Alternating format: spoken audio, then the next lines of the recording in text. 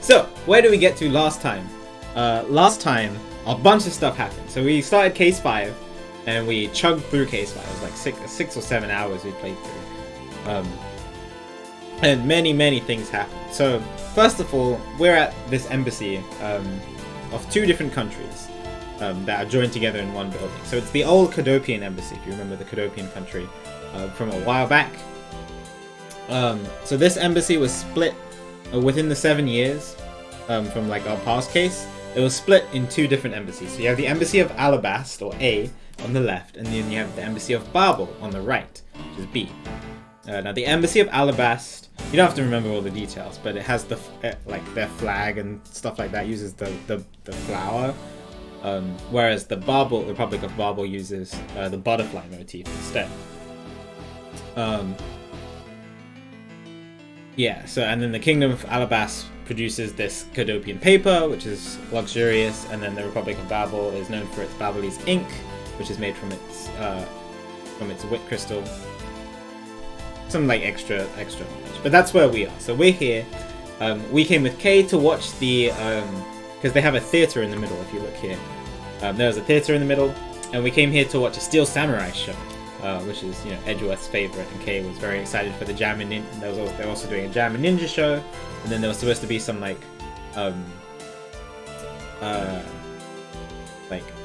agreement between the 2 countries to meet, and then they were also supposed to like inspect these statues that they have, like this old Cadopian statue, which they both claim they have the real one of, and it turned out to be like Babel. So like the stuff was supposed to happen, and then all of a sudden I dropped my stats. All of a sudden,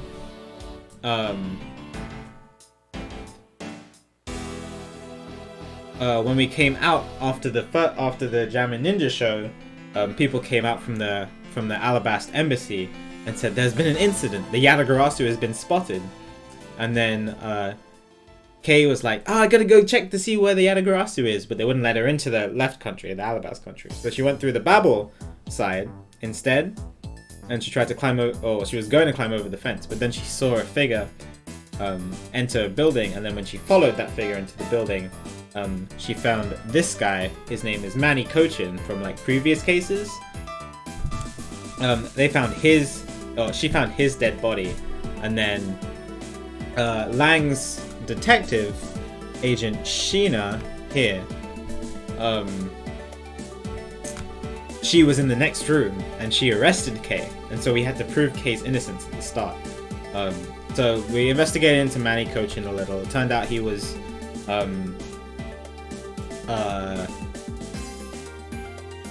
the secretariat for the Babel, so like he was like helping the ambassador. He's like a right-hand man to the ambassador. But that was only a ploy because he was like one of the ringleaders of the ring smuggling group. This is it, Haspar. I'm just recapping everything. So he's one of the ringleaders, and he was using his position in the embassy to smuggle the ink out of the country, because that ink could be used to make counterfeit notes, which are apparently impossible to detect. So that was his aim. You know, for some reason he ended up dead. So we looked into that, and we proved Kay's innocence and why she couldn't have done it, which was really good, but then we didn't know. Hi, Kitty. Sounds good. You can keep catching up if you want. Well, I'll try to explain everything. A lot happened. So we proved Kay's innocence, but we didn't have a culprit for exactly who could have done it. But we did find some evidence that was supposed to be on the Alabast side, so on the other embassy. So we wanted to go check on the other side. And it turned out when we went over to that other side, another person,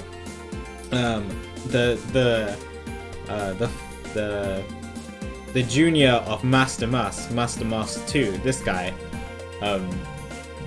he was found dead in the other embassy. So another murder happened, just on the other side, in the ambassador's room.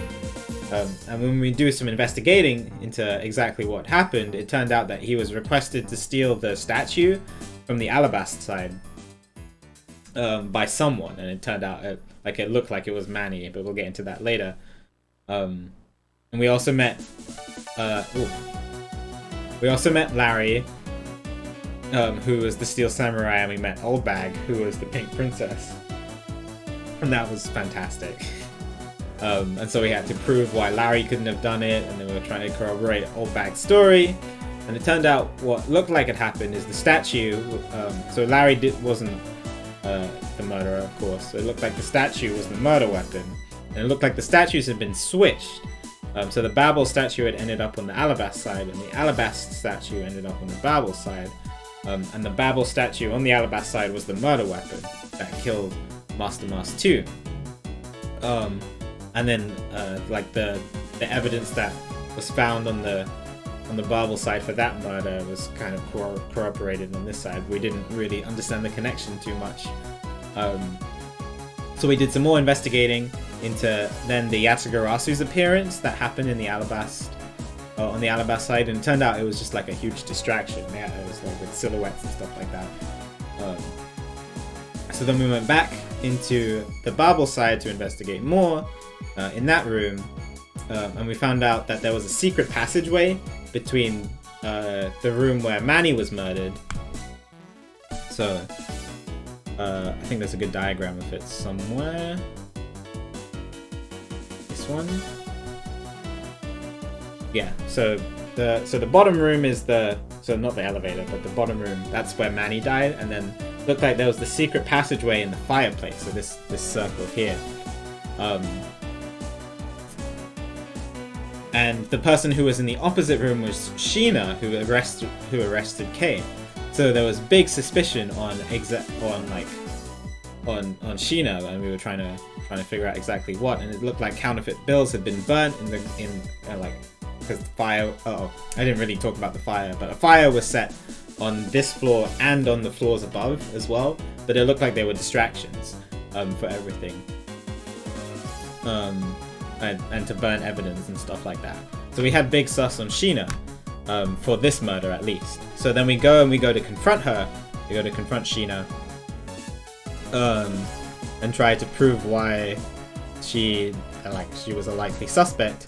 And as we were, pushing her on details, she started to reveal herself. And it turned out that Sheena is actually the lawyer Callisto Yu from Chapter 4 from 7 years ago. She changed her appearance a lot, as you can see, but she started to unravel and reveal herself, and so now Edgeworth was like really on the push to show that she was part of the smuggling ring who had infiltrated Interpol, and why she was the murderer in at least the case on the right. And it turned out that she was definitely the figure that Kay chased into the building, and she definitely saw Manny in that room and escaped through the other side. So she definitely went into that room and then escaped on the other side, but she claims to have not killed anybody. Although she does claim to have started the fires, she doesn't claim to have killed anybody, which is kind of weird. And it turned out that not only is she part of the ring, but she's also the Yatagarasu. She's one of 3 members of the Yatagarasu. The Yatagarasu is a trio consisting of her, Kay's dad, Bern Faraday, and Detective Bad, Tyrell Bad. So they were like a three-person team, all about righteousness and revealing the truth. Although it turned out that Yu was there to infiltrate everything for the ring. So like there was this tense scene where Yu tried to make her escape by kidnapping Kay, but then Bad came to the rescue, and then Lang came to her rescue. It was kind of crazy. And then so Bad gave us some more information about the ring and the Yatagarasu. So like with this tape, evidence from the KG8 incident, and Faraday had it, but Ernest Amanos had it stolen. And then these are the these Yatagarasu cards. Turned out that, like, why there's 2 different color schemes. The white or the black on white. Yeah, there's so much going on. I'm sorry, I have to like summarize it. So the black on white one is the ones that the Yatagarasu used as like calling cards, but these ones are like the hit cards that the ring uses when they want to do orders. So it contains orders from the boss, and it was sent to Cochin. So we don't know too much about who exactly is part of the smuggling ring yet. We know that Cochin was a member, but he wasn't the boss. So right now we're trying to unravel everything we can figure out about the smuggling ring, because the smuggling ring is definitely responsible for the murders. We just don't know exactly who else is part of it other than you and Cochin. So I have a feeling we're going to have to investigate the two countries in more detail and figure out, because Kadopia is definitely tied into it. So like one of the countries must definitely be sus. We don't know too much about it. So that's where we are right now. You got arrested. So did Bad for being Yatagarasu. And you is definitely guilty of starting the fire and interfering with the crime, but not of the murders. So we're trying to find out exactly who is responsible for the murders. We know it's not Kay, we know it's not Larry, we know it's not Old Bag. So very few people left. We're gonna have to see. Yeah, Lang came to rescue and Lang got shot. So like Lang went to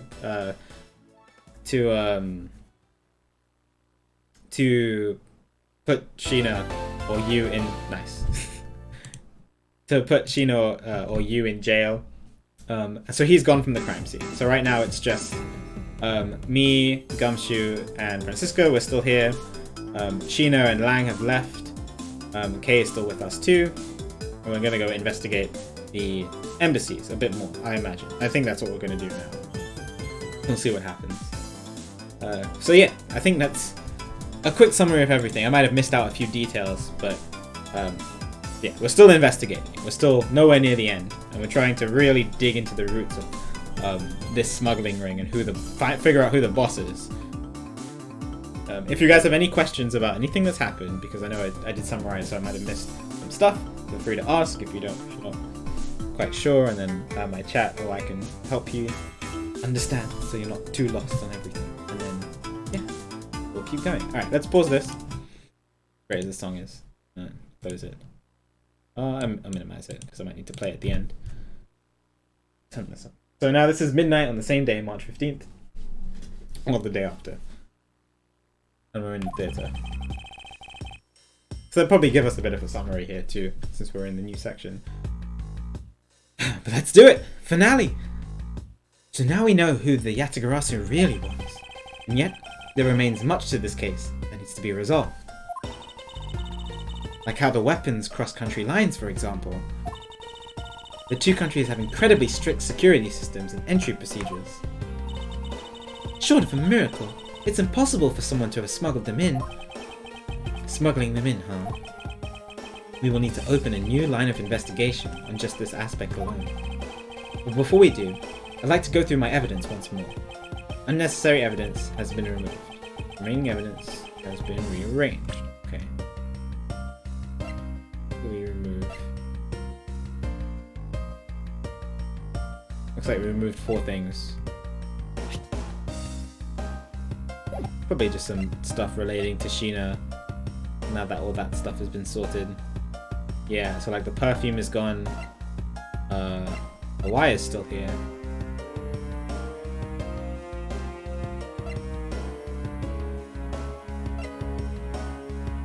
Looks like one of the statues is gone too. No, they're both here. Anyway, useless things, so it's not a huge deal. Hi Yoshi, by the way. Hey, there's a VCR here, sir. Now we can see what's on that tape Detective Bad gave us. So this is from the first case. This is the evidence from the KG8 incident that was stolen. We haven't seen it. We've been wanting to see this for a very long time. Piece of evidence from the KG8 incident, hidden from sight for 10 long years. I just know that this is related to the current case somehow. Detective Gumshoe, if you could please play the tape for us. Sure thing, sir.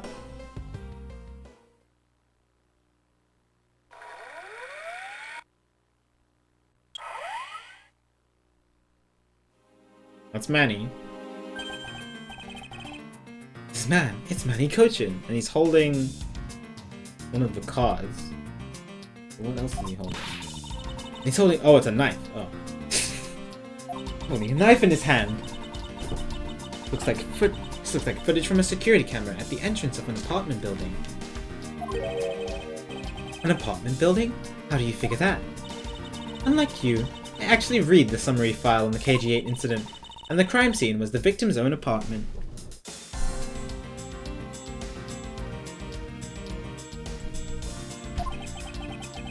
So this footage was shot at the entrance to the victim's own apartment building.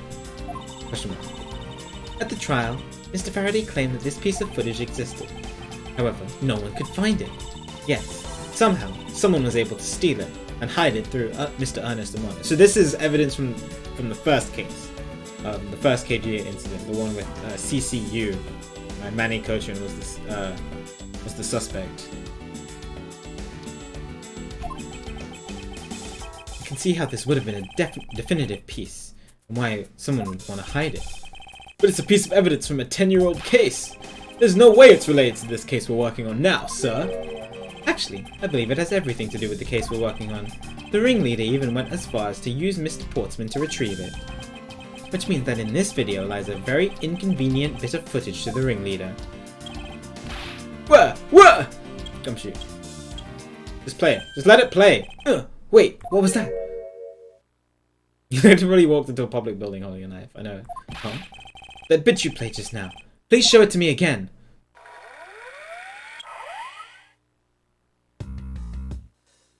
A car. Oh, what flag is that?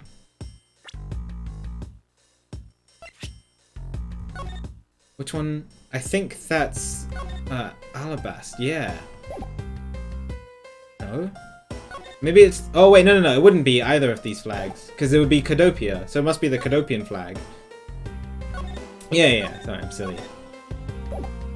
It says the Cadopian flag. It's kind of hard to see. You see the little sign there. This car. This is something we cannot overlook. Why is that, sir? Look here, Detective Gumshoe. Look at this flag. Take that! This is the national flag of the Principality of Cadopia. Because it has the national flag on it, we know this to be an official government car. Yeah, it's cool. Everything feels like a lead up to it. But the question we should be asking ourselves is, what was a government car doing there? Hello. Ah, Miss Von Carver and Mr. Edgeworth. So you were here all this time. Ambassador Alba. Thank you very much for continuing the investigation even at this time of night. Ah, if only I was even a tiny bit more careful. This tragedy would never have happened. I am truly sorry. This wasn't your fault, sir. This had nothing to do with how careful you were. You idiot, Quackus! You couldn't chase after a simple thief! Now then, let's get down to the real reason why I came looking for the two of you. I would like you to put the investigation on hold for a while. Why? Can't you do that? Excuse me?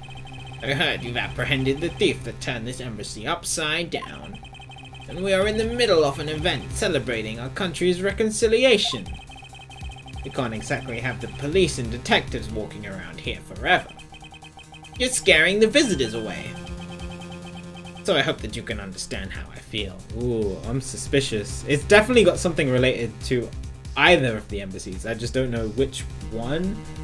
Poleno seems like a nice guy, but never know.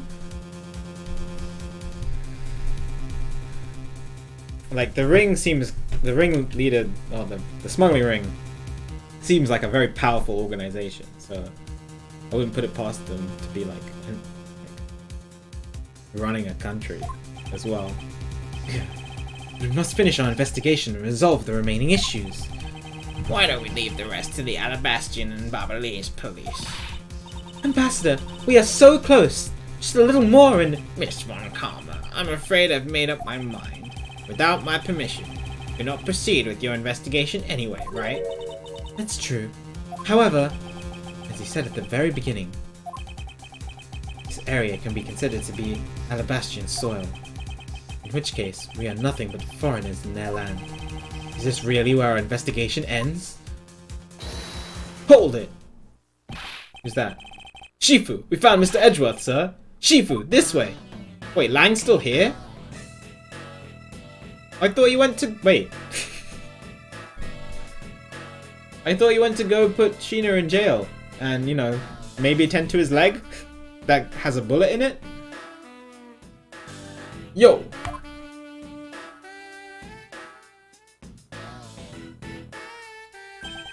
Agent Lang? You're back in the scene rather quickly. Oh, we already took them off. Oh, his glasses look so weird. He grabs them from here. Ow. Poke myself in the eye. I'm not as cool as Lang. If I laid back and took a break, I'd probably lose the scent of my prey, Mr. Prosecutor. Agent Lang, why have you returned? Because I have to solve this case, no matter what. Well, I'm sorry to inform you. And don't take this the wrong way. I don't suspect you personally. However, a member of Interpol was just found to be a thief, and so... under these circumstances, I wish to put your investigation on hold.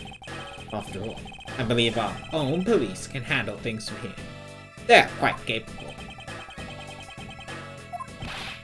At this rate, our investigation really will come to a close.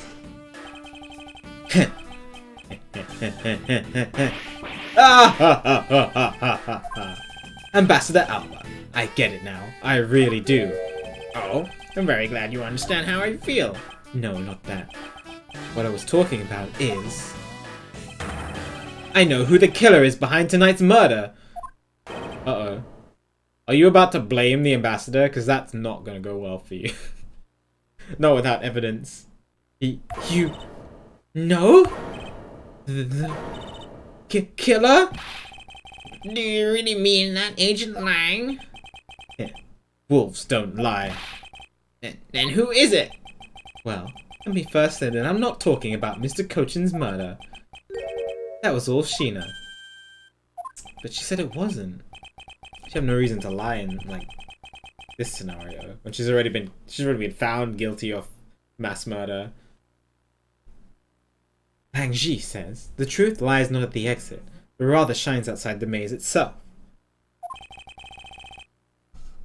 The truth is unexpectedly simple. So let me ask you this. Who do you think was Damas 2's killer? I'll tell you who. Uh-oh. Oh, what the? Excuse me? Did you just blame Francisca? I was the killer? Hey, wait, but that's impossible. Yeah. Although, that whip is actually quite... Yo! Uh-oh. Hold your tongue. And that ludicrous remark you were about to make. Uh-oh, she finally got blamed for a murder. Agent Lang, are you seriously accusing her of murder? Yeah, I am. Doesn't appear to be joking. Hey, sis. I remember that just before Ambassador Alba went to give his speech, he called you into his office, right? Yes, he did. What does that have to do with anything? I'm getting to that. Furthermore, in order to solve both cases, you moved around rather freely between Alabasta and Babel, did you not? And where is your evidence that I am the killer? I was just getting to that. Trust me, I'll show them to you in due time. Ambassador Alba, in order for me to bring this case to a close, I'll need to inspect your office one more time. Will you grant me permission? Oh, maybe this is just a ruse for him to get... I don't know with Lang. He's kind of extreme. He's got an extreme kind of character. Could be a ruse for just to continue with the investigation. With things as they are, I suppose I don't have much of a choice, do I? Good! Then let's move out! Oh, don't even think about running away, sis. My pack will be keeping a close eye on you. Bet your bottom dollar on that. As if I would have any reason to flee. But just so we're clear, your logic had better be sound. I thought you whipped him. Because I'll accept nothing short of a perfect explanation. She seems rather upset. Not that I blame her. Ha ha ha ha ha! Expected that you'd accept no less. But we'll see how long you can keep that nose of yours stuck up in the air like that. Ugh. Agent Lang, as someone related to tonight's case, I request that you allow me to take part, and so that I may clean up my superior's mess. She seems offended. Guess I should. The more the merrier, especially when it's the peanut gallery. Oh, in that case, I want to join in too. Oh, okay. Still haven't seen what it looks like in Alabast yet. If you let Kay in, you gotta let me in too, pal. So, wait. So we're just gonna constantly abandon Francisca? Can't sit around and do nothing while Miss Von Karma's in trouble. Hey, Gummy! Let's have a competition to see who can save her first, okay? Party time. Okay, take you up on that. Oh yeah, I'm fired up and raring to go! As a detective, I don't believe this is something you're supposed to be excited over. Ha ha ha ha ha! Sounds like this is going to get real interesting. Ambassador out. I'll be bringing these kids along for the ride. Very well. But I'd like you to keep in mind that this will be your last chance. I'll have this whole mess cleaned up before you know it. Let's go. Oh, Francisca is coming too. Okay. Alright. E3. What's your plan, Lang? Okay, now, let's first go over the facts one more time. Manny Cochin's body was found over in the Secretariat office in Babel. The weapon that took his life was one of Alabast's ornamental knives. And then, the body of Damas too, Mr. Kaishi Nu, was found here in the Alabastian ambassador's office. Through our investigation, we found that the murder weapon was the Primadou statue, and that this is actually Barbel's statue. In this case, no matter how I look at it, Sis, if it wasn't you, then there's no one else who could have pulled this off. Agent Lang, do you understand the full implications of what you are saying? Of course I do, Sis, and I'm serious. You were on the trail of the smuggling ring, and you wanted any evidence you could find. And so, while people were distracted by the Atagarasu's appearance, you snuck in here. That's when you two ran into each other. You and that other thief took advantage of the confusion from the fire. Even if all that were true, how do you explain the movement of the weapons? Don't worry, I plan to show that you're the culprit behind that too. You had permission to investigate both embassies at will. With that kind of free reign, you could have easily taken the weapons across country lines. Hey now! Wait. Did he just stop her whip? Because that's kind of legendary. Look, Sis. I already told you, I'm not messing around here. This case isn't directly tied to the smuggling ring. They just unmasked him because he died. Who's this guy? What's his name? Kaishi Nu. This one. It's probably part of the smuggling ring too, based on the fact that Cochin gave him orders. But Gina certainly is tied to the smuggling ring. He is right in saying that she is a member of the smuggling ring. However, the connection between this case and the ring, could it not be deeper than what any of us can imagine? Let's get this ridiculous circus over with already. Francisca, you need to calm down. Because you only know the facts of the Alabastian side of the case. I don't believe you can see the case as a whole, and therefore solve it. What? But don't worry, I am taking this seriously as well, and I will prove your innocence. That's the only way to be, Mr. Prosecutor. But can you come up with anything else that can top my hypothesis? Of course, your explanation has to solve the mystery of the moving weapons as well. Of course, and I will. Let us now delve into the truth behind the murder of Damas too. Just a gif of it? Yeah, that's kind of cool. Dude, he didn't even look. Closed his eyes. It's like an anime.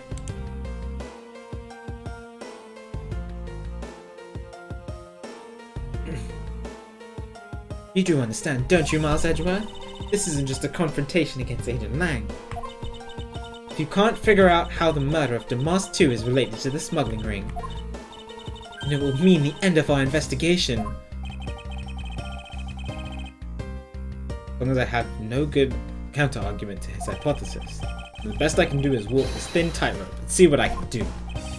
Come on, Mr. Prosecutor, let's get started. Yes, let's. Oh, straight into the testimony. Okay. Border crossing weapon. One of Alabast's knives was used in Babel to murder Mr. Cochin. And the murder weapon in the killing of Damas II is Babel's Primadou statue. Somehow, these two objects were able to penetrate the two countries' impenetrable security. It must have said. The only one who traversed the two countries just before and after the crimes was you. Crime.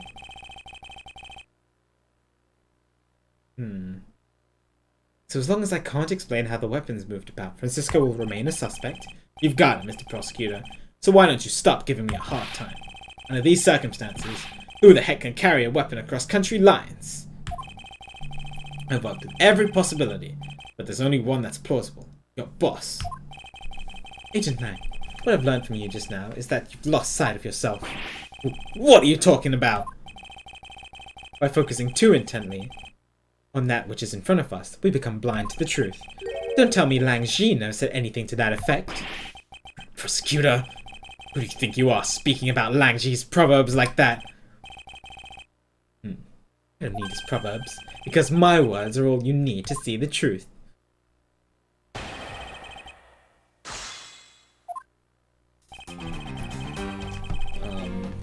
I'm trying to think. Does anybody else... Like, people had access to both. Just before and after the crime scene was... I think this is right. I think it's right. Hold it! Hold it! Hold it!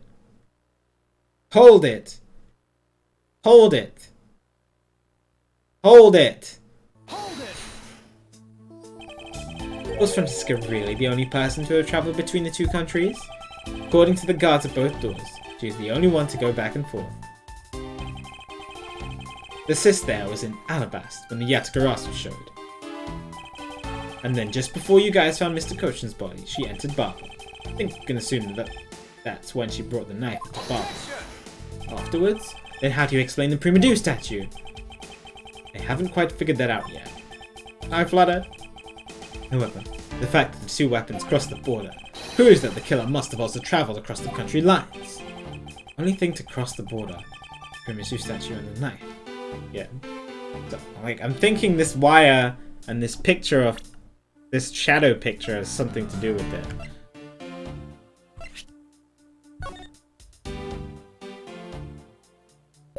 Because, like, if the wire was used as like a tightrope,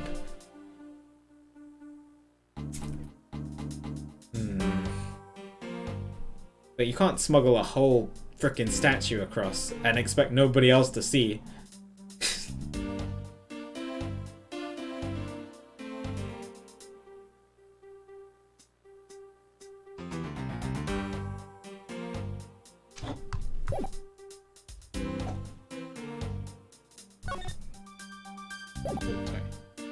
The only things to cross the border are the Primadou statue and the knife. You should hardly think that those are the only two items, Agent Lang.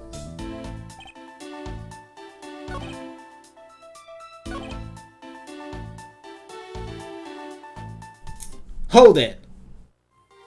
Hold it! Hold it!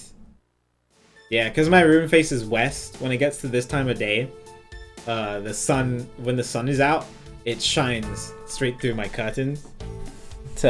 Even though my curtains are drawn right now, it just illuminates the room. So like I don't even need my lamp. But as soon as the sun sets, you'll just see it just get dark. Yeah. Hold it! Hold it! Hold it! Hold it! Impenetrable?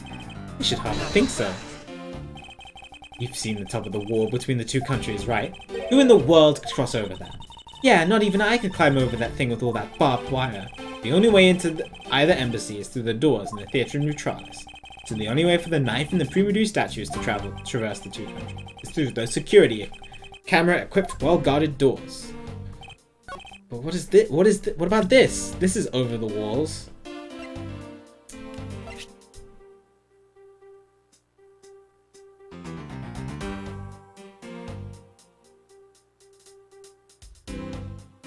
It's facing east.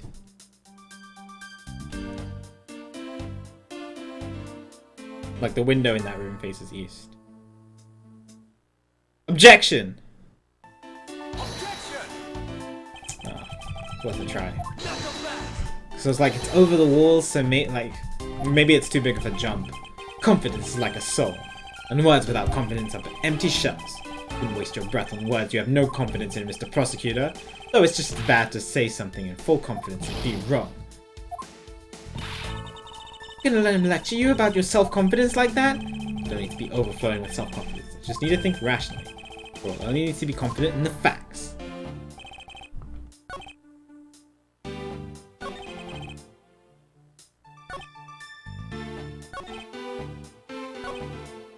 Anything else? Cross?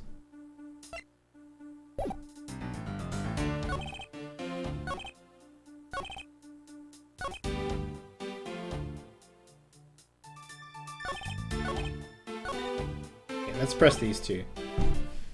Hold it! Hold it! So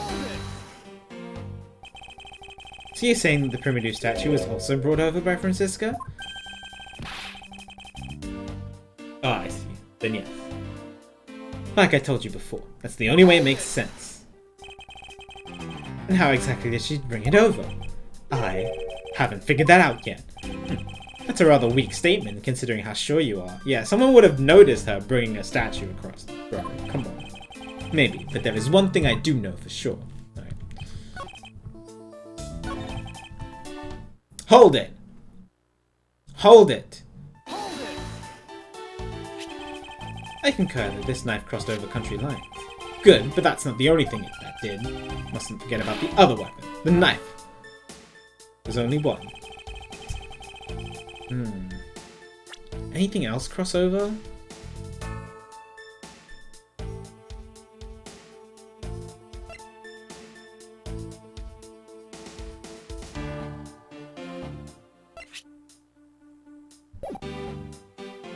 Don't know why that's wet.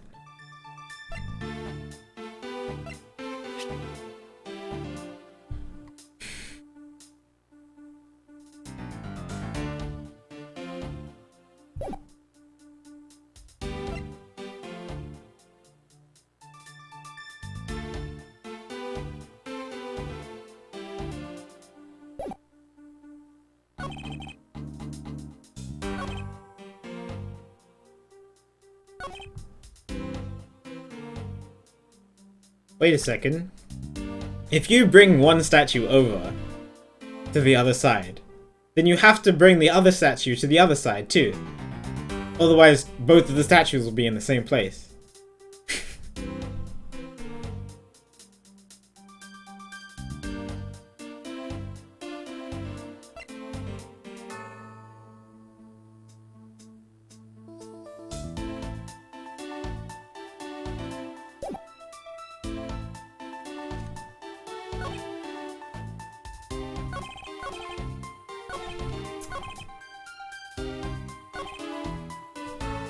So it's not just those two objects. There's another object.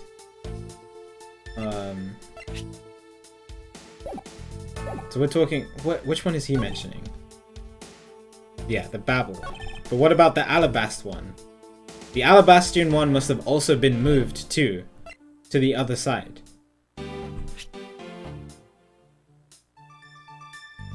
Objection!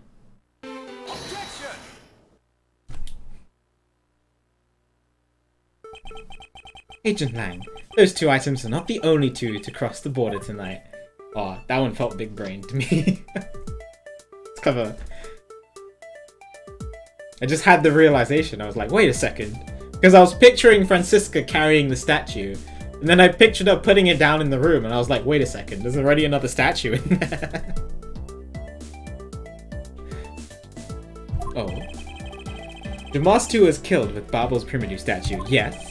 But if that's the case, then tell me, where did Alabast's primitive statue go? To Babel. Precisely. And if the two statues really were switched, yeah, this one's clever. But then this means that both statues were smuggled across the border at some point. Which means that a total of 3 items were smuggled across the embassies. I guess so. But you know what? It doesn't matter the number of items. Only that the sis is the only one who could have done it.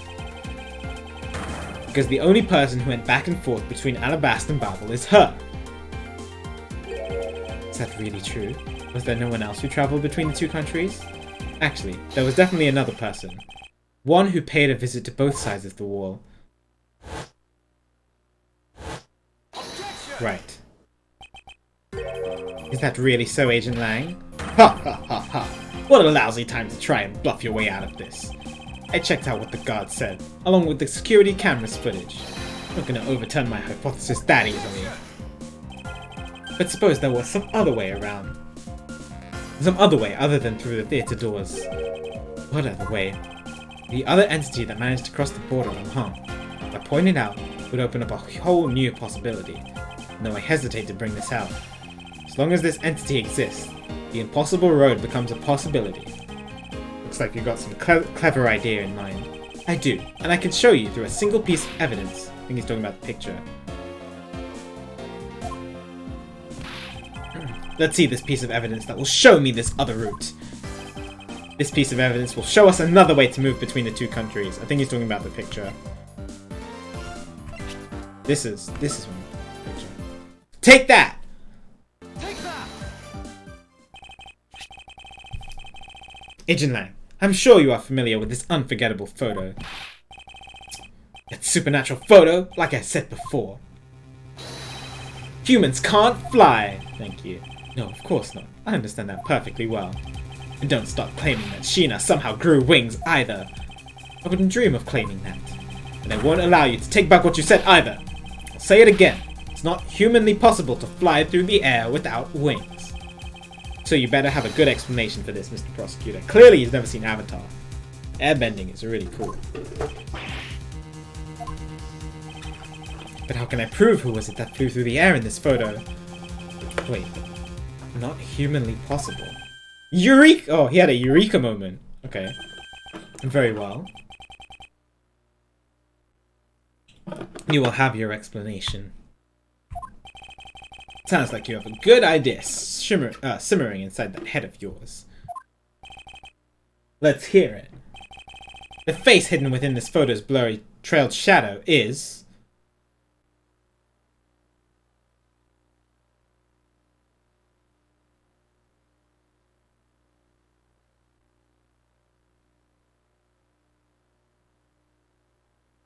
Okay, well, because it's not allowing me to present profiles and investigations, I'm guessing it's one of the statues, because nothing else really has a face. Apart from Manny, but, you know, Manny didn't plan any of this. He just died.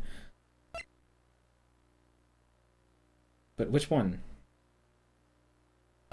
It's kind of a weird question. It's like, the face hidden within this photo's blurry trailed shadow is... the badge. Which statue, though? I mean, they both must have moved across at some point, right?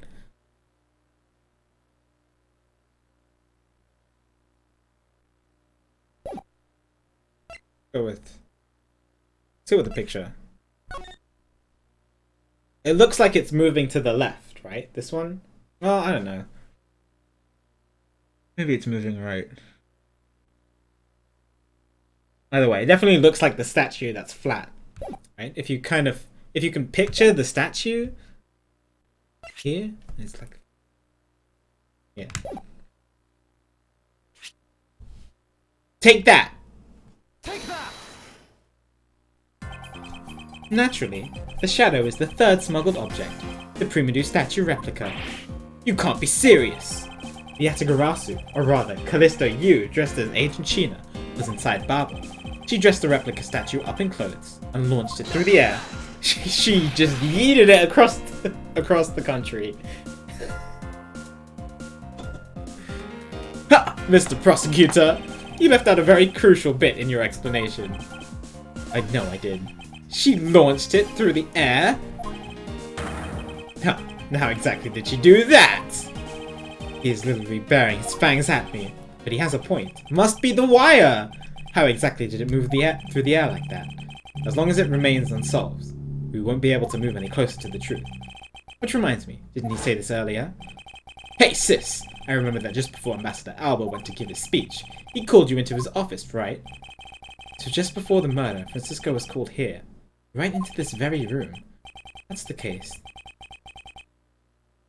And that may be another avenue I can pursue. What are you thinking, Edgeworth? Agent Lang, in order for me to answer that question, I will need to hear testimony from Miss Von Karma. Exclamation mark? Oh, what are you up to now, pretty boy? Nobody called me pretty boy, but Phoenix. Earlier, you mentioned something of interest to me. You said that just before the murder occurred, Miss Von Karma had been in this room because Ambassador Alba had called for her. And for that reason alone, you believe her to be the killer. Yeah, I guess I did say something like that. In that case, I believe it is my duty to ask her what her side of the story is. Ha! Do you really think that the criminal will tell us the honest truth? How dare you! As I've said numerous times, there is absolutely no proof that I am the killer! Miles Edgeworth! Don't tell me you suspect me too! I don't. However, I can't ignore the fact that you were in this room at one point in time. Which is why I would like to hear about your movements in this room. Francisco, I feel that I still don't have enough information. Which is why your testimony is incredibly important to the outcome of this case. Alright. So, what would you like me to talk about? I'd like you to please testify to your movements in this room until the murder occurred. Alright, let's try this way for a change. Oh, your way for a change. But if what she has to say turns out to be a waste of time, I'll place her under arrest faster than you could say, or faster than you could howl no! As you wish.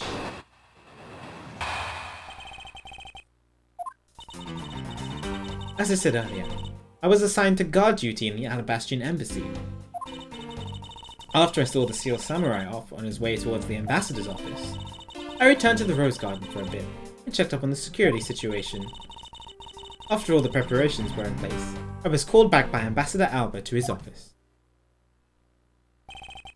Francisco, I want us to make this clear from the very beginning.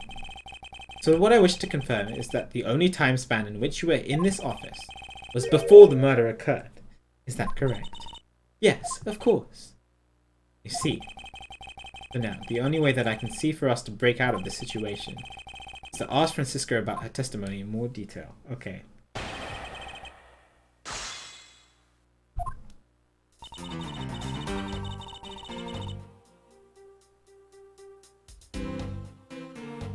Jessica Alba.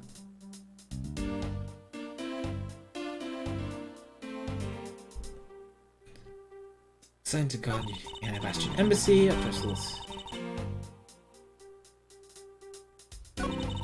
returned to the Rose Garden for a bit and checked up on the security situation. Tell me more. Hold it! Hold it! Why did you need to confirm the degree of preparation before leaving the speech? For security's sake, of course. What other reason could I have had? No one knew just how the Atagarasu had planned on getting in, right? Yes, I suppose you're right. And in the end, the Atagarasu did choose to appear in the Rose Garden, even if it did turn out to be nothing more than a shadow. Ah, who would have thought that she would use a shadow? Don't— why are you whipping me? Hello, I'm trying to help you! Calm down, Francisca. She must still be nursing a grudge over the fact that she couldn't figure it out herself. Anyway, there was no one in the Rose Garden, and we were aware that the speech was set to start soon thereafter. I was called back by Ambassador Alba to his office. Hold it! Hold it! Hold it! At that time, the Master 2's body had yet to be found in this room. Is that correct? That's right. But Ambassador Alba was here. One could hardly miss his rather large presence. A criminal will say anything to get out of getting arrested. How do we know you're not lying? Well, if you need proof, I'd be happy to oblige you. Seriously. Like I keep telling you. When I arrived at this office, Ambassador Alba was already here. He was standing by the flower box on the windowsill, watering his plants. I can attest to that. I remember speaking with the lovely lady around that time here in my office. Good. Alright, what?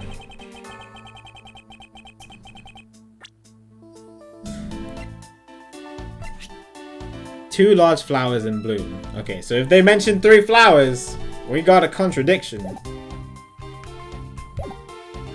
Add that statement to your testimony, and let's hear some details. So Ambassador Alba was in this room at the time, was he? When I arrived, Ambassador Alba was watering the flowers on the windowsill. Dang it! I thought she was going to say 3 flowers. How many flowers? Hold it! Hold it! How many flowers? For the sake of being thorough, I'd like to ask you something. How did you know that Ambassador Alba was watering his plants at the windowsill? What do you mean by that? The entrance to this room is on this side. However, the window is on the opposite side. If what you say is true, then when you entered this room, his body would have been like a wall. He would have been blocking your view of what he was doing. Isn't that not correct? I suppose it was a bit hard to see around him. Fortunately for me, Ambassador Alba is not an immovable wall. Question mark. I knocked before I entered. As I did, he turned around to greet me, with a watering can in his hand. So it's only natural to believe he was watering his plants, right? I suppose.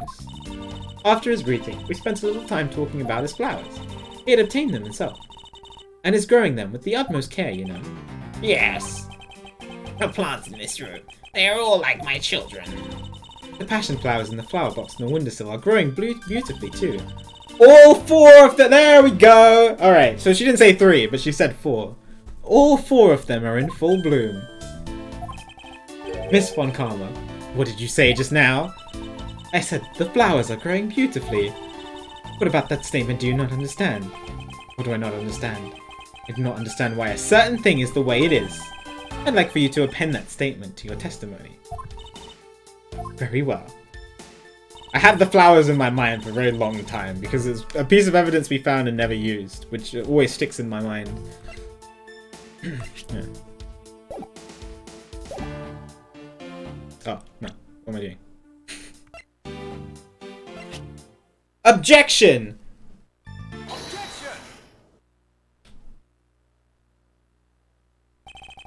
Francisca, for some odd reason, your testimony contradicts with this piece of evidence. It does appear that way. Ha! I knew it! I knew we could trust your word, sis! Mr. Edgeworth! What are you doing discrediting Miss Von Karma like this? Yes, sir! If you keep this up, she's gonna get taken away, sir! Eep. All I've done is state what I saw. I have made not a single mistake in my testimony. And for this, I am still under suspicion of murder. Is the number of flowers really all that important at this juncture, Miles? You said you took great care of them. We couldn't have just lost half of them. Very least, it is a contradiction in this enigmatic case. One that I find hard to dismiss as irrelevant. Huh. And let's hear it, Mr. Prosecutor. What does the number of flowers have to do with anything? What does it prove? You see this, the angle of this?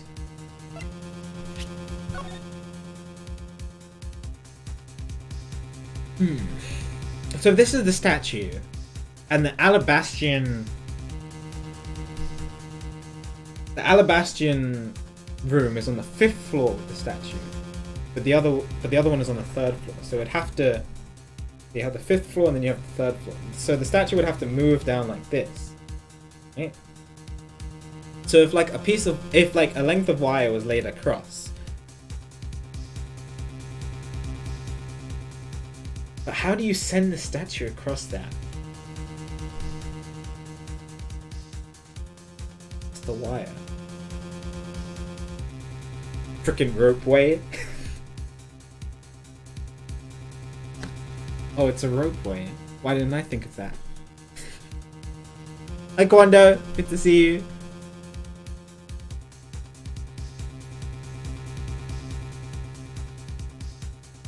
How goes the case so far? It's cool. It's interesting. Although Francisca's being blamed, but nothing's tripping us up yet. We only just started. But I hope you're doing well today, Quanda. I'm just thinking. I believe the answer to that will become clear if we were to examine that flower box. How did this contradiction come about? There must be something behind this discrepancy. They're my beloved flowers. I've grown them with utmost care. So I ask that you please be gentle with them as you examine them, Mr. Edgeworth. I mean, you lost half of them. I understand.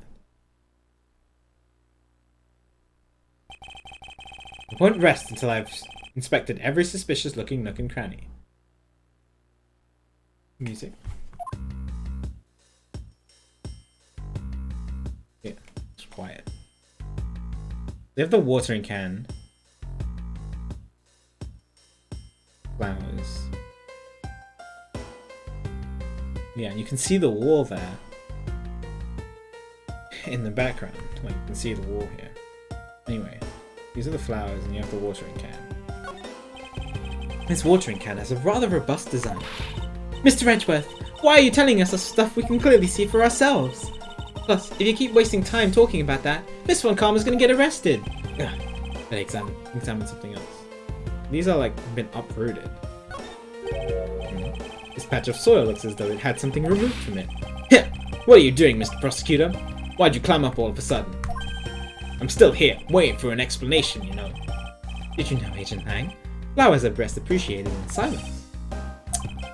Looks like a few things were pulled out of this flower box. Two new flowers here. Not new flowers, just eminent flowers. I believe they're called passion flowers. Despite being called flowers, they're actually a species of vine.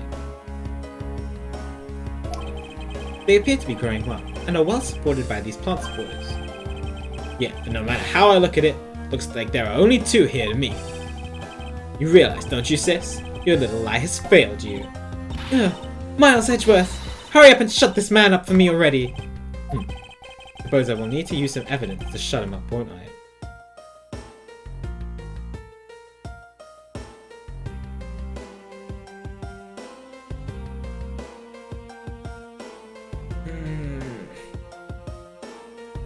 Do I have that can relate to this? Why the flowers are missing?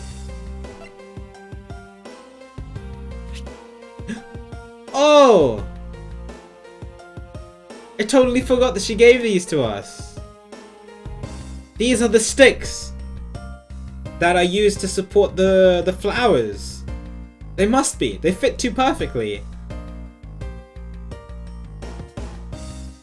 Yeah, I saw them and I was like, I remember seeing them with the little dirt on them. Okay, so she had them. Why did she have them? Well, let's find out. Why did she have them? I believe I have just the piece of evidence you require. Oh, you do you? You have such confidence in the face of your current plight. But I highly doubt it'll last until the end. You howl like a wolf, Agent Lang. But we'll see you have any bite to back up that bark after you see the evidence. The truth the passion flowers reveal can be seen in this piece of evidence. Take that! Take that! Sheena, who was supposed to be in Babel the entire time, had these hair sticks on her that look exactly like the plant supports in this flower box. In other words, I believe it can be said that these hair sticks are in actuality support sticks for the passion flowers. And so what? Is this really all that important to the case? Of course it is! It means that we found yet another item that was smuggled in between the countries tonight. Think about it logically, Agent Lang. These sticks were originally in Alabat, but somehow they wound up in Sheena's hands, who was in Babel the whole night. So make no mistake, these sticks were smuggled somehow, just like the knife and the statue. Ugh. Very well then. I want to hear from you exactly how they wound up in Babel.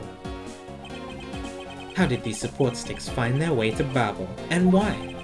There must be some reason as to why they ended up there. Aha! So that's why! Agent Lang, if you would please take a look at this and tell me its shape. It's just another stick, isn't it? And so it is. But the shape of the support sticks is what's important. When they are used with something in this room,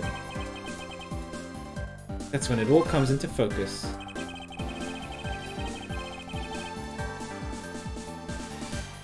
What?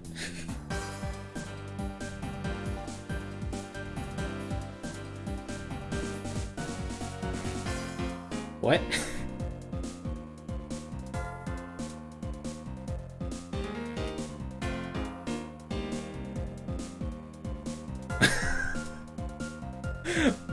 I'm very confused. Edgeworth, what did you realize? They're just sticks. I don't understand. What do we have? We have a sword, we have a crossbow, we have the spear, the knife, the statue, the fan blades, the plant in the corner.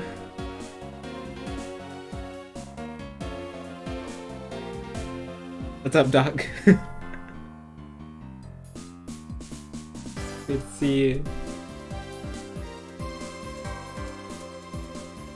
I don't see what Edgeworth is trying to...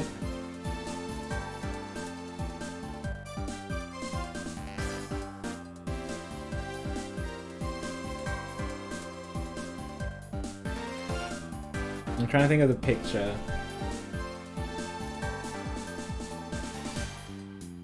Maybe, like, the crossbow was used to shoot the sticks across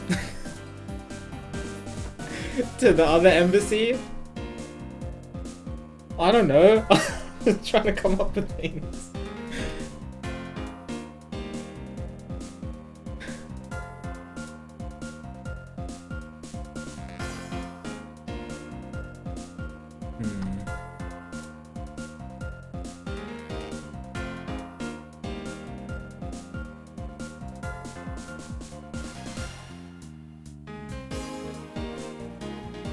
I mean, okay, we've talked about the sword. We haven't really talked about that sword. But we've talked about the knife and the spear and the statue. Crossbow? The crossbow is the only new thing that we didn't really talk about. But I'm trying to figure out, other than shooting the sticks across, I'm just kind of...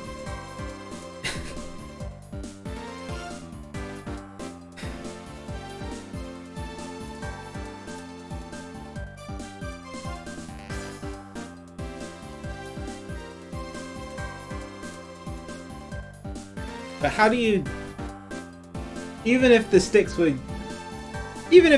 used as like the bolts in the crossbow, you can't do that with a statue. And it's only on one side.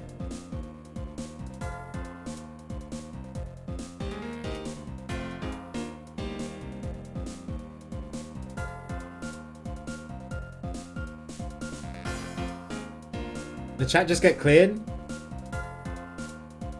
What happened?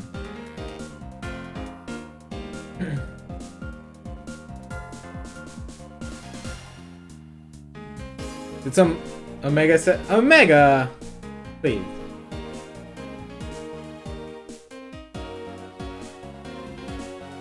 It's probably an accident, don't worry.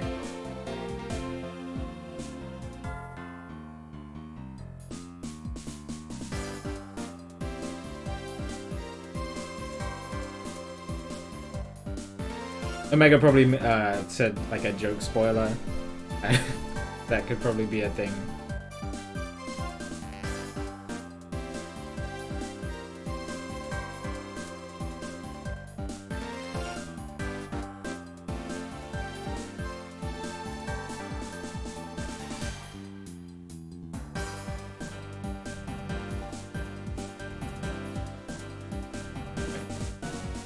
I'm trying to think, okay?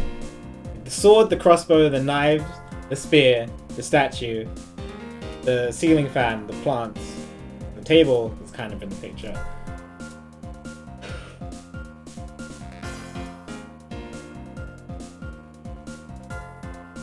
And the only thing I can think of is that you could use it in the crossbow to shoot it across. But you can't do it with the statue. I just... Like, that's the only thing that I see... Based on what Edgeworth is saying. And the object that completes the picture when used with the support sticks. What else can be used with the support sticks? It's just so weird. Like, why would you do this? Like, I don't have the full picture yet. I mean, it's my best guess, and then we'll just go back to thinking about stuff. That's a crossbow! Wait, you're not really suggesting.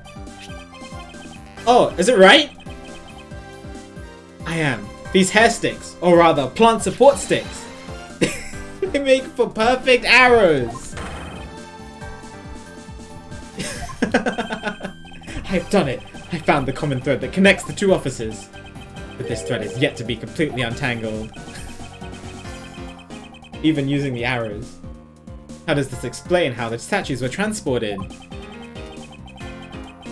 Furthermore, who could it have been who fired these sticks as arrows? There must be a common thread that ties all of these things together. Mr. Prosecutor, hold up a second. You do realize what happens when you tie a statue to an arrow, right? That's what I was saying, Lang. I was like, you can't shoot a statue and through it with a crossbow. They don't fly at all.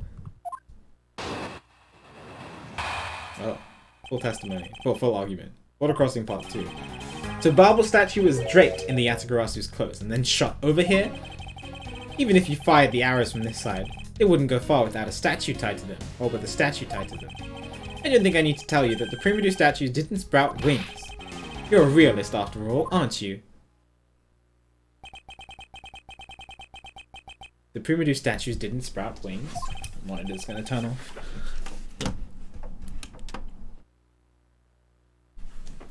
Of course they didn't. Glad you understand. I feel much better already. I was afraid for a second that you were unaware of that crucial fact. It's only crucial because you're under the belief that wings are necessary to this equation. What?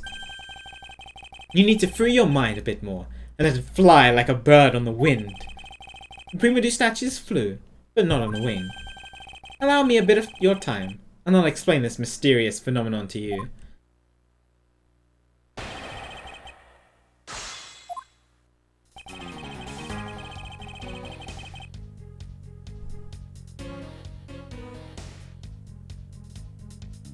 Pretty lost?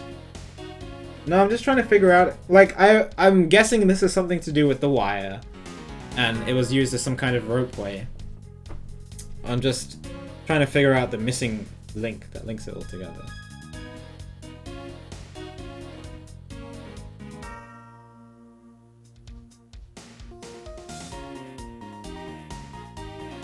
The Babel statue was ripped in the Anagrass was closed and shot over here. Even if you fired the arrows from this side, you can go far with the statue tied to them.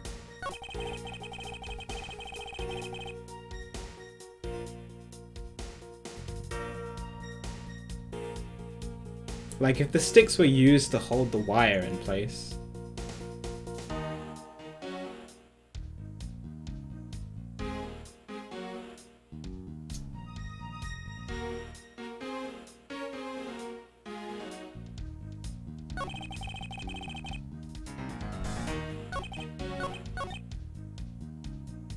Hold it!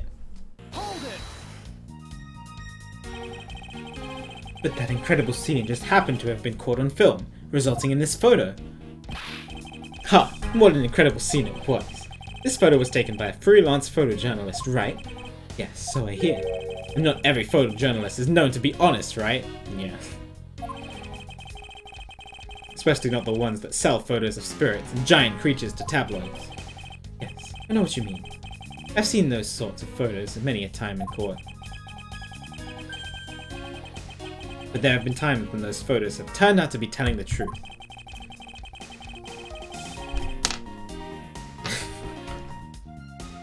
She has maybe told the truth in her life before. If you had ever stood in the court of law, you would know that it's entirely plausible. Ha! You really believe that the stuff you're spewing right now? A courtroom certainly is a strange place if what you say is true. But there really is something odd about that photo, no matter how you look at it.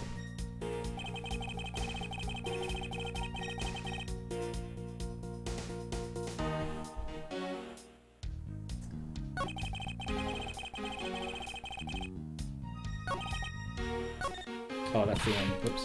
Mr. Edgeworth, I understand what went sailing through the air. I suppose that's because you're an expert at things that fly through the air. What did you expect from the second Yatagarasu? Indeed. Now to show Asian Lang what really went soaring through the air this night.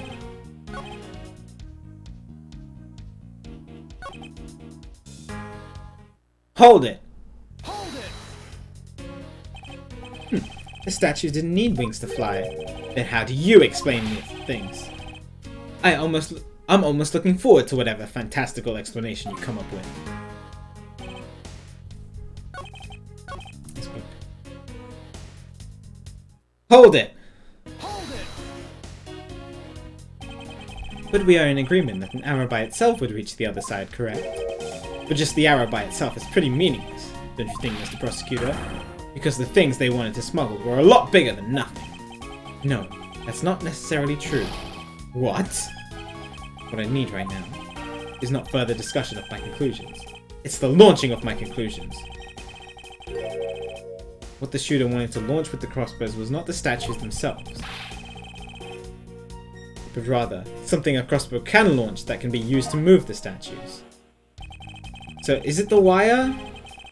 Because we know that the wire was on the other side in the end.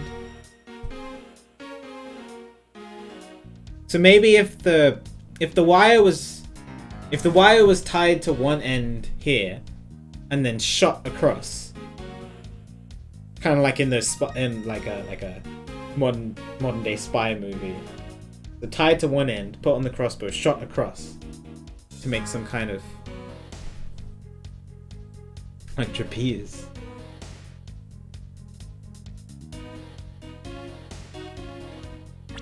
Let's try that. Objection! Objection!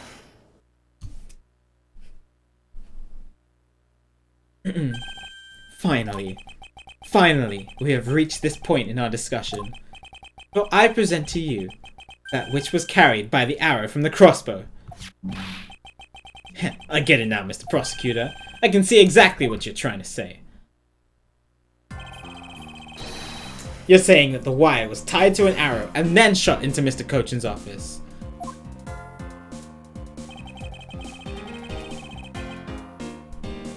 All the way from the 5th floor of the Alabastrian Embassy down to the 3rd floor of the Babouise Embassy. If what you're claiming is really what happened, I can see how Alabaster's primitive statue could be moved. Gravity could be used to move the statue down the wire from the 5th to the 3rd floor. But then, what about Babel's primitive statue? Right. The dark shadow in this photo is clearly flying away from Babel, going in the opposite way of gravity from the 3rd floor of the Babelese Embassy up to the 5th floor of the Alabastrian Embassy. How do you explain that? Aha! I think I finally see how the gears behind this whole trick works. Agent Lang, the motion used behind this trick. I wonder if perhaps you have yet to envision how it works in your head. Motion? What motion?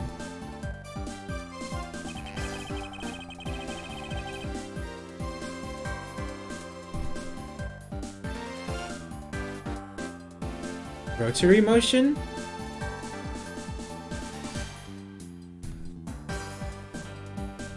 As in some kind of pulley system. Right? I think that's what they're trying to get me to say. So that it switches both at the same time. Bungee! Dude, imagine the statue just bungee jumping. I'm just trying to picture it in my head. So you have one on one side, one on the other side, and then you get some kind of pulley system to move the two simultaneously.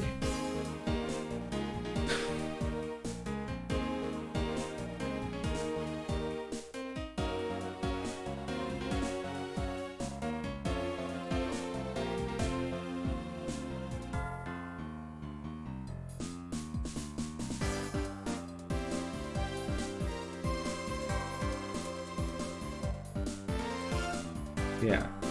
I'm just trying to picture it in my head, but I think they might show me a picture here. But that should work. That should technically work. Rotary motion with a pulley system.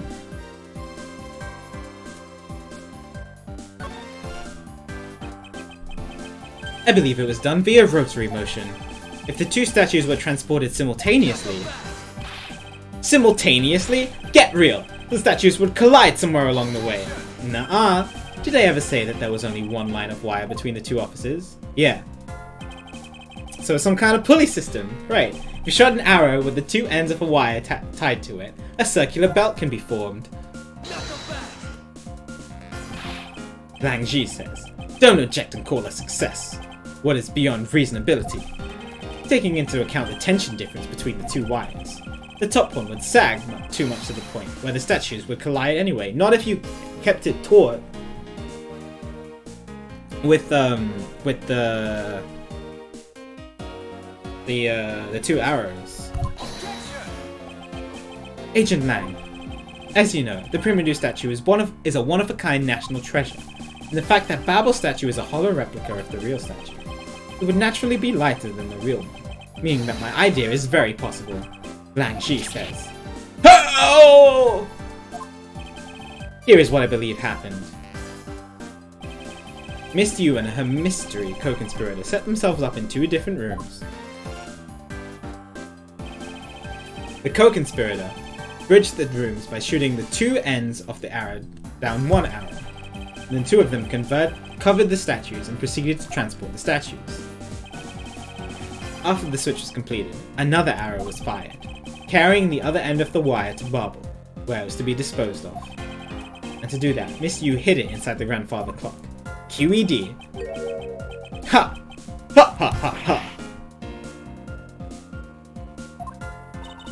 This proves it, right, Agent Lang? That I'm not the killer? Not yet, sis. I still haven't had my dessert yet. Right, Mr. Prosecutor? The proof is in the pudding, as it were.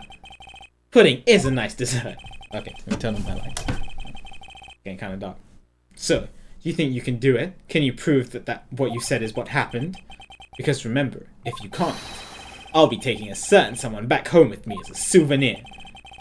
I appreciate that as long as there is no proof. My hypothesis remains just that. Yes. Quad era demonstratum. Though usually you just use a little box. Most people don't use QED nowadays. However, what I have laid out is no more hypothesis. There's no mere hypothesis. But there is one more piece of evidence. One more. This should be interesting. You think you have a piece of evidence that will turn your hypothesis into fact? Well then, let's see it, Mr. Prosecutor. The thing that made it possible to create a circular belt out of a length of wire. I believe that it is right here in this very room.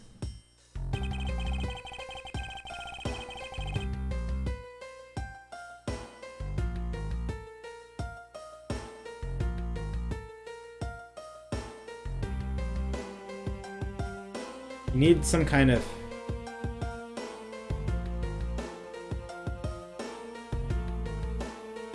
motion. Oh, the ceiling fan! If you turn the ceiling fan on, it will continue to rotate. And so once you tie it around the ceiling... if you tie it around the ceiling fan, that will cause it to keep rotating. I got it. I got it. Take that! Clever. Ha! Looks like you dropped another bomb on us again. The last piece to the trick. Our two pulleys? Precisely. The ceiling fan doubles as pulleys in this case. And thanks to the fact that there is one installed in each of the offices, although the other one's broken now, it's fine. The ceiling fan's made for the perfect pulley set for which the riot to run on. This must be it. This is how the smugglers bypass the impenetrable security. Am I a fan of this solution?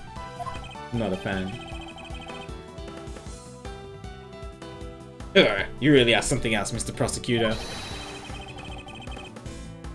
I bet you figured it all out already, haven't you? You know who the big hotshot that set up this in real life. You know who the big hotshot that set up this real life stage show is, don't you?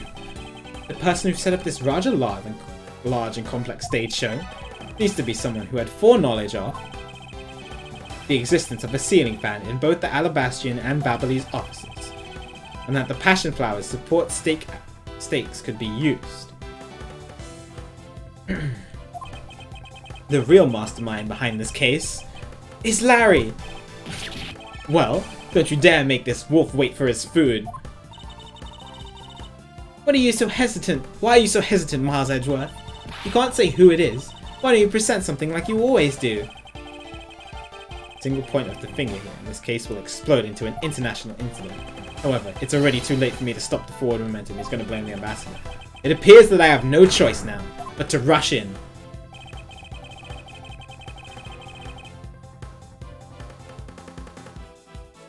Oh.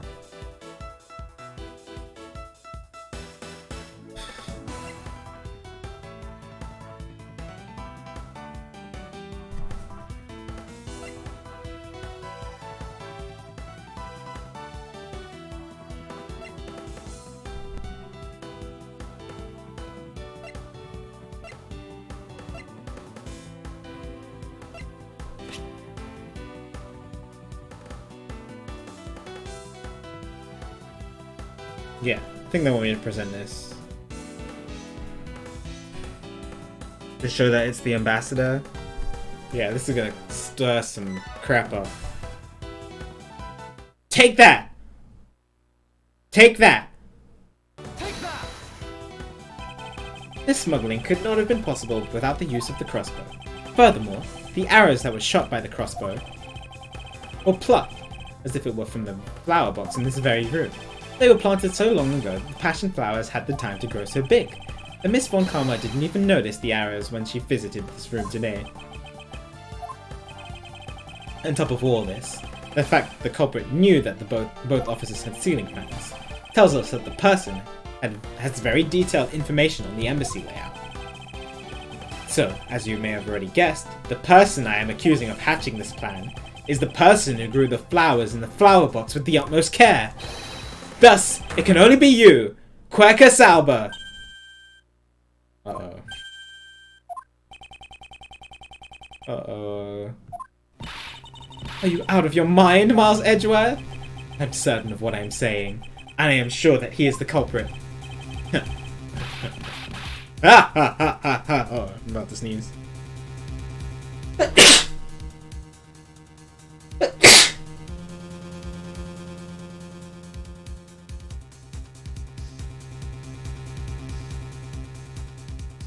Thank you, chat. Tell me, Mr. Prosecutor. What was the ambassador trying to accomplish by doing all that stuff you just outlined? Why in the world would he need to use a trick like that? I understand your need to doubt me. However, there is one thing that stands out to me as very odd. Just one thing, huh? Thank you, chat. The one single end result Ambassador Alva sought to obtain. If we were to examine the focus of this complex trick, I believe we will finally find the answer to everything. Everything will become clear once we examine this piece of evidence.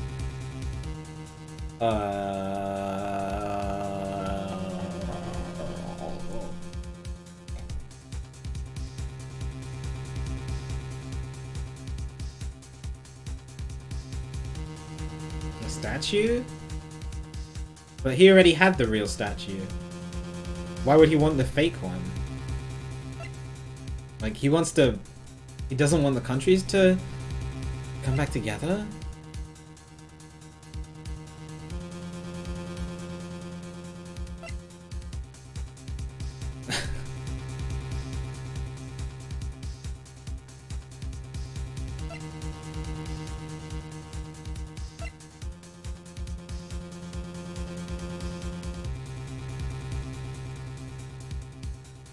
The badge will be very clear if we clean it. Maybe it's the tape? We haven't fully examined the tape yet.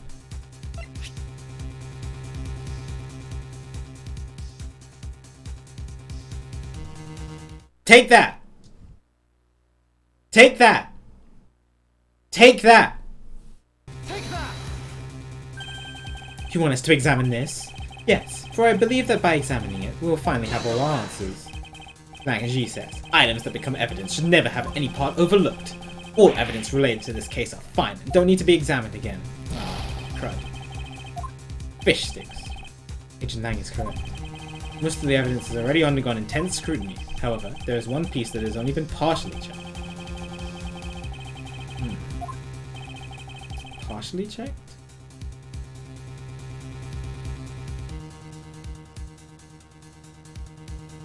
Like, maybe it is the statue, but like, why would he want the fake statue? I mean, he must have moved the statue, but why would he want the fake statue?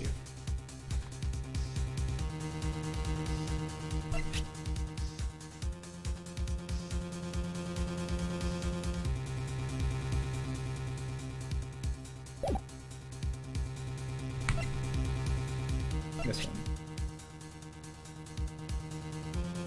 Yeah, this one. Take that!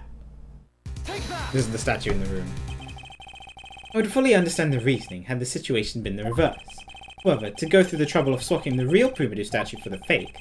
Yeah, that's my understanding, Edgeworth. I guess we do need to examine it to fully understand why. I sense a very shady reason for such a bizarre action. And who better to ask for that reason than King Primidu himself? I see. Ambassador, we'll be examining that statue now, with or without your permission. Uh-oh.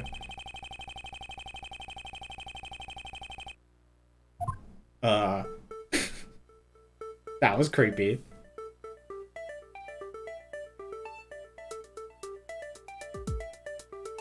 Alright, well, we got the sword. With his sword drawn like that, there is an aura of valor and bravery around King Primidu.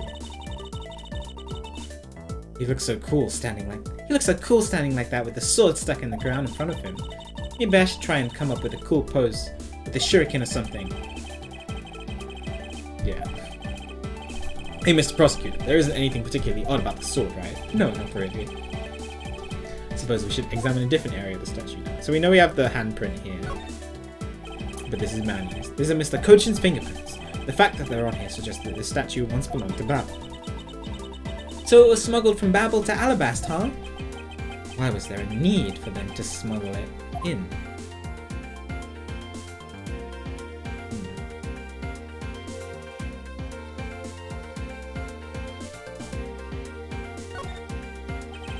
A shield, huh?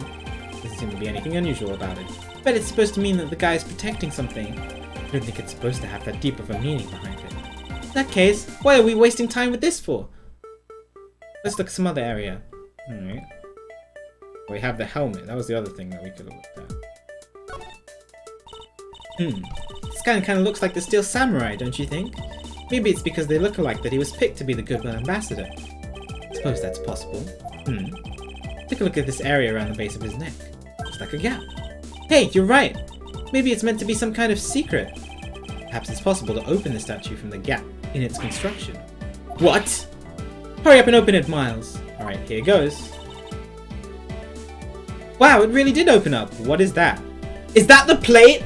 Is that the plate? The counterfeit plates? To make the counterfeit bills? I think that's what it is. Hey, what's that thing that fell out? I believe a more thorough examination of it is required.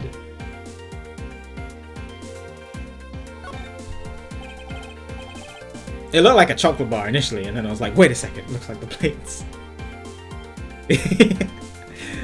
What in the... Is this... Hey, is this what I think it is? It's a plate for making counterfeit bills. Somehow, it appears that we've at long last arrived. You can use it to make a chocolate, true. At the exit to this complex labyrinth, we finally hold within our hands one of the counterfeit money plates, and the reason why the replica was smuggled into Alabast to begin with.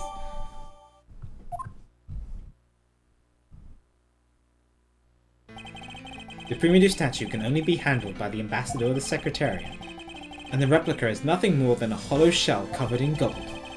These two circumstances make the statue an ideal object in which to hide contraband. After receiving the statue containing the counterfeit plate from Sheena, the ambassador had the misfortune of accidentally running into Damas II. Surprised by the thief, the ambassador raised the replica statue at Damas II and... Then, in order to frame the Steel Samurai of the murder, he covered the samurai sword in blood. His only mistake was thinking that Lowry was smart enough to actually commit the murder.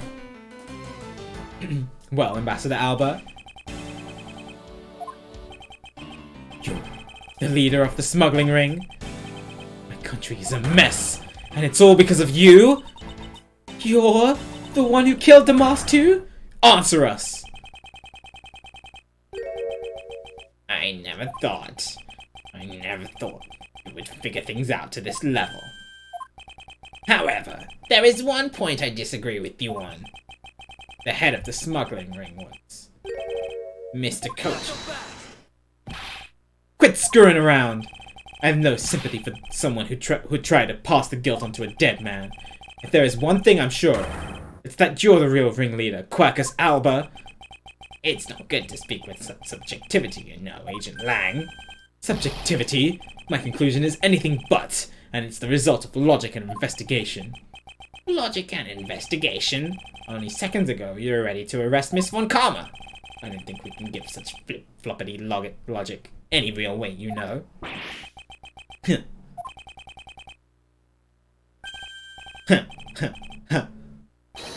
Ha ha ha ha ha ha ha. Question mark? Question mark? It looks like you still don't get why I came back. Excuse me? You see, the reason I came back is so that I can sink my fangs into your wrinkly old neck. From the very beginning, I thought so. I thought it was just a ruse. Blaming Francisca. From the very beginning, my real target has been you. He got jebaited. What? Agent Lang, I demand an explanation. Sorry, sis. I didn't mean to put you through all that. I knew you were innocent from the very beginning. You did? I knew that this whole incident had been meticulously planned and prepared for. So naturally, the occupant of this room, Ambassador Alba, seemed the most suspicious. But without the ambassador's permission, we couldn't get him to take another look around. Ah, so that's why you put on this big show to accuse Francisco of the murder. He's good, right? He could be a douche, but he's very righteous. And he has good qualities about him. I still don't know why he hates prosecutors, though.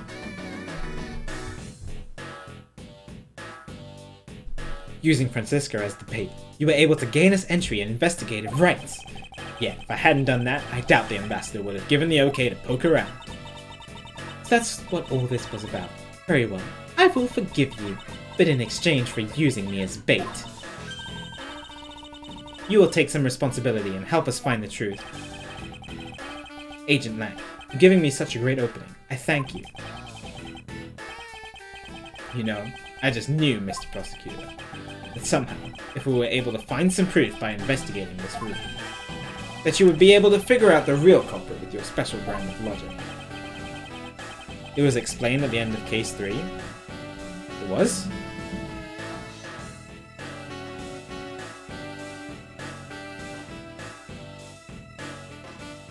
You'll have to remind me.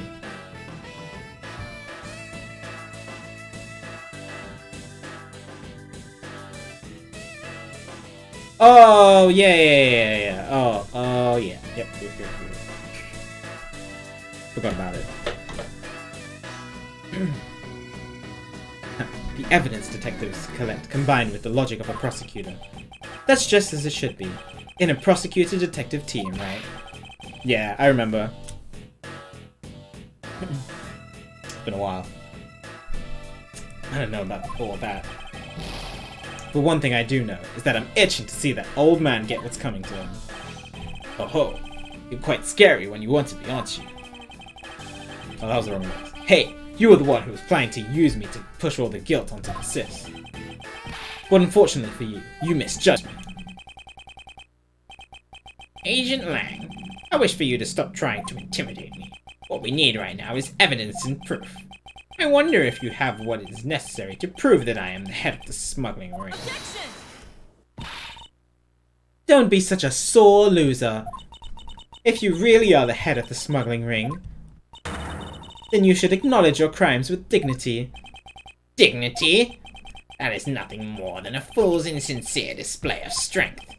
If you really wish for me to acknowledge my crimes, then I would like to first see some of this thing you call evidence. I tell you, I knew nothing. Really? I didn't even know that a counterfeit plate was hidden inside that statue. You sought a real statue that vested in your country? No, vested in your country, the authority to rule. For a fake. It doesn't make any sense you didn't know anything. It doesn't make sense? Where doesn't it make sense? Can you prove that it doesn't make sense? He's really got us. He's turned the entire situation around against us.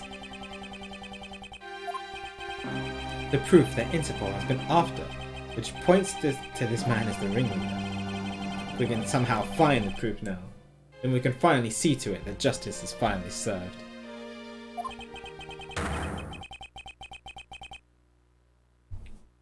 Is there nothing I can use to break this case wide open? Hello?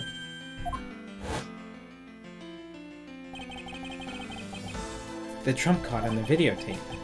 With those two items, we might be able to finally bring this man down. But the card is evidence from a case that Mr. Faraday hid away in secret. And the tape was stolen by Detective... Oh, he doesn't want to use them. The tape was stolen by Detective Bad from the police. They're both illegal evidence. No matter what, a protector of the law can't be allowed to use such pieces of evidence. Needless to say, we one-comers are commanded to achieve nothing but victory. And by any means necessary. The only way to bring someone like that to justice was to do so outside of the courts. Don't want to corrupt Edgeworth! He's too pure! That's what we thought at the time. I no longer follow the path of Manfred von Karma. And I won't follow the path of the Yatagarasu. This leaves me with what? What creed will I believe in? If I want to pursue the truth, then I will sully my hands in illegality. If I want to pursue justice, then I will lose the truth. What is the law? And what is justice? And which path is a prosecutor supposed to follow? Oh god.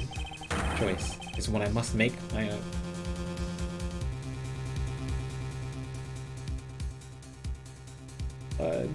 Oh no, no!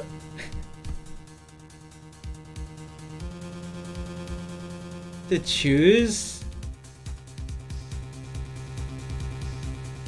Oh god, I can't let the leader of the smuggling ring get away, but I don't want to corrupt Edgeworth.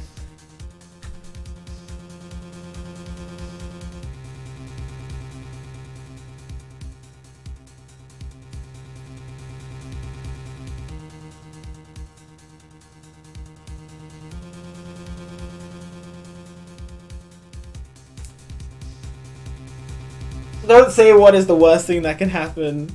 If Edgeworth loses his prosecutor badge, I mean, we didn't see him in Apollo Justice. Maybe this is why we don't see him in Apollo Justice, because he loses his badge here. And I'm just sad about it.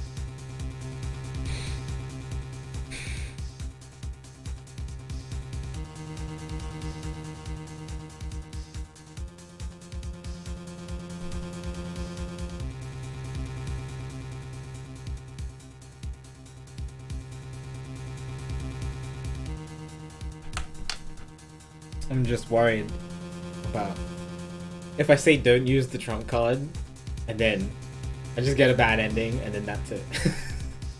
That's the end of the stream. That's the finale. Chat got cleared again? What happened?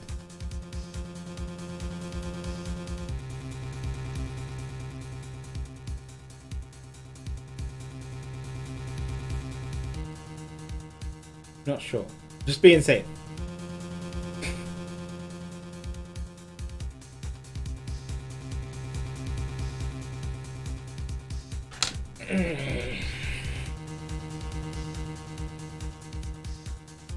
See, last time when Phoenix was going to present the forged evidence, I was like, I really don't want to do this, but then I did it anyway. And then look how things turned out. Phoenix became a hobo. I don't want hobo Edgeworth. It's Investigations 2 is just Edgeworth being a hobo around the streets. That doesn't sound fun.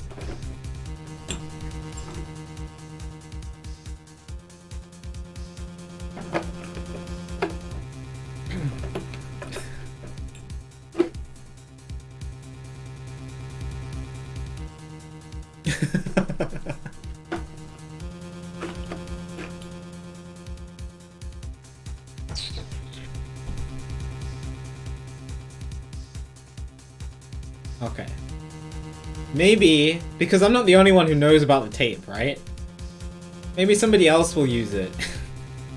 if I say don't use it. Because there's no way Lang is gonna just let them. Oh, Lang hasn't seen it. Gumshoe's seen it. Gumshoe will come to my rescue.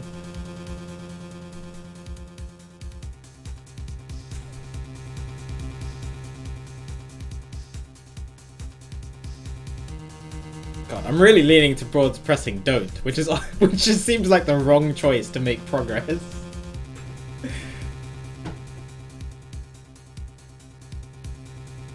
Ah, sorry chat. Thinking.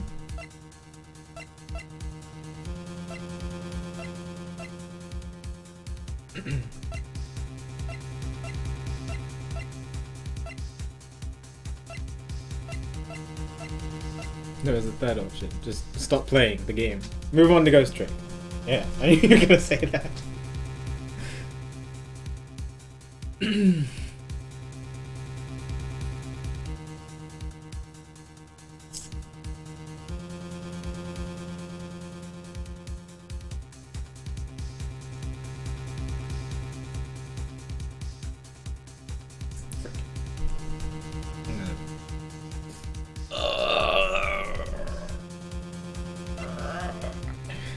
Like Edgeworth too much.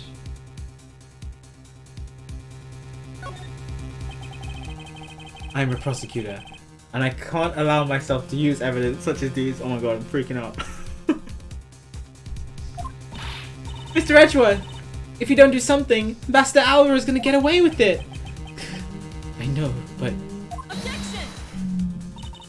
What are you holding back for? The only thing a Von Karma should pursue is the perfect proof. If you really do have what it takes to complete our argument, then there is absolutely no reason not to use it. Mangji says, the reason people judge people is because people are people. People weren't born to be chained to the law. Laws were born to protect the people. You're the only one here right now who can put this guy out to pasture. And that is the only way a third generation of Zengfar's people will be born. Can you really still hesitate, knowing the fate of a nation rests in your hands? Oh my god, all the pressure! There is no limit to the law. Any limit that exists was set there by man. When a person goes beyond that limit, then the law too crosses into new territory. For what reason were laws invented? The answer to that is what I must now show. Okay, so he shows it anyway, after people convince him. Okay, it's fine. Ambassador Alba. I wonder if you might recognize this. Oh, I wonder what the card is. Never seen that before in my life. Not actually a choice, it's just a huge debate. It's fine. It's just to make the player freak out. Oh. It's a directives card. Used by the leader of the ring to relay instructions to his subordinates. Oh, is that what it is? This card was sent to the real culprit behind the KG8 incident 10 years ago. A man by the name of Mr. Manny Cochin. Oh, so why do you have such a card in your possession? Because it was hand-delivered to me. Yeah, but you don't have a soul, Kuro, so it's fine. By a certain great thief, the Yatagarasu. The Yatagarasu gave that to you? Don't talk nonsense and let's be serious, Mr. Edgeworth. Do you have any proof that the card contains directions from the ringleader? I'll have you know that the card is not the only thing I was given. What? This contains security footage that was shot just before the start of the KG8 incident. The KG8 incident? The card and the video. These two pieces of evidence are what will seal your fate. Oh, very interesting. I must admit, I am very curious now.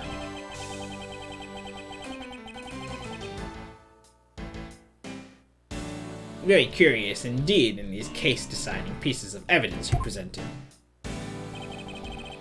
The prey that Yatagarasu has been chasing all this time now stands before me. I can't allow this man, who's had free reign for 10 long years, to simply walk away.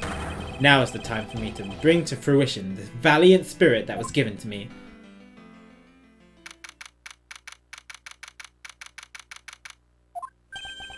It goes against his beliefs, though, to present illegal evidence.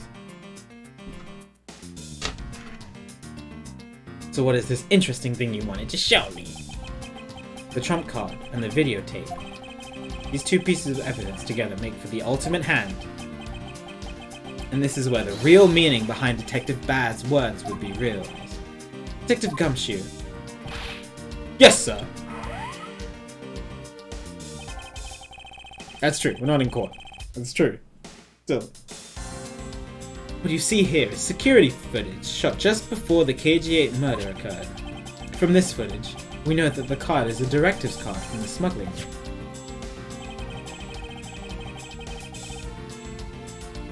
This is the section that proves that the card was used to relay an order. The card, right? He's got a card in one hand and a knife in the other hand. Just to double check that he's killing the right person. Yeah, who was I supposed to kill again? Good thing I have my trusty card with me. As you can see, Mr. Cochin is holding the card in his right hand. I see. The killer is indeed holding a card with the exact same design on it. But that card and the one you have, just because they look the same doesn't mean that they are, does it now? Ah, there is a very easy way for me to prove that they are in fact one and the same. All we have to do is simply take a look at this.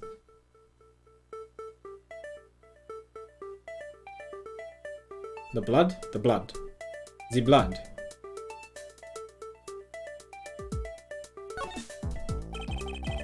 This dark red blood. Yes, this is your proof. Proof that the orders in this card were played out in that terrible tragedy, so this should be CCU's blood.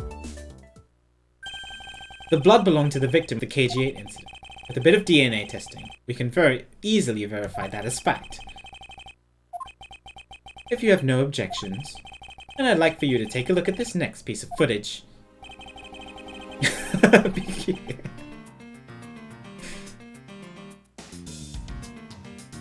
This car that passed by in the front of the victim's apartment building. It's an official Canopian government car. What? Detective Gumshoe, you can please magnify the footage. Zoom! The area of the footage that directly links the smuggling ring with Cadopia. What's that?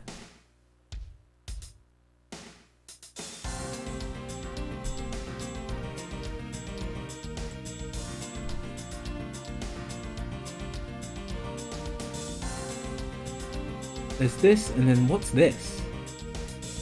Is that a bug? I can't tell. I need to enhance more.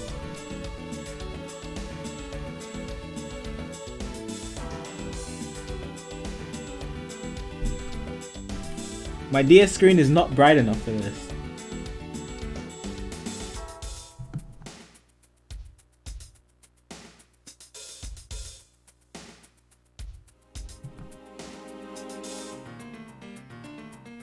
Like, I think that's the window, right? But what is it? I can't tell. It looks like a cookie? Looks like a jammy dodger, but I don't think that's what it is.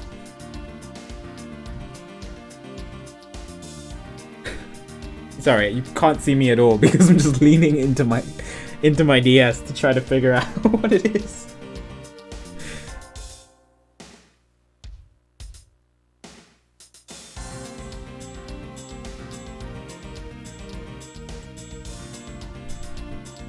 Why is it on the window though?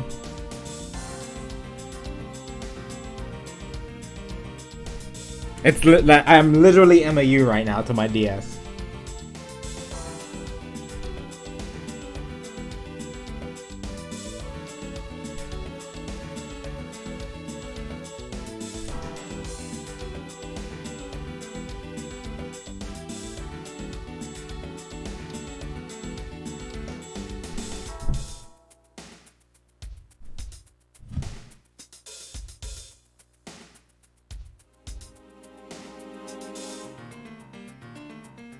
What is this? It looks like just his wallet.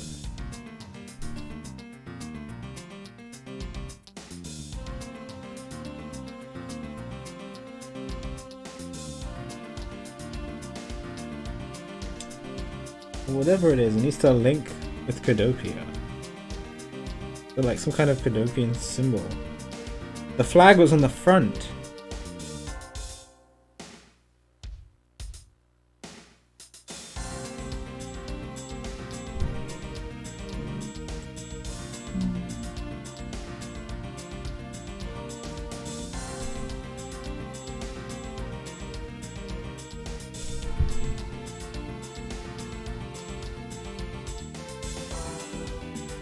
Oh frick, my nose hit the...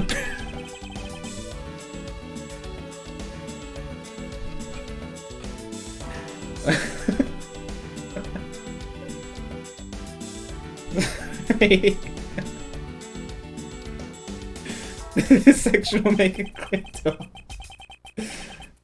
Alright, right. You must be very tired, Mr. Edgeworth.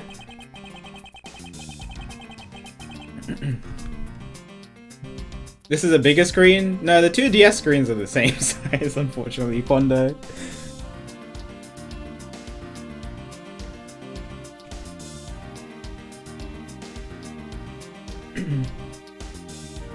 Oh, you meant on screen? Yeah, I guess so. It's too blurry. It's like 10 pixels.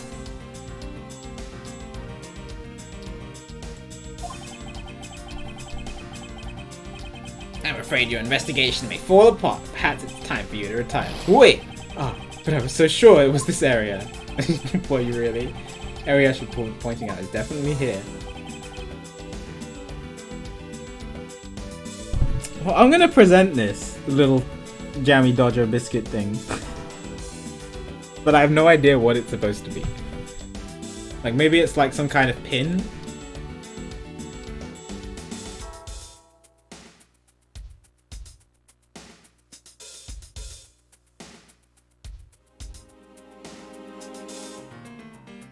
Take that! The section will make it clear to us. Oh, it's wrong.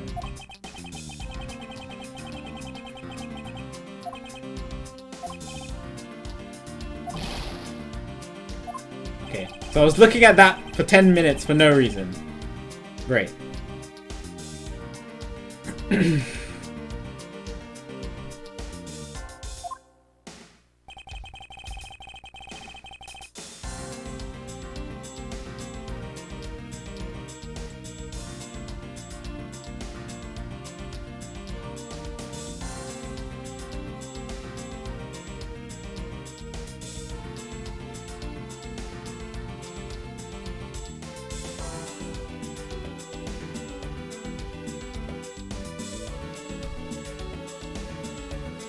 So then it must be this, but this just looks like his wallet.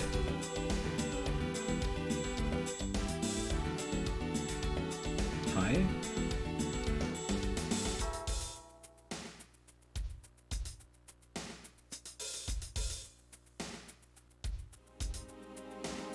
Take that! The shape of this pocket and the director's card. Oh, oh, it's one of the cards. Okay, okay, okay. The license plate on this car was also captured by the security camera. I got debated by the little biscuit thing in the mirror. Not the mirror, the window. With it, we could easily find out who was sitting in this car that day 10 years ago. Which is why I can say with confidence that you were riding in this car on that day.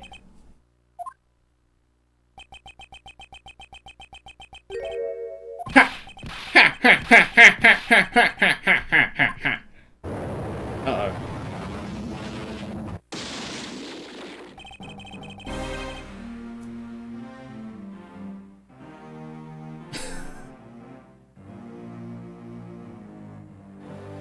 That was quite the transformation. Wait, that thing that he's wearing, that's the Jammy Dodger.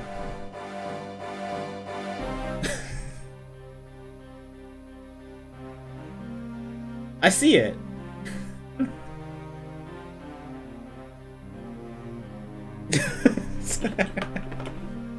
I don't know what else to call it.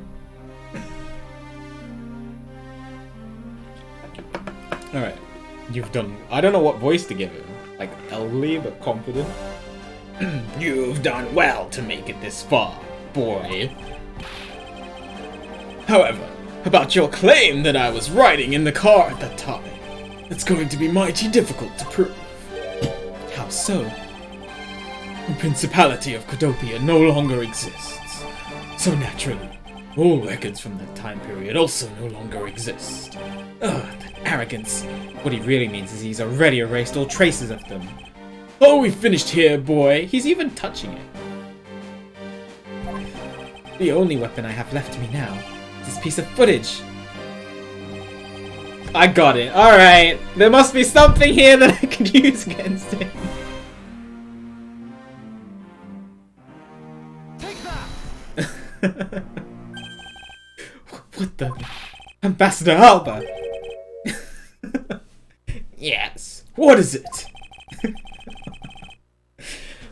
It's just drawn to me. You were once an army man in the service of Codopia. And it was you who made the many missions you participated in successes, correct? Why the sudden backhanded praises, boy? Though, to be sure, the brilliant medals on my breast were awarded to me during the era of Codopia. But now, I am the only one who owns this particular medal. That's a bad thing to say. In that case, the only person it could be who is sitting in this car is you! How do you figure that? By this medal captured here in this footage. It is clearly the same exact medal as the one on your chest. What?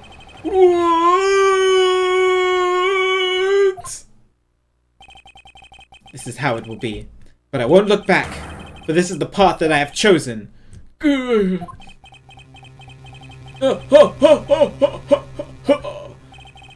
moved me with your devotion to this case, Mr. Edgeworth. Why is he taking such an arrogant stance with me? It's almost looking possible, isn't it? God, what is he doing? For the lot of you to have come this far, it looks like I just might lose our little game this time. You might lose the game this time? You don't get another round, Mr. Ambassador. Is that a fact? Very well. I've decided to confess and admit my guilt. You're going to confess? Oh my god, are we going to the courtroom? And I will accept whatever punishment that may come as a result. He wants to go to the courtroom. Because he knows we can't use this evidence in court without presenting something that's...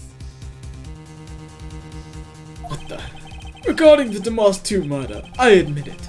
I did it out of self-defense. You're claiming it was justified self-defense? Damas 2 attacked me. I felt that my life was in danger. If I hadn't done what I did, I might be the one you found dead instead of him. Ha ha ha ha ha ha! What a pathetic performance! Ha ha ha ha ha! Not giving you one! Wow! You two really know how to laugh at inappropriate times. Thanks, Kay. If you wish to claim it was justified self-defense, then we will need some evidence. It's always the evidence with you, isn't it? But if that's what you require, I'll provide it. The man left a mark on me when he attacked. What?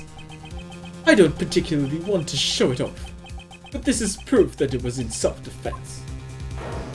Oh god. I'm an old man. Sometimes I don't pay enough attention when I should.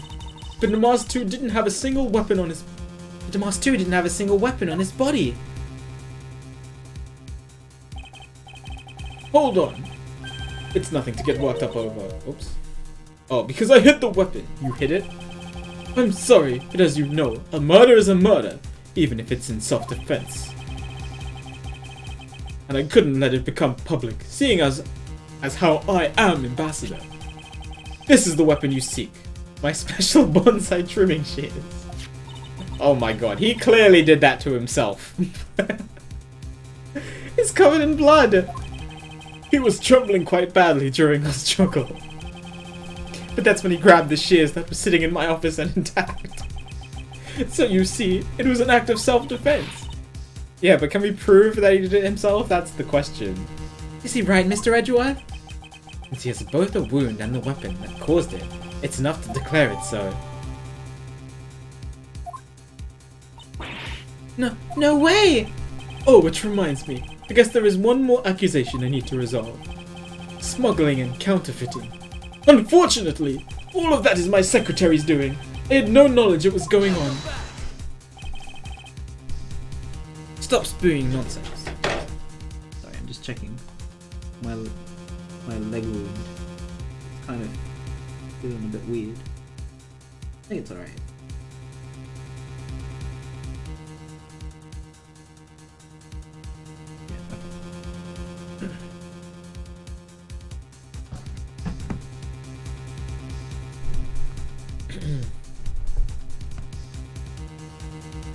Stop spewing nonsense. You're trying to throw my investigation under the bus in your desperation. If you want to get real honest, everything in this case can be connected to you. The murder of Damas 2 was done in self-defense? In my trials, no man escapes his crime alive. Perhaps so, but if you were my opponent in court. However, there is one very important fact that I think you may have forgotten. And what is that?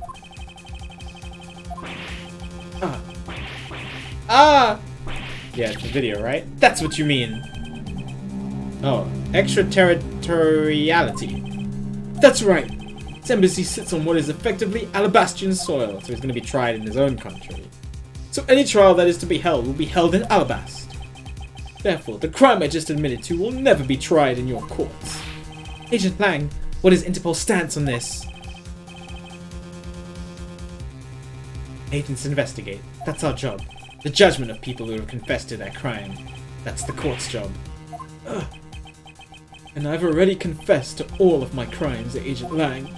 Furthermore, by the very nature of my position, I have full extraterritorial rights. These rights are effective even in your country's soil. Therefore, no matter where a crime may take place, I will never stand trial in one of your courts. With arrogance and your expression, it's nothing like the face of someone who is ready to accept the consequences. Don't tell me you have your own country's judicial system eating right out of your hands. These crimes you all speak so seriously of. To me, this has all been nothing more than a game. You may chase me out of this embassy with your accusations, but it's no big deal. Alabast has numerous other embassies in other countries around the world. All you would accomplish is you would change the backdrop for our little game. These two layers of protection that extraterritoriality provides him. This is why he is one of those who cannot be brought to court. You see now, don't you? I live in a whole different world than you. Now, if you'll excuse me, I need to go and fetch your eviction papers. Is there nothing we can do? T-B.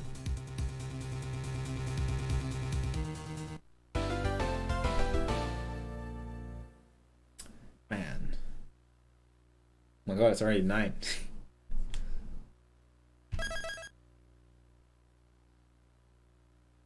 This sucks. Yeah, I agree. We found our criminal. Can't do anything about it. What's the plan? Okay, I'm just gonna go refill my water real quick. So I'll be back in like 1 minute. So just sit tight, because I'm excited to keep going with this. It's gonna be fun.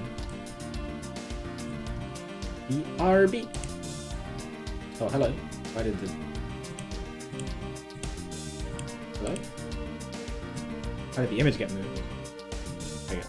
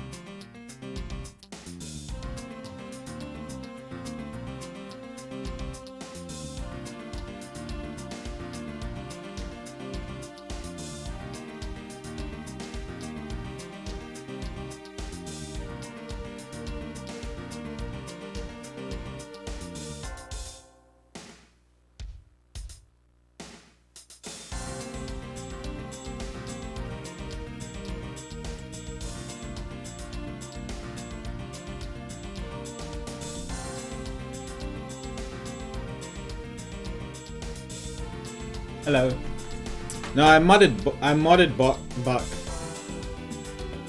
was I modded Buck because people kept banning him for memes, and I said the next time Buck gets banned, I'm gonna mod it.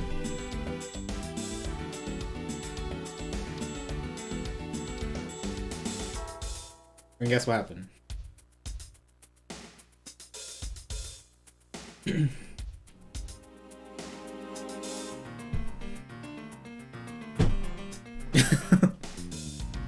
Yeah, I think he has another command. Peek, right?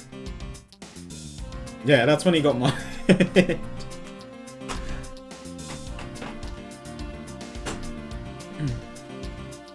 Okay. Hi everyone. Sorry that took so long. I just had to change. My leg is kind of. It's kind of still. I went to check on the little bandage, and it was still kind of bleeding. so I just dressed up the wound and sterilized it more. Changed the bandage.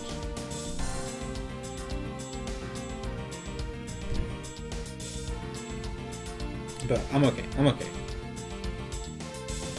Hello. Sorry that took so long. But I'm excited to continue with this. Oh boy. Yeah. It's all dressed up and everything. And just hopefully it clots and stops bleeding. Yeah, I think Ryan also got shot in his right leg. It's just like mine. It's gonna be a hindrance if I have to work out. If it's hurting. But it doesn't really hurt, it just kind of stings. I can't believe it, sir!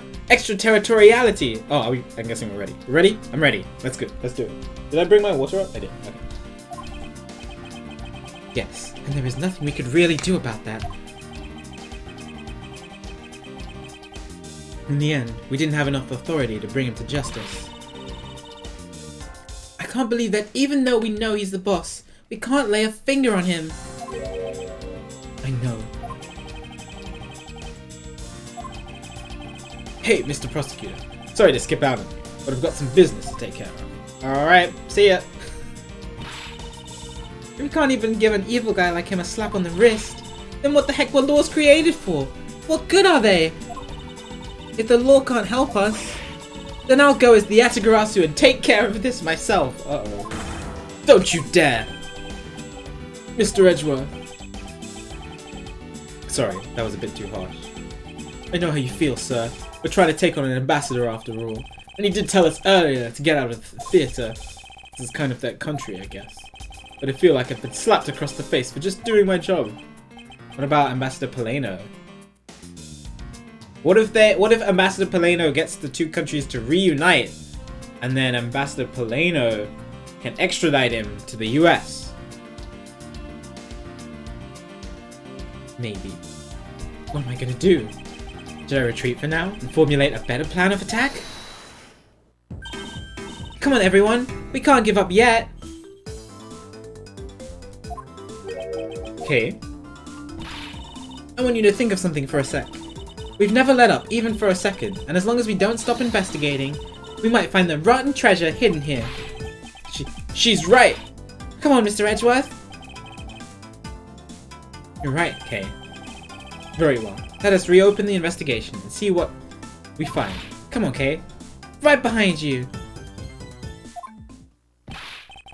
Okay, I'll go check out Babel a bit more, sir. I have something that I need to investigate further in Alabast. Where are we going? Now, before I gather any more information, I should do a bit of housekeeping.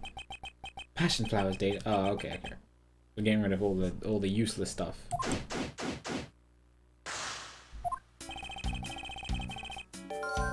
Master Albus seemed agitated or something. Alright, it's been a while since we had an investigation. Let's do it. I wonder why. There are two special circumstances that surround the ambassador. First, the embassy itself has extraterritorial rights. If something happens on Alabastian soil, we are unable to legally prosecute it. Cool. Sounds like the embassies are the perfect place to steal whatever you want. Okay. And murder Damas too. Run a smuggling operation and make counterfeit bills apparently. But I thought all the counterfeiting was done by Mr. Cochin and Babel. Yes, he apparently used the embassy's coupon printing press to do it. I can't speak today. More logic. But it's the same story over there anyway. Babel also has extraterritorial rights. Which brings me to my next point. The ambassador's extraterritorial rights.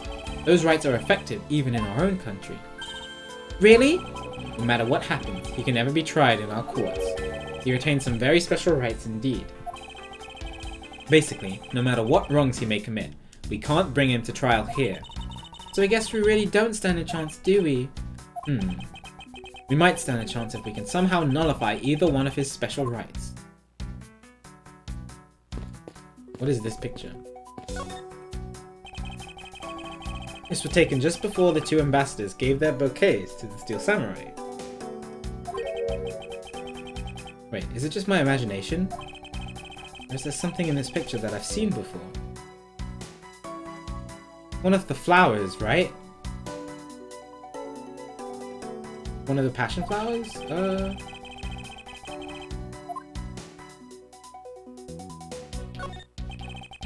Is to be a bouquet of Persian cyclamens, I want to say, and roses.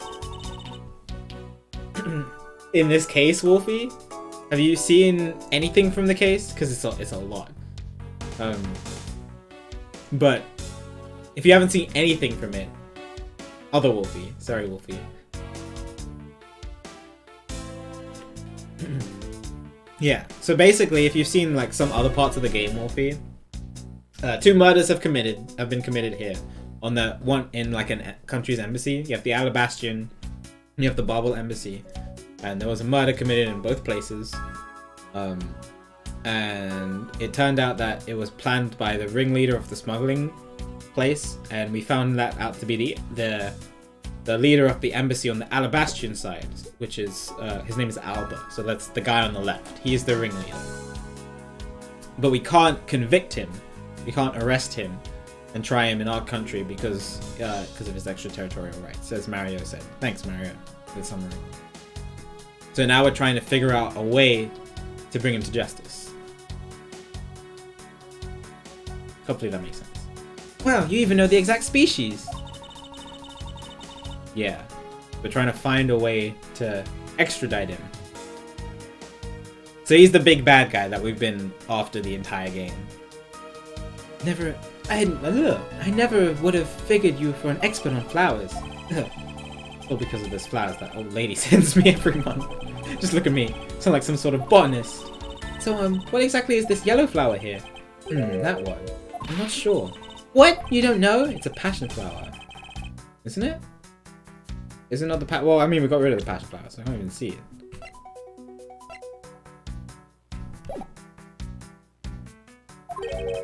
I feel as though I've seen this shape somewhere before. Shape. It does kind of look like the... No, oops. I meant to press all. It does kind of look like the flower... You know, it kind of looks like my badge, to be honest. It does kind of look like the flower on the flag, the Alabas flag.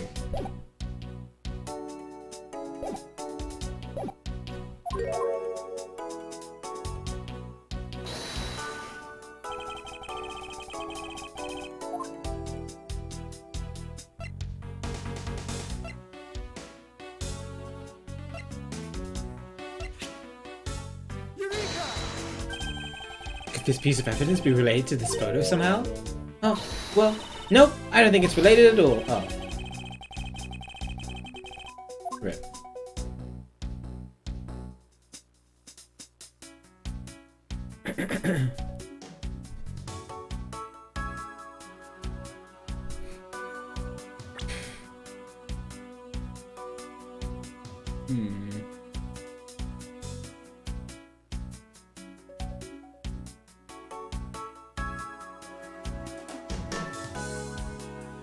Yeah, I really thought, what else does it look like?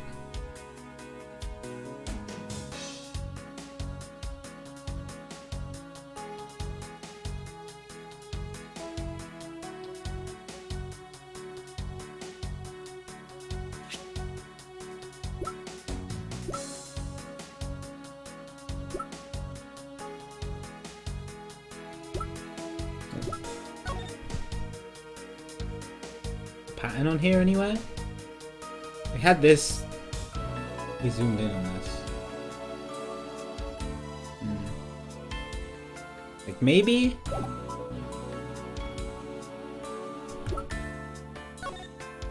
Question. Oh, wait a second. Yeah, look at the handle.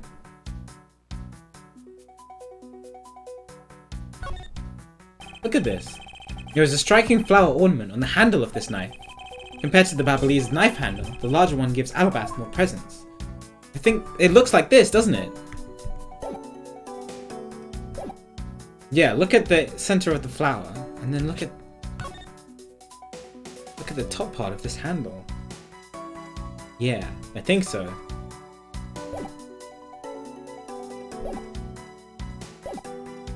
I think I got it.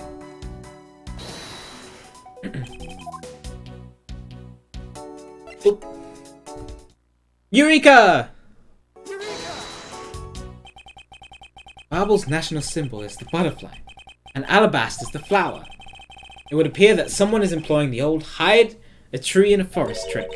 What are you mumbling to yourself about? So he hid the knife in the bouquet? Wait, what? The handle on this knife! Ah! Yes, it's the handle that was supposed to be on the blade that killed Mr. Cochin. The weapon that killed him was carried through the theatrical neutralis. In the very bouquet Ambassador Alba was carrying. Flower motif. Looks like one of those flower petals is missing. Oh, and take a look at the weapon itself. It's missing the exact same petal. And the knife in this photo is most definitely the same as the murder weapon. Okay. Interesting. Anything else here? We can look at his smile. Mr. Polano has a really great smile, don't you think? I bet he was really happy that they were going to become Codopia again. Perhaps. But instead, he became the greatest victim in today's case. Yeah, it's very well disguised. An ambassador like him, who is always thinking of his country, is really to be admired. Yeah, although this happened, I hope they'll be able to reunite the country someday. I hope so as well. For that to happen, we need to solve this case first. We need to see to it that those who would harm the new Codopia are locked away. And we will! Guess who this is? There's that troublemaker standing there, smack in the center, making two peace signs. Wow, the Steel Samurai stands out even more than the two ambassadors in this picture. Oh hey, the person playing the Steel Samurai is one of your friends, right? No, I have no idea who he is. Wait, but you just said he! You knew which gender he was, so you must know him, right? I beg that you please refrain from talking about that person with me ever again. I can't believe he was pretending to be a harmless old grandpa. Oh, talk about deceptive. I don't suppose anyone expected him to change that drastically. I bet he's thinking of something really evil behind that cheery smile. Okay, please try to remain calm and focused on the here and now. Yeah, you're right. Sorry, I got all worked up there. Well, the only way we're going to be able to steal the truth is if we keep on investigating. I think that's everything. What's here? But I don't think there's... I mean, we could look at this, but I don't think there's anything in here. Seems that lilies are at the center of his bouquet, with an accent of chamomile. Wow! I can totally smell the wonderful fragrance. Okay, this is just a picture. Look, I know that! But it's nice to imagine things once in a while, you know? Where's your sense of empathy? You can smell the fragrance of flowers from a photo. It's more like a hallucination. You don't have to be mean about it. Let's just drop this before it's in full bloom. Ah, nice one, Edgeworth.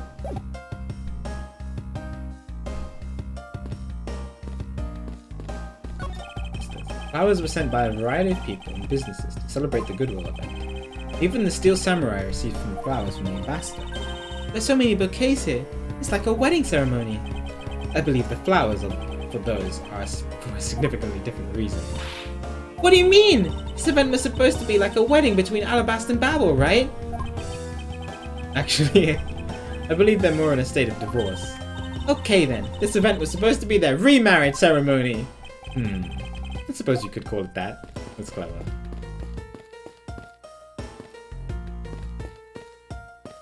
Good. I'll go in here.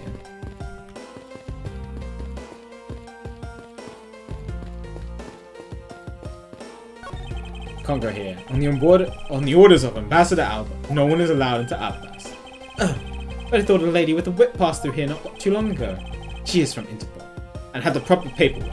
So, while I was reluctant, I had to let her in. Sounds like Francisca alright. Besides, I didn't. That whip of hers. Yep, definitely Francisca. Right. We can go into Babel. Hello, and welcome to the Embassy of Babel. Sorry, but I don't really need to enter your country at this time. Right now, for a limited time here at the Babelese Embassy, we're offering the very special Experience the Terrifying Fire Ashes tour. So how about it? Shall I sign you up? We're fine, thanks. We have an investigation tour. Well, let's take a look at my logic.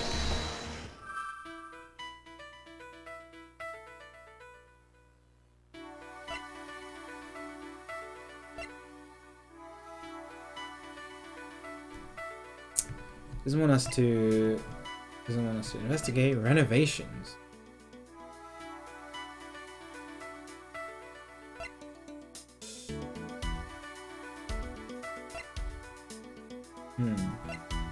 We haven't gone to examine the renovations. Maybe there are more counterfeit bills that he's hidden away.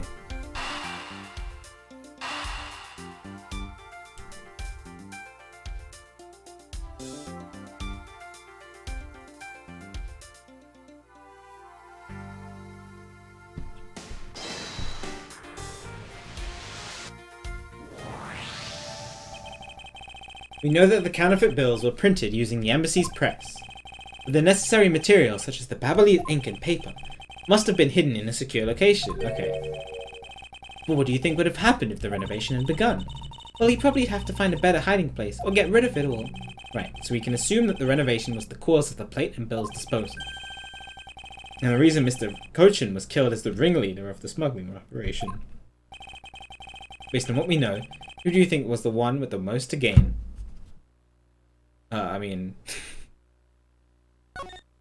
Alba. It's the one person who has been raising all evidence of the smuggling operation, from both embassies. The co-conspirator who is mopping up, Ambassador Alba. Ambassador Alba had a very strong motive to kill Manny Cochin.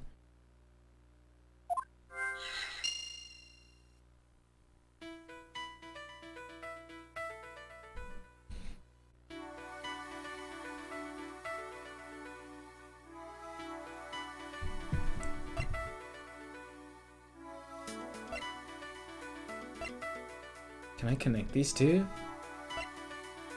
But, okay, I don't see anything else to look at down here.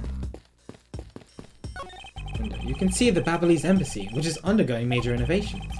Removed expansions to garden upkeep. Looks like a lot of construction going on. Mr. Polano said that all this work is really hard on him. He said that since Mr. Cochin passed away, then maybe I could work part-time for him. You got really chummy with that, Ambassador. That would be cool. What can I say? I just have a good nose for money.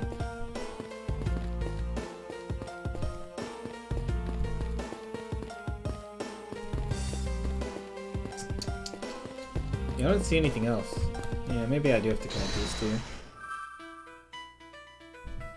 Doesn't want us to investigate.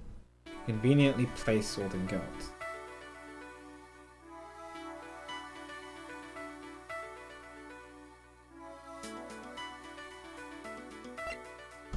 So maybe, because you said that she didn't kill Cochin. So maybe Alba also killed Cochin too.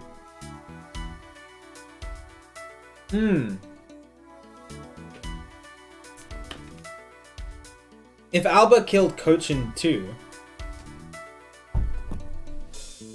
then that happened on Babel soil. So maybe Polano would have some pull.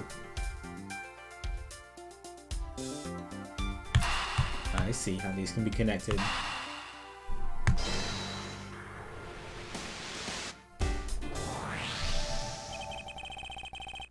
Right, please.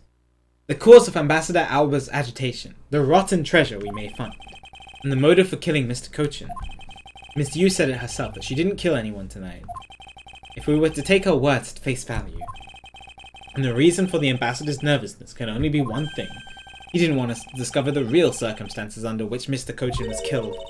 Then you mean Ambassador Alba is the real killer? But I thought the two of them were friends. Maybe they were, but what if Mr. Cochin was the one who first betrayed their friendship? Oh, I get it. Wasn't Mr. Cochin pushing really hard for Mr. Paleno to be ambassador after the reunification? Yes, and that was the real reason why he wanted to steal the Alabaster Primitive statue. So Mr. Cochin hired Damastu to go steal it for him. Right. But when Ambassador Alba found out what he was up to, he killed Mr. Cochin? It is definitely a possibility at this point. Those two really were thinking of no one but themselves. But the question now is, how did he do it?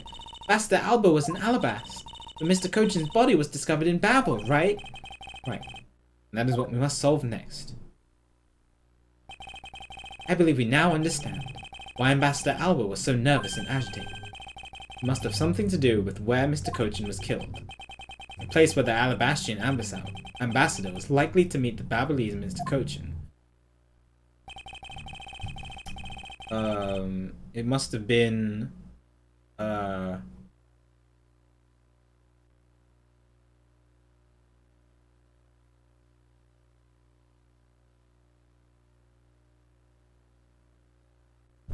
they would meet?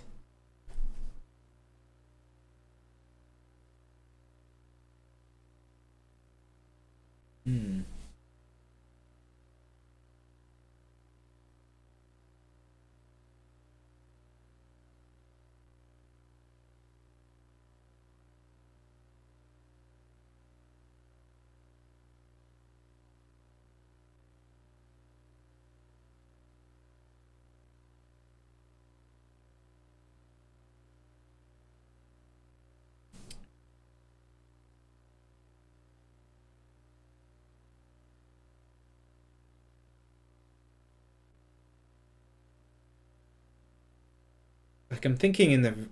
but it couldn't have been in the room, right? It couldn't have been anywhere in Alabast. Because Cochin never went to Alabast. But I don't think Alba ever went to Babel either. So it must have been in the neutral zone.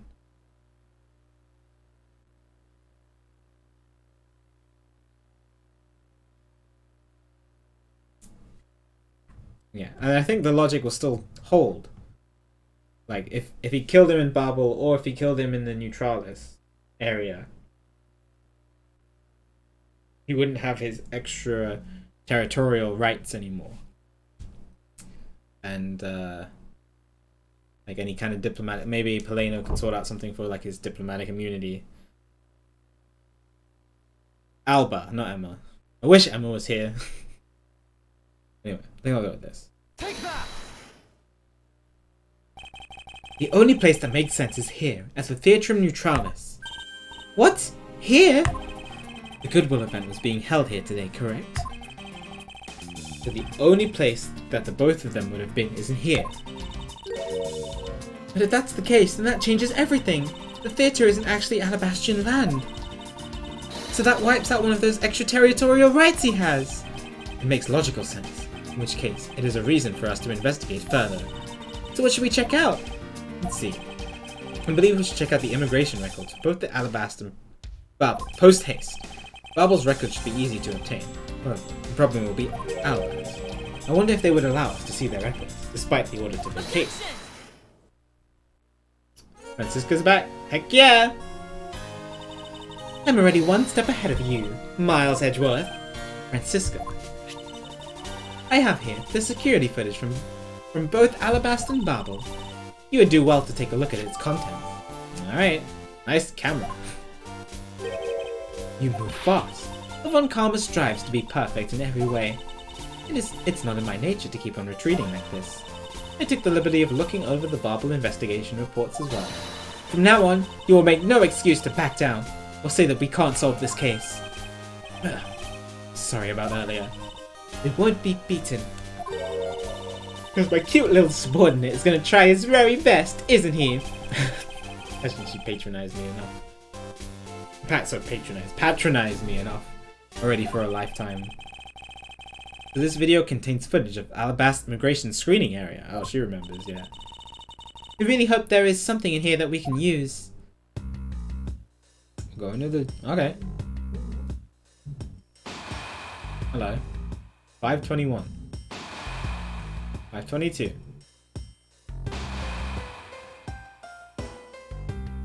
Larry.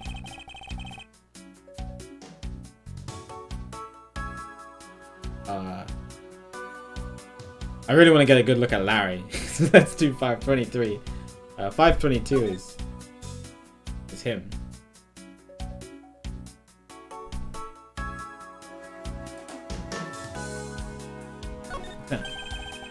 Can't believe how completely fooled I was by the way he carried himself. He had me fooled too.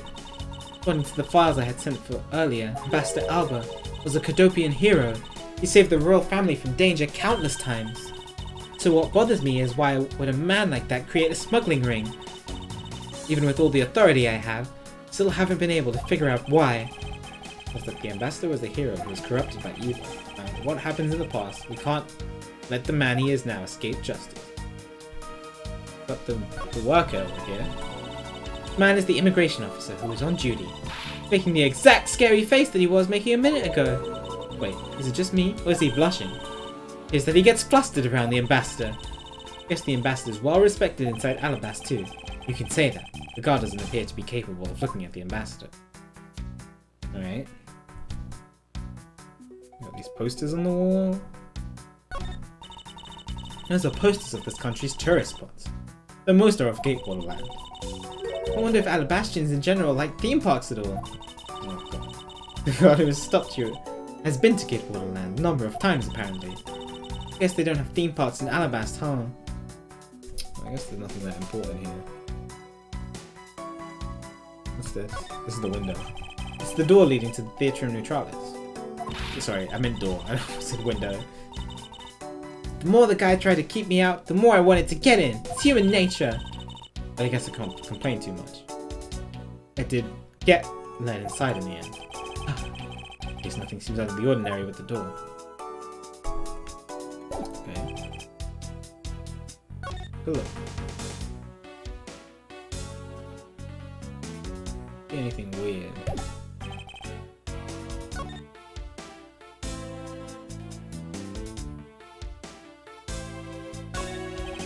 Larry never found his son, right?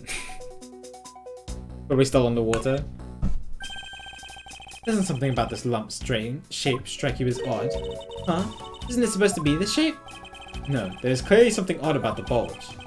If only we had the pushcart itself, we can compare and confirm my hunch.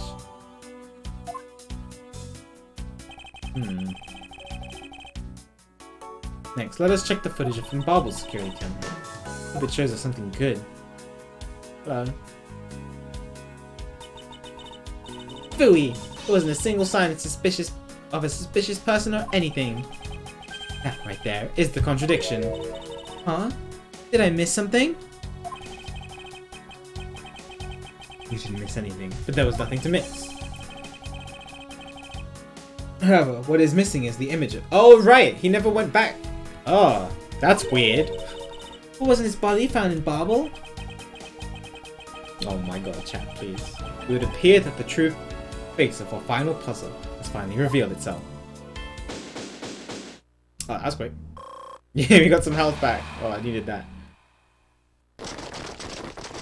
Oh, hello. Uh-oh. Oh, we're about to be kicked out! Ambassador Alba! I thought I had asked for you and your group to vacate the premises, Mr. Edgeworth. Actually, I thought I should let you know that this theatre sits in my country's soil. You've had your fun, and I've enjoyed our little game. I dare you to say that you've even achieved a new high score.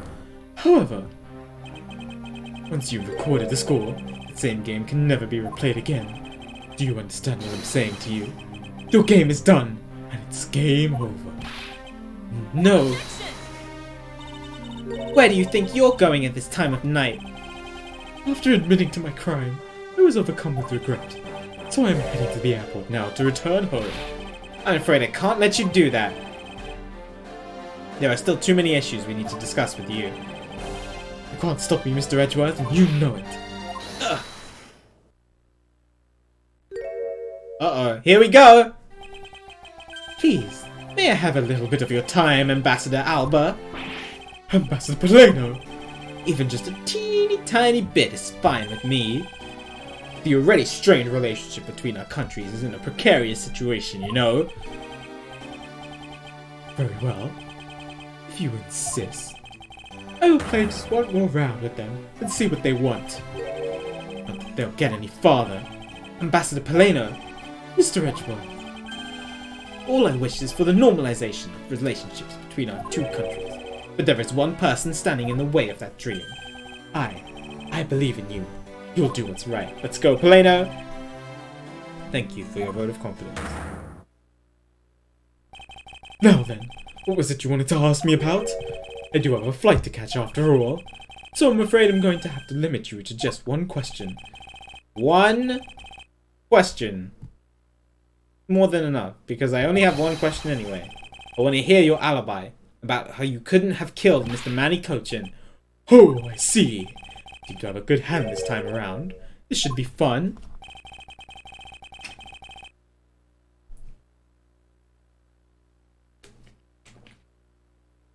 This is the very last chance we have to bring him down. I won't allow even an atom-sized contradiction to slip by. Let's go! Ambassador Alba's alibi. AAA. Frankly, I still don't understand why I'm being placed under suspicion here. Under your hypothetical scenario, Mr. Cochin and I were fellow smugglers. But to get to the point, I was in Alabas the whole time. So it's simply not possible for me to have killed him in Babel. That's my alibi. We have an image of you going to the theatre though. That is correct. It's simply not possible for me to have committed a crime in Babel. Oh, but it didn't happen in Babel. Now we cleared that up. I'd appreciate it if you would move out of my way. I said hold it! What is it this time? I thought I told you I only allow one question. You did. But you still have yet to really answer my one question. What? Until you tell us the truth, I will refuse to budge an inch from where I'm standing. Very well. I'll play with you just a little longer. Miles Edgeworth, as my subordinate and representative of this country's prosecutors. You are forbidden to lose! Of course, that is something I've understood from the start. That guy's the one who ordered my father killed, isn't he? Yes, I believe so. The goal of the first Yatagarasu was the capture of the smuggling ring's leader. My father and Uncle Pad. Their legacy will live on. Through me! So that's why we've got to catch him, okay? We will, I promise. Now, Ambassador Alba, let's have it the truth now, shall we? No matter how many times you ask, my answer remains the same. Ambassador Alba's alibi.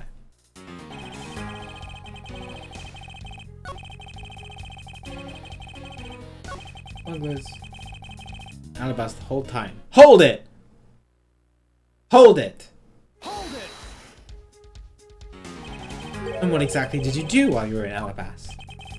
I had a meeting with the Steel Samurai, and I arranged a few files. I can't speak. Around that time, thief who was sneaking in took me by surprise. Are you saying that it was Damas 2 that made the first move? Yes, it was after I was attacked that I hit him on the head with the Primidu statue. Unfortunately, he died from the blow, but it was an act of justified self-defense. Calling it that doesn't cover up what you really did. Ha ha ha ha! Cover up? No, my boy. I'm not covering up anything. I'm telling the truth. You weren't planning to admit it, which is why you tried to frame the Steel Samurai. If you weren't an ambassador, I'd be letting my whip fly loose on you right now. I am terribly sorry that I didn't clean up the body better, but I am a busy man. I had a speech to give in the Rose Garden after that, you know. Yet, despite that, you still had time to kill Mr. Cochin, didn't you? That's an interesting objection. Man is evil, and I'm sure you are familiar with the facts, but Mr. Cochin was killed in Babel, while I was all the way in Alabas.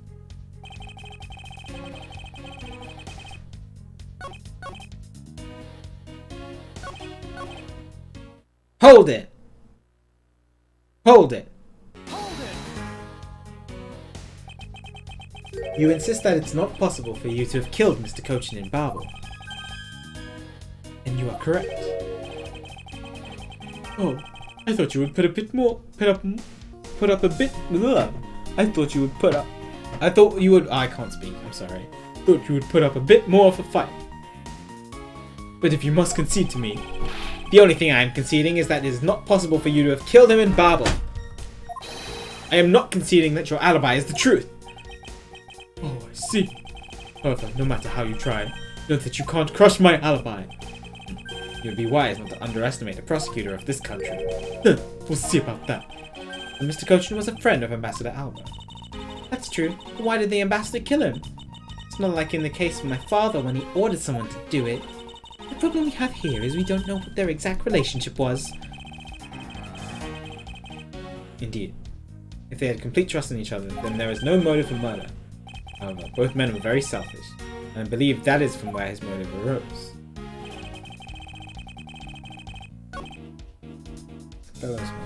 Hold it! Hold it! Hold it! Hold it! It's not a hypothesis. Earlier, we proved it to be what happened. Ha ha ha! Well, let's leave that to one side for now. But it doesn't change the fact that I have no motive. Doing his voice makes me yawn. Oh, so you really had no reason to kill Mr. Cochin? If you want to suppose I had one, then why not? I'll indulge you. After all, this is nothing more than a silly game to me. Even if that's how you see things, I'd appreciate it if you would take me seriously. Ha ha ha ha ha! I'm sorry. I suppose you're on a bit of a pickle. Very well. A game is no fun if the playing field isn't level. Therefore, I formally claim that I have no motive to kill. Now, let's see you disprove it. How can he stand there looking proud when he knows he killed another human being? Well, I'm not just gonna stand by and watch him get away with his crimes.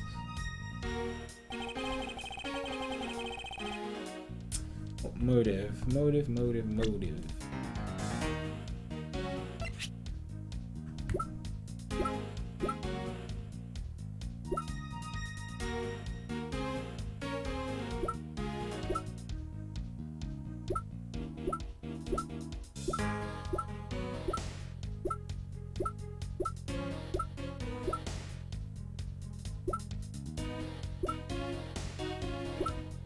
The bulge is unnatural.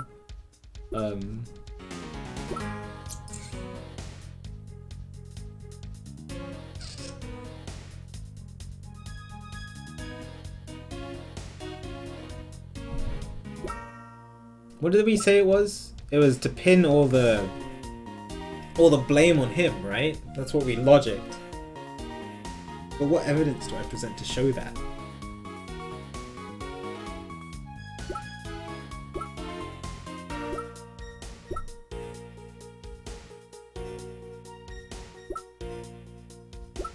Maybe the note?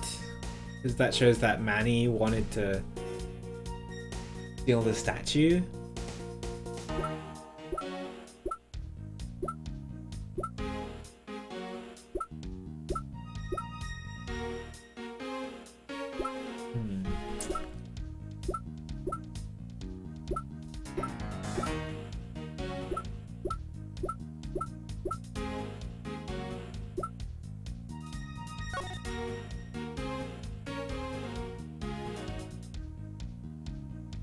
We have to use that.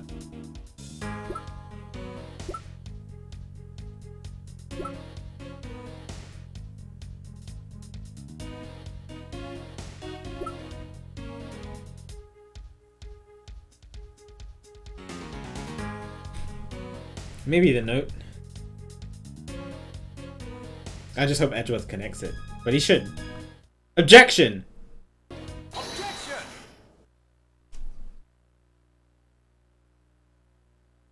Of that. If you want to know, I believe you did have a motive to kill. It was because Mr. Cochin had betrayed you.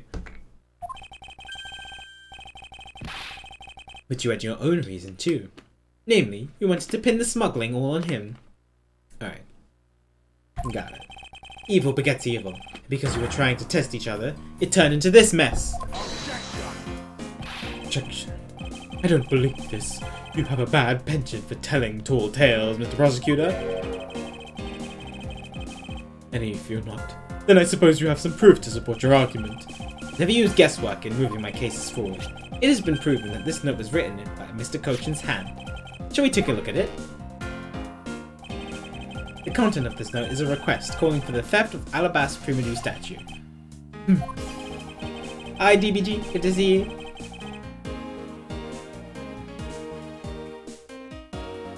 By killing him and pushing all of the guilt for the smuggling onto him, you walk away spotless. It does. I believe you understand what I'm driving at. You have more than a few reasons to kill him. Where are we in this? I think we're pretty close to the end. Are you finished with your hypothesizing?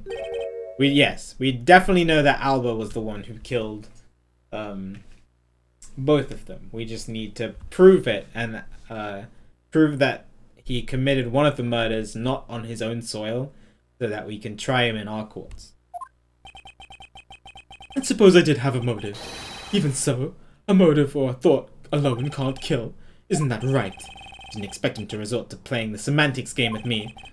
It appears that this is where the real battle will begin. Now then, if you will excuse me. Wait! What? I told you at the very beginning, didn't I? You only get one question. Ugh. Ambassador Alba, if you could please give us a little more of your time. It doesn't matter what kind of man Manny was.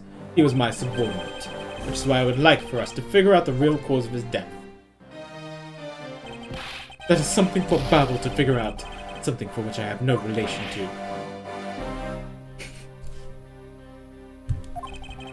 Now he's even turning down a request from Ambassador Polano. I'm very sorry. It seems that now even my voice falls on deaf ears. There's no need for you to apologize, Ambassador Polano. Gah, must find some way to stop him from leaving. Seems there are no further objections. In that case, please allow me to return home. Hold it! Who said that?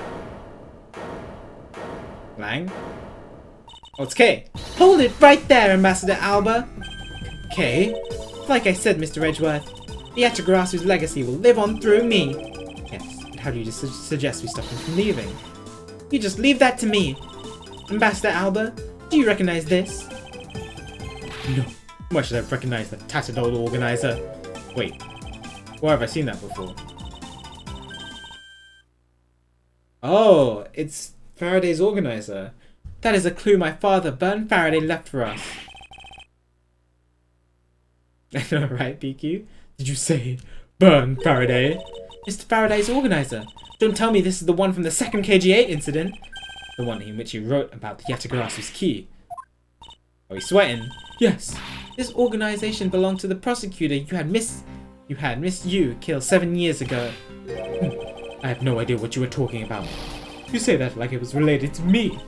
Inside this organizer, he wrote up every detail of every evil thing you did. What an amusing little girl you are. But that sort of trickery won't work on me. If you won't believe me, then take a look at this. And what is that toy there? Little thief.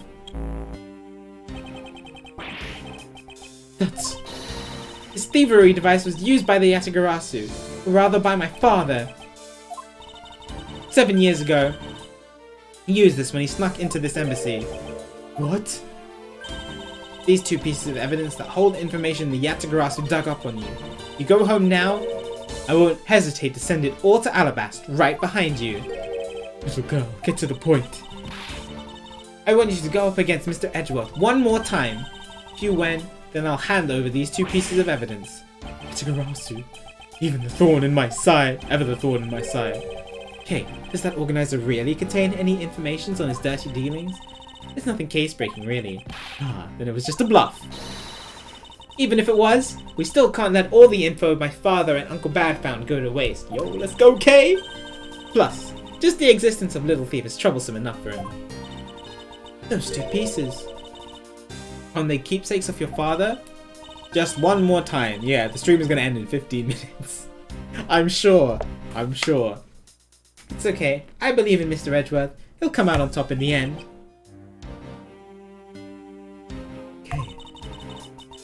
When the going gets tough, someone's got to be there to put the wind back in your sails.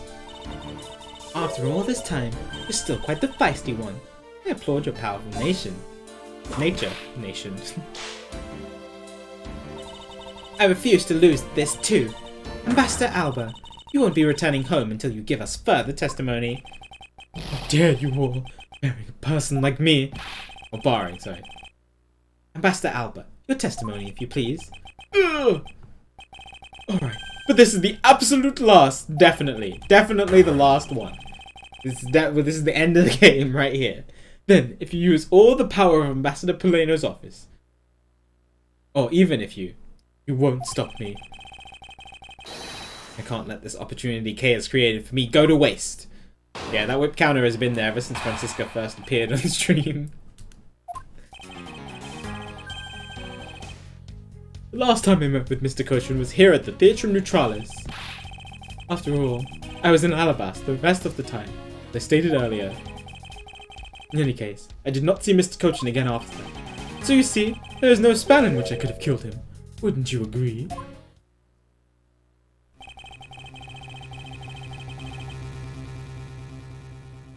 Now, since you people were practically begging, I'll allow you to question me. What an arrogant old man! Yes, but no matter. We can't allow this chance to escape us. I will warn you though. You've reached the end of my patience. Uh-oh. Waste my time with any inane questions, and you will be punished. Doubly punished. Oh, any needless pressing or presenting will cost us more. Oh no! Oh god, it's the clown again. In that case, the only thing you can do is present the correct evidence. Understood? Of course. I don't intend to let him intimidate me. I know Mr. Cochin was killed before he returned to Babel. I gotta really look at these statements. In which case, there is only one statement in which I need to present evidence.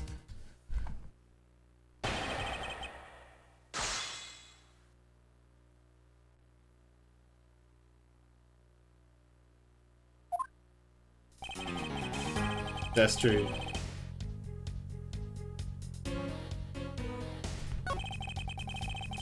Last time I met him was at the theatre. After that, I was in Alabasta the rest of the time, as I stated earlier.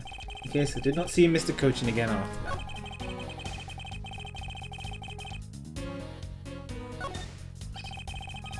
Amazing. Diplomats really know how to craft answers that don't answer anything. So if the only place he met the victim was at the theatre, then when was he killed? We know that he must have killed him at the theatre. He didn't return to Babel alive, which means the only time he could have been killed is when they were both here. And that means that he was planning to kill Mr. Cochin from the start.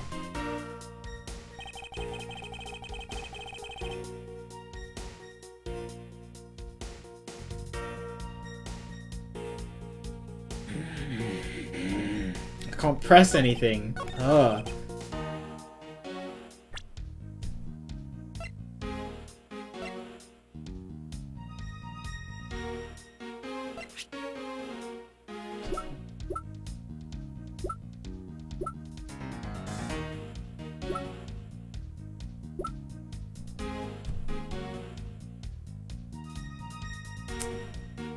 So he has the knife hidden in the bouquet. This was taken at the theatre.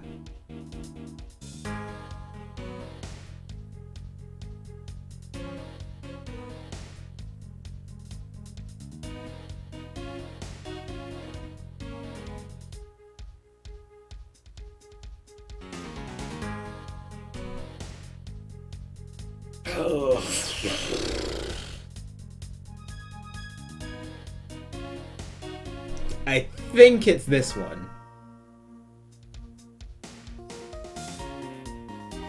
Because this, if he has the murder weapon here, it directly shows that this was the time he could have killed him.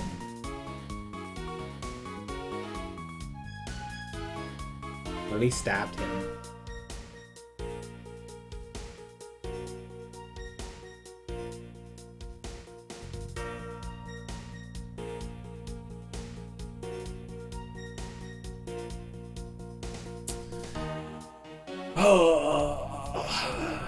I don't want to lose health, but I really think it's right. Let me see.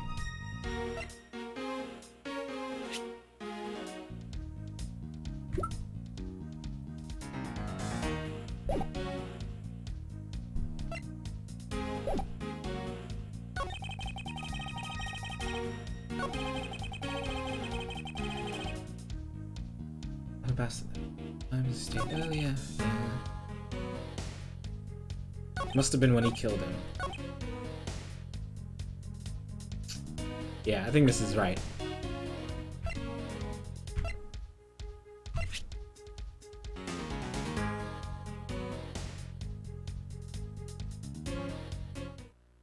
Objection! Objection!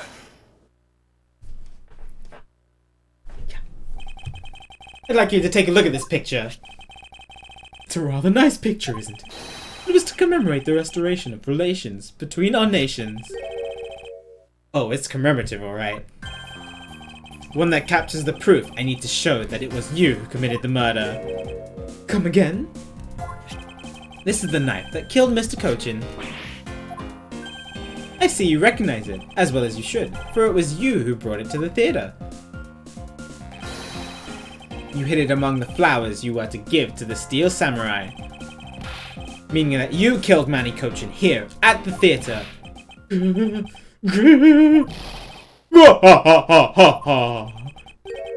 It's time for me to catch my flight. Alright, I'm heading out. Peace.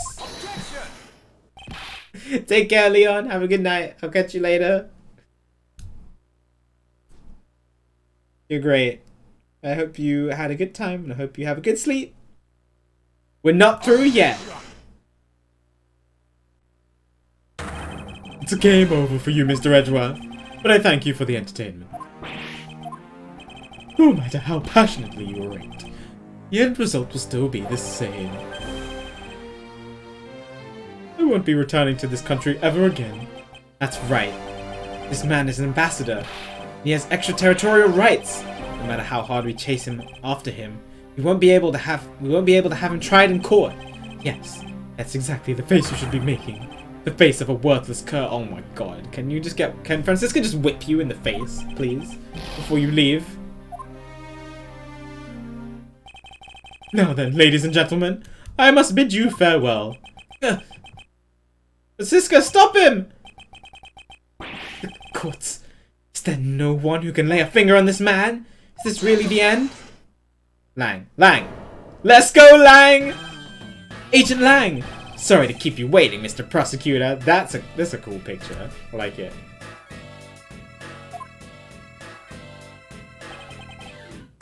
Oh my god. Get out of my way. My plane is scheduled to take off soon. Sorry, but you're not going anywhere, Mr. Alba.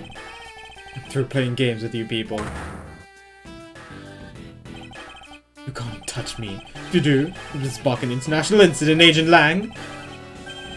Sorry, but no it won't. What? New wallpaper. I'll put it here. I don't have anything here. Hey, Mr. Prosecutor. Good job holding the fort down here until I got back. So, Mr. Alba, your diplomatic immunity has just been revoked. Oh, snap! What do you mean, revoked? Spare me this nonsense and let me through. Lang Ji says, before aiming for the throat, chew the neck shield off first. Interpol headquarters in the Imperial House of the Kingdom of Alabast. Took a while to get things rolling, but they finally moved on it. The Imperial household. You... What have you done? You have been relieved of your duties as ambassador, Mr. Alba. What? What?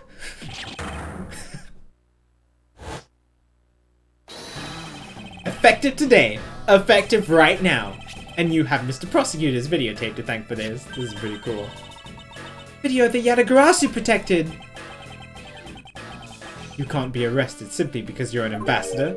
In that case, I thought I'd strip you of that title. You underestimated me, a descendant of the founder of detainment philosophy, Lang Ji. 4,000 years of deeply entrenched connections around and networks around the world have really paid off. Oh, he's crippled again. It can't be. I don't believe this. My ambassadorship has been revoked. Ha ha ha ha! Looks like you're finally coming to grips with your new standing. Woohoo! Looks like he's turned docile again. Probably in shock from the loss of his shield.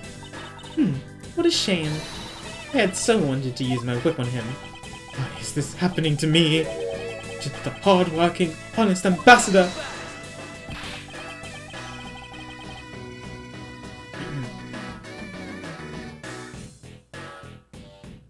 Do you really think you can still pull that on us now?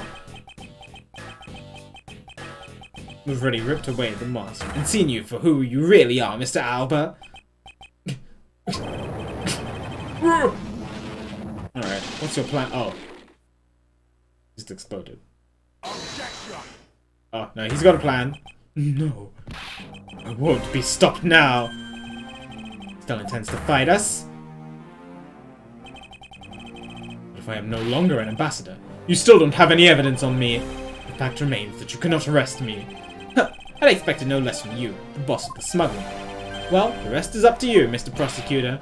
Understood. Said that I killed Mr. Cochin in that theater.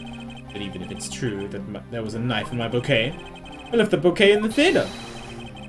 So anyone could have taken it out from there and used it, right? Besides, the claim that he was killed there itself is odd. After all, it wasn't his body in Babel. Are you claiming that I carried his body all the way over here? Preposterous! I'll be the one to prove whether it's preposterous or not. Grr. Ex-Ambassador Alba, are you ready? Because this is no game. This is war. It wasn't the last one, can you believe it? I killed Mr. Cochin in the theater using the knife that was stuck in my bouquet. With that bouquet in the theater, anyone could have taken the knife from there. Besides, Mr. Cochin's body was discovered in Babel, right?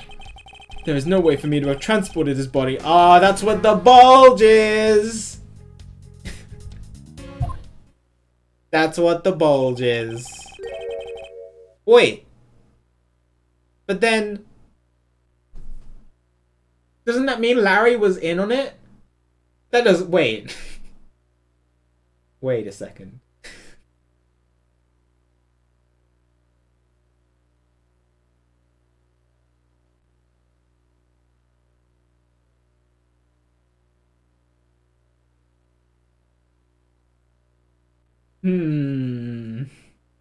If the Steel Samurai was carrying the trolley with the body on it, Larry, oh god, okay, alright, we're just gonna keep going. Look, don't you think you've had enough fun with me? You've already stolen my ambassadorship from me. Would you have me surrender to? You have no plans to ever return to this country, isn't that right? I have a feeling that we're gonna go to the courtroom and we're gonna have to prosecute him, which would be really fun and really cool. Did you know that a bunch of your subordinates are seeking asylum because of you? Ha ha ha! As if I care. Hey, Mr. Prosecutor, boot this guy out of the embassy. We can finally end everything. I know, and I will give it all to see that he leaves in handcuffs. Without the title of ambassador, he is just another witness. Yes, just another witness. Alright, what are we waiting for? Let's get this guy. Get him good. Just because there's some pieces of evidence we haven't used yet, so I'm excited about it. I just don't know. Don't know what's gonna happen. We'll see. I wonder if they understand that all I can do is present evidence to the testimony.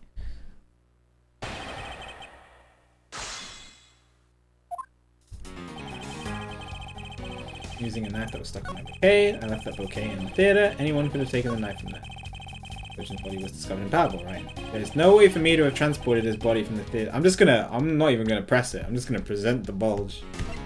Here's the bulge. Objection! Objection! Easy peasy. Actually, I do believe there was a way to transport the body out of the theater. Perhaps you should give this a look. What is that supposed to be? It's footage from a security camera that captured the state of the immigration area. Should I congratulate you on getting your hands on it? Just letting you know that we're not the only ones. Watching your every movement. Thank you for the warning. Now, if you take a good look at this section here, Larry's gonna get blamed. I don't know what he did. This lump hair inside the pushcart. Do you know what's causing it? Should I? Because I don't. In that case, allow me to enlighten you. This is the cause of the unnatural lump under the cloth in the pushcart. His body. Take that! Take that! What is the meaning of showing me that? It's to say that the unnatural bulge in the pushcart is Mr. Cochin's body. You had the steel samurai wheel his body away from the real crime scene. Oh god, I'm gonna get Larry in trouble. What a guess! But I wonder if you have any evidence to support it. I admit that for now, it is but a hypothesis. However, if you can't prove it, then I'm afraid I must be on my way. He just wants to leave. Don't have any more time to play with you people. Yo, Gumshoe! Sorry I took so long, Mr. Edgeworth, sir! It's always Gumshoe who pulls through for us in the last second. Gummy! Detective Gumshoe. Is that the Steel Samurai's pushcart? Yes, sir! I found it in the open-air stage area. So that's where you went. The detective spirit that pops stuff with me. Thought I'd follow my gut and go with it, sir! So, Mr. Edgeworth, is this worth anything to the case? Yes. That was perfect timing. Literally perfect timing, Gumshoe. Yes, it just might play a major role in solving this case, detective. But something isn't right. I thought that the entire samurai family was in Alabas. Where exactly in the open air stage area did you find this pushcart? I found it lying there at the edge of the stage, sir. Oh, well, let's leave that for now and examine the inside, detective. Yes, sir! Let me see. Oh my god! Somebody spilled some red paint in here.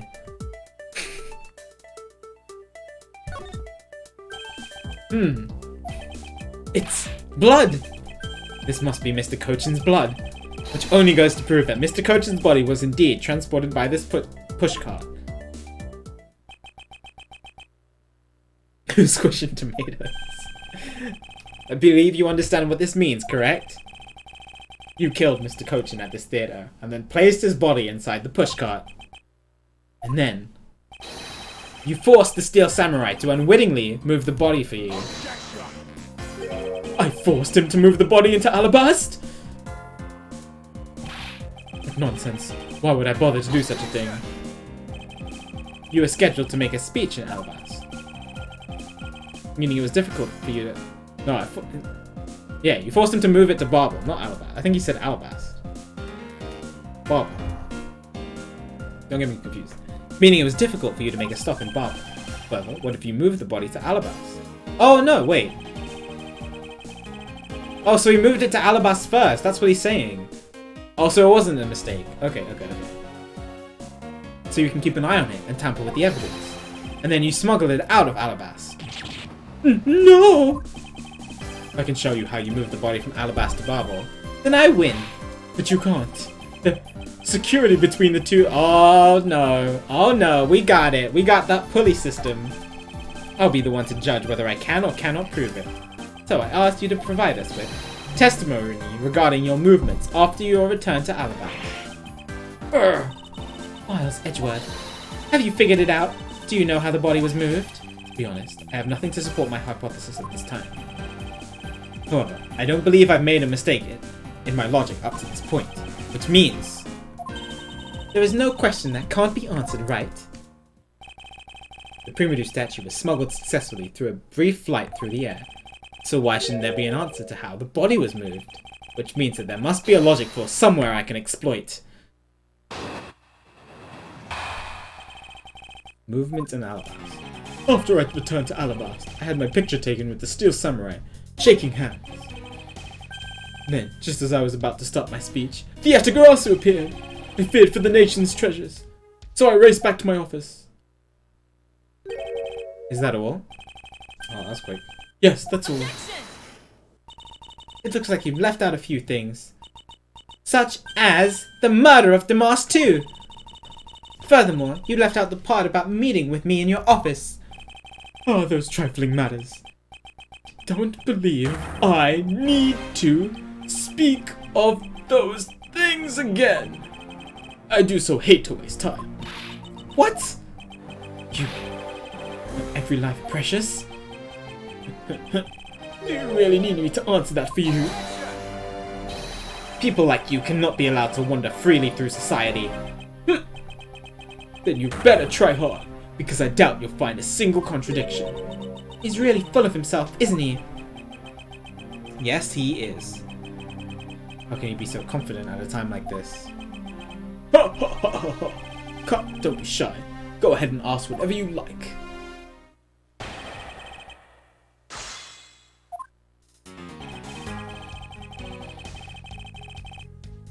We went from you're only allowed to ask one question to go ahead and ask whatever you like. It's pretty cool.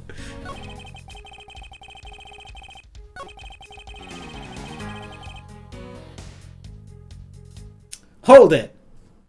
Hold it! Hold it! Hold it! And what happened after you returned to your office? I don't want to keep on repeating this. However, upon my return, I had that stroke of bad luck and bumped into Mars Map. Oh yeah, I know. But it's just funny. And I don't want to keep on repeating this either. But his name was Damas too. Who cares what he was called? By the time he got to the Primadou statue that he was supposed to steal, it had already been swapped for the fake. Talk about an unlucky man. Being bludgeoned to death with a fake statue.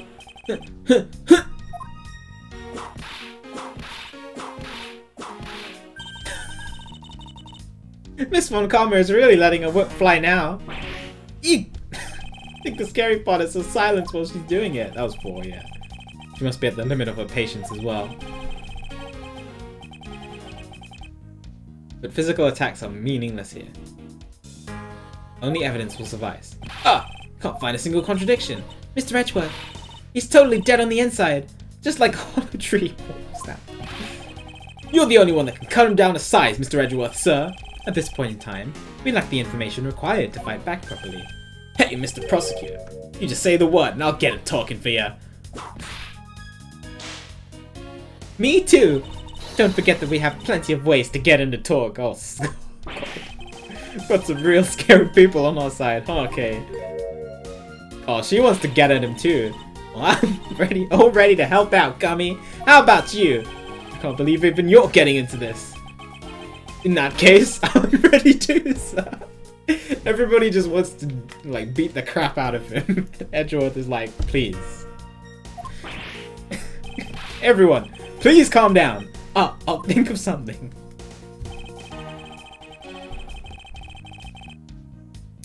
Okay, let's press the other 2. Hold it! Hold it! Hold it! So why was it only with the Steel Samurai? I thought the Pink Princess was also around. The Pink Princess was suffering from a bad hip at the time, and the doctors recommended that she rest. Wow, so you do have a soft side after all. The pain of a bad hip. I suppose none of you can really understand how it feels. Oh, so you tend to strain your back as well, huh? But isn't that just because you're normally all hunched over? You did need to keep up the act no matter what, I suppose. The point is, this is not to discuss my back problems. For about 15 minutes after our handshake, I was in my office preparing for the speech. Then, just as I was about to start my speech, the Atagarasu appeared. Hold it! Hold it! Hold it! Hold it! The Atagarasu was just a trick that you had set up? A most amusing joke. And how do you propose that I set it up?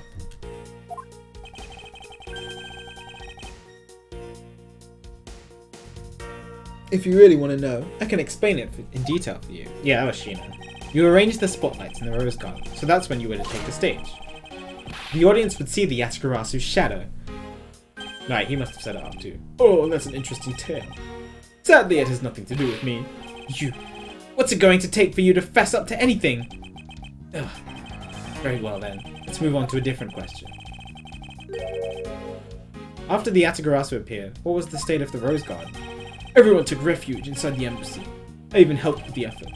And then, once everyone was inside, well...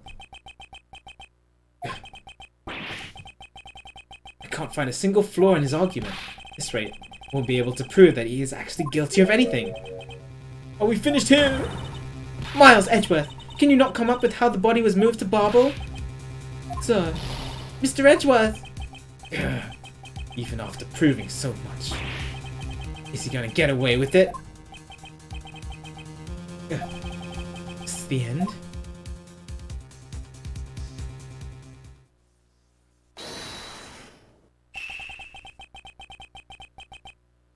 It appears that we made it just in...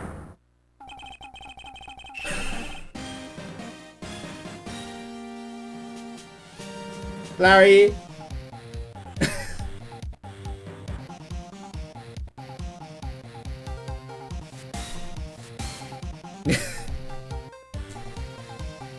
Definitely Larry. Do you see how he's holding his son? It's definitely Larry.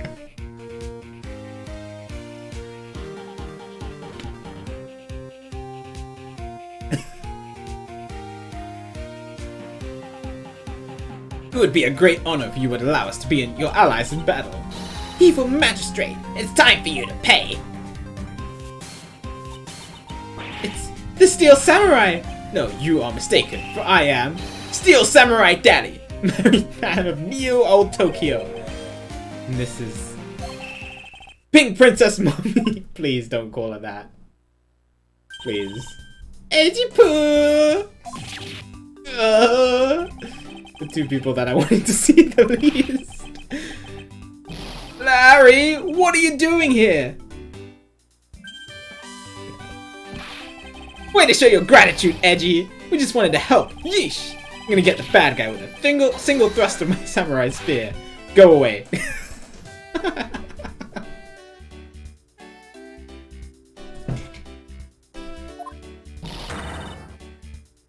How can you be so mean to us, Edgy Poo?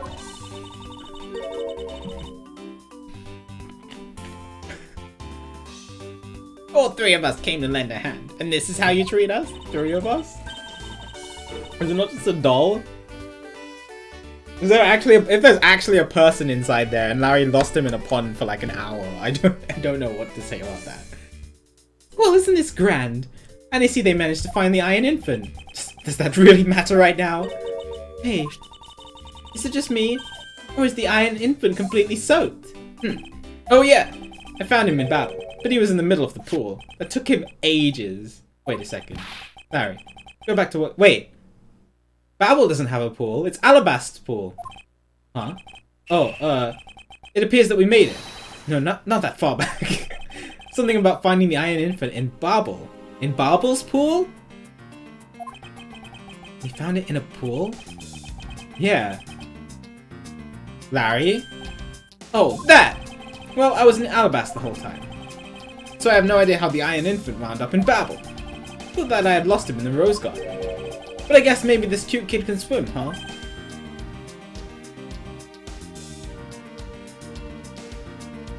Larry, you need to tell us where this pool is. Wait, what? Larry, you lost the Iron Infant in the Rose Garden? But he wound up in Babel? That's weird. Underground secret water passageway?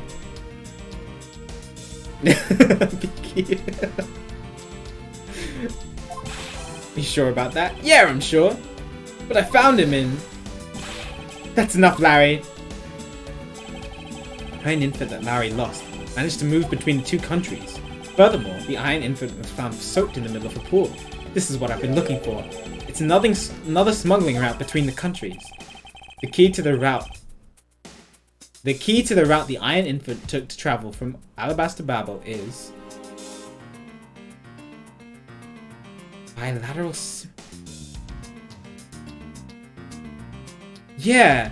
So if there's a pool... If there's a pool in one place, there should be a pool in another place. In the Babel. On the Babel side.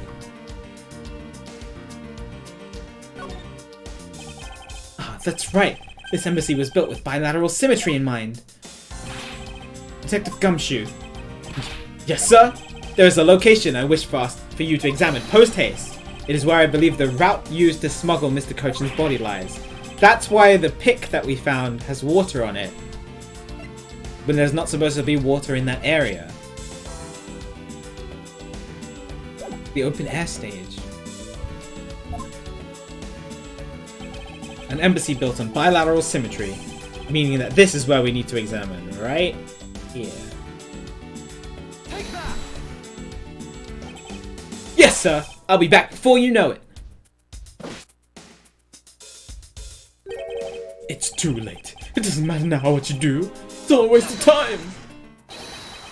You will stay here with us and wait. Oh, phone call. This is Edgeworth. Mr. Edgeworth! It's here, sir! That was quick. Oh my god. There is a reservoir here! Just like in the Rose Garden! Just as I suspected. What is it?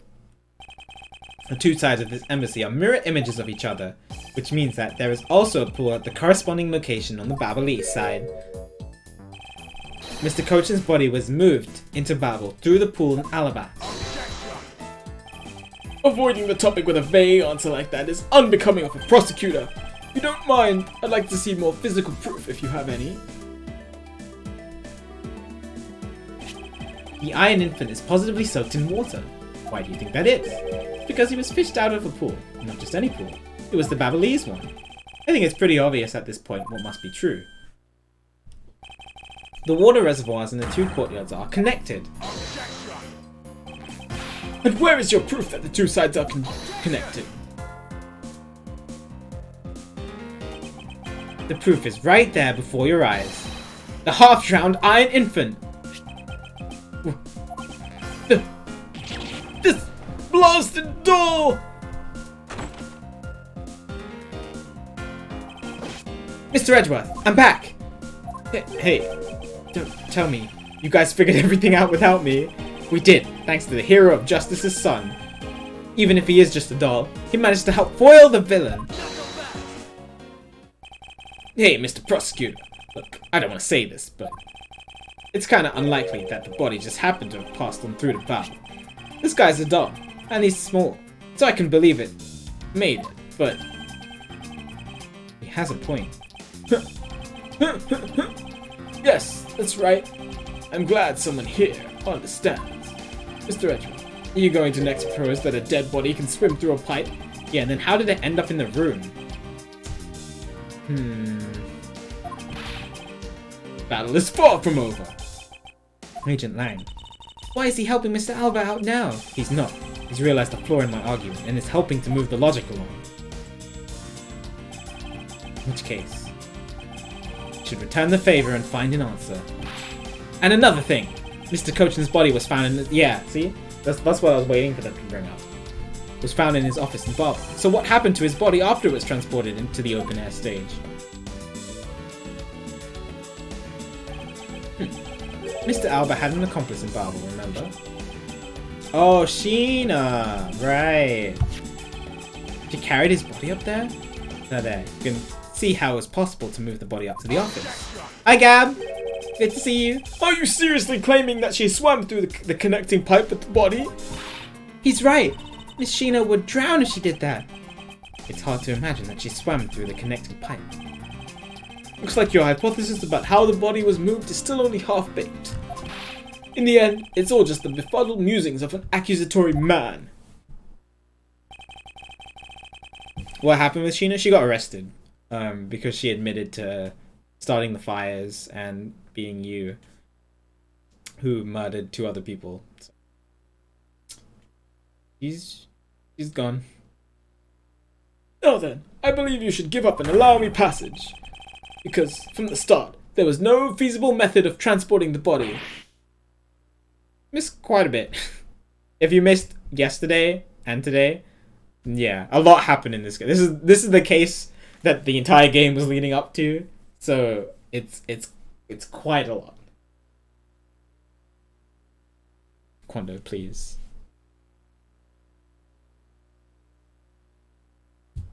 What? Mr. Prosecutor, record Sheena's movements. What was happening in the embassy around the time Miss Sheena was in Babel? Oh, if only there was a way to get rid of the water in the pool.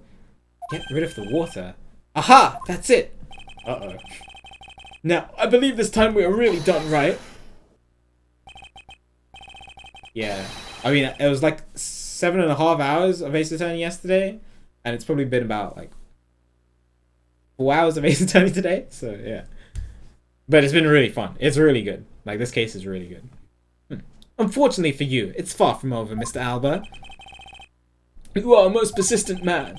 Are you saying that you've thought of a way to move the body through the water? Move the body through the water? That is completely unrelated to how it was done. Oh, what? Excuse me? The reason I say this is because there wasn't any water there at the time. Ah.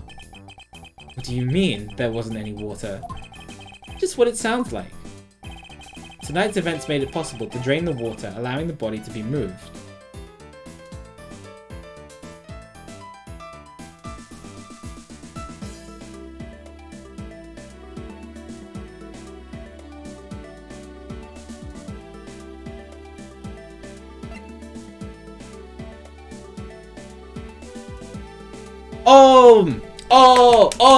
Oh, they had to use the water to put out the fire.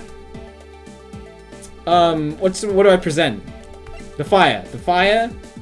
I don't have the fire piece of evidence anymore. No, yes I do. I'm blind. Take that! Take that!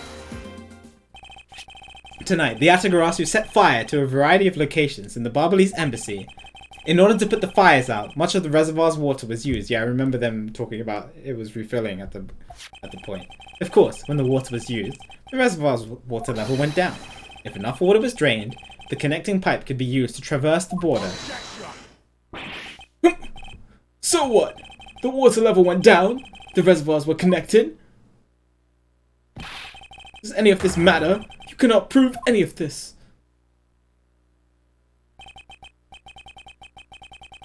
Makes sense, Yoshi. Pretending to be ignorant won't work with me. It's clever. We both know what kind of situation we're in right now. Even in a game, there comes to a critical game-changing moment. A moment in which you hit a wall that you must overcome in order to beat the game. I haven't lost yet. I found the route you used to smuggle the body, and that route would lead to your defeat. Even if all the water was used by the firefighting effort, you still can't really call that a smuggling route. I know that. Ha ha ha! I should have figured that you would notice. Hey, Mr. Alba, how deep are those pools anyway? I'll have you know those pools are extremely deep. And there are no ladders or footholds along the walls either. Uh-oh. We need a champion swimmer. It would be difficult for Sheena to hold the body and climb up out of the pool. Oh! No, but there was a step ladder. There was a step ladder. There was a step ladder. Ladders or footholds along the walls? There was no need for such things. What do you mean? If one were to use a certain something...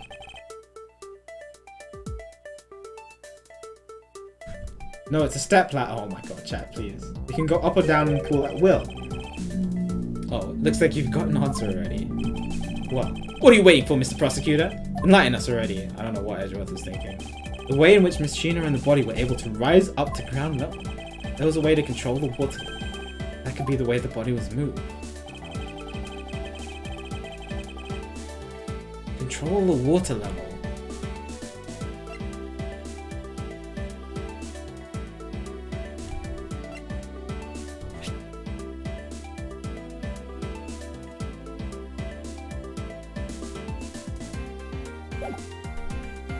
That just autofills it.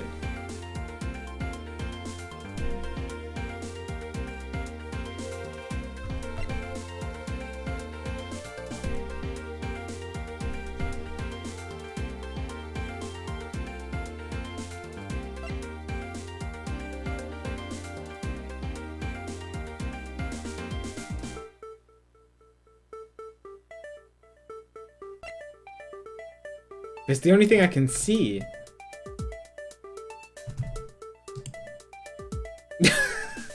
Fucking pole.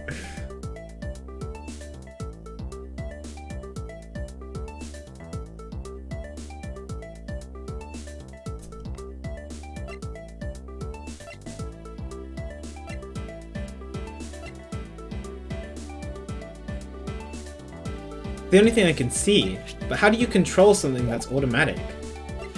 Unless you just wait. But that's not moving up and down, that's just slowly moving up. Did it tie? Oh my god.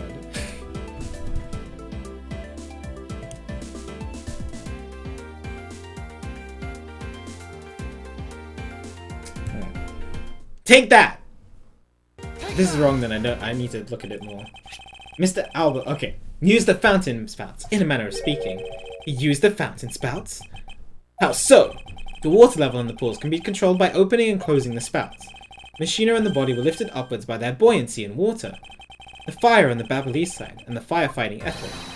These were set in motion, all for the sake of smuggling Mr. Cochin's body, so they just waited. Ugh. Shall I show you where the final destination of my train of logic leads? First, Mr. Albert closed the fountain spouts in advance, in preparation of things to come. Then, he took the pushcart that was brought to the Rose Garden, and pushed it, along with the Iron Infant and Mr. Cochin's body, into the pool. Drown the Iron Infant! At this time, Machina was busy, conveniently starting the first fire in Baba. Look at this animation.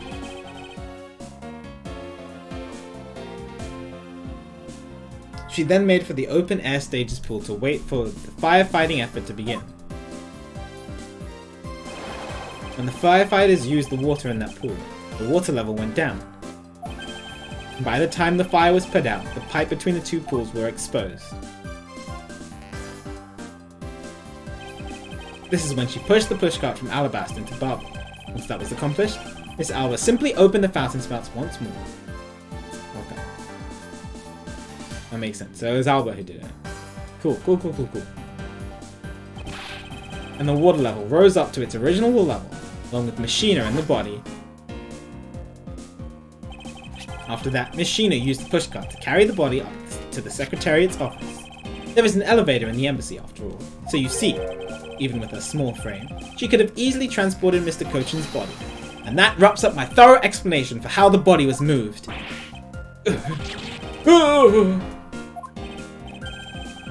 Well, ex-Ambassador Alba, what do you think?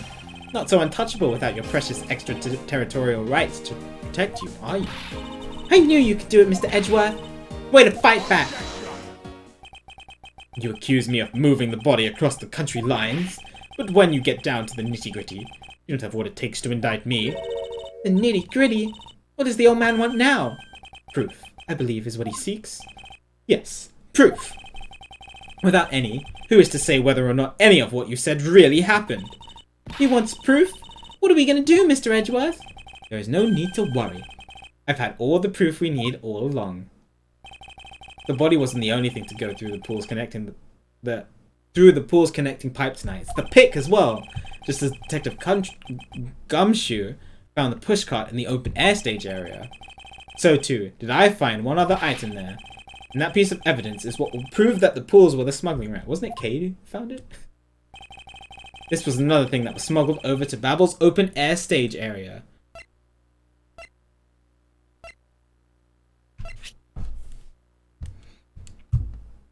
Take that! Take that! And what exactly is this? You have no idea, do you? This little piece that I found on the Babalese side will be your undoing. A guitar pick? Why would you care to explain how that is going to do me in, as it were? Much to your chagrin, perhaps. But this is not a guitar pick. What? This is something I found at the open air stage, which was transported with the body. I naturally assumed that you would recognize it, since you took a photo with it after all.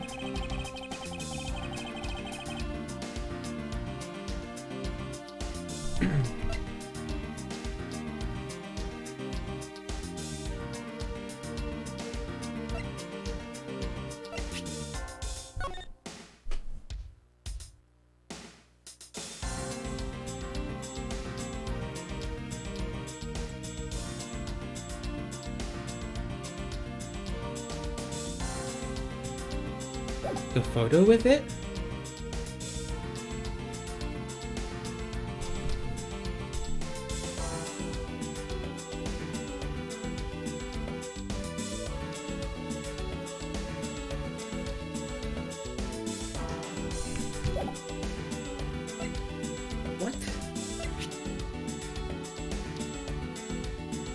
like a guitar pick to me.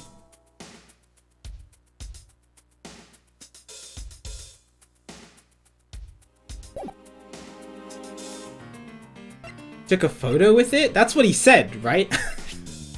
Pretty sure that's what he said. But, hello? I don't see anybody holding a guitar pick here.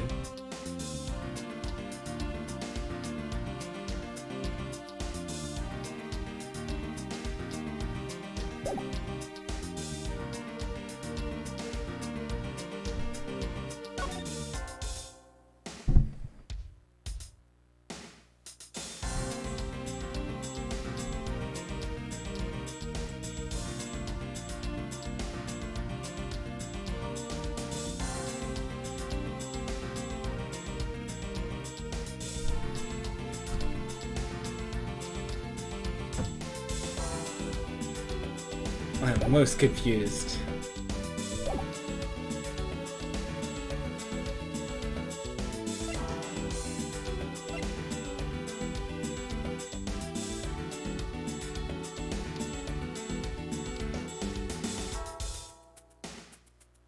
Been waiting so long to use the guitar pick, and now he's just like saying something about it that I just have no idea. I don't understand.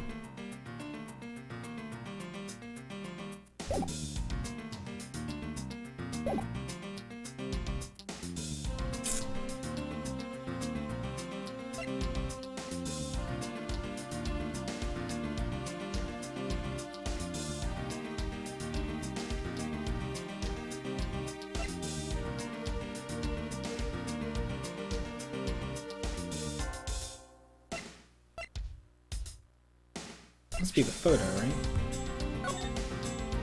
But I don't understand why. Unless I'm just blind. I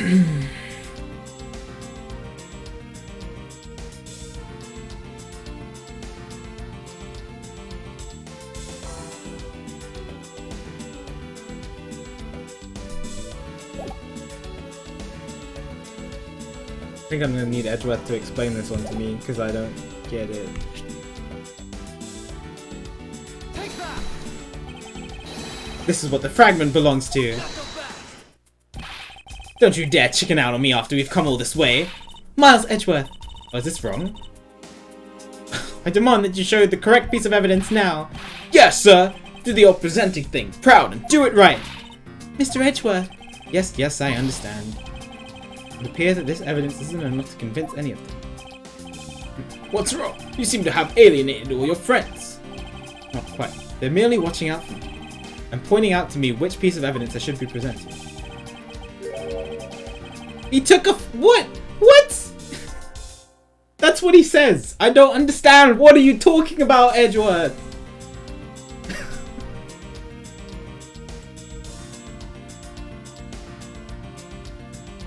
You naturally assume that you would recognize it, since you took a photo with it, after all.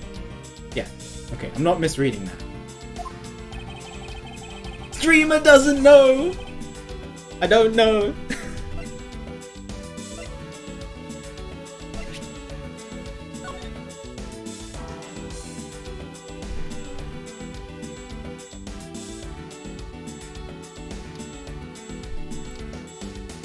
That he's saying so it's in this photo. I don't see it.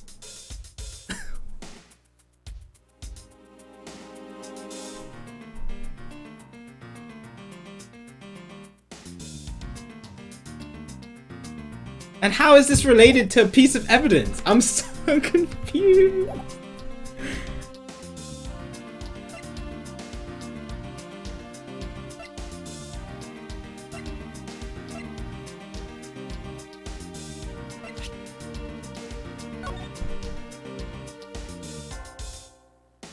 What is in this photo? That's the knife?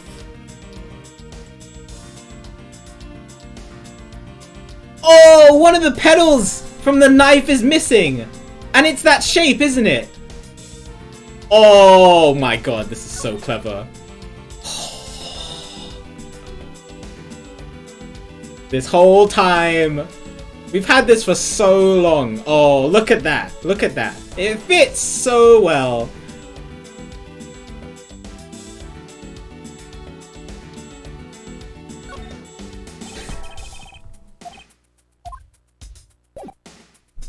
Oh my god. That's so clever.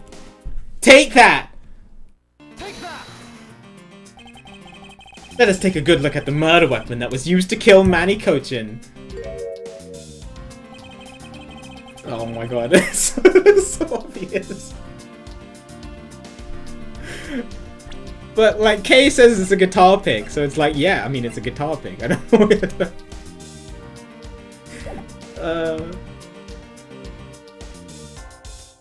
I really thought, because the Jammin' Ninja was playing a show at the theater, I really thought it was his guitar pick for like the entire thing.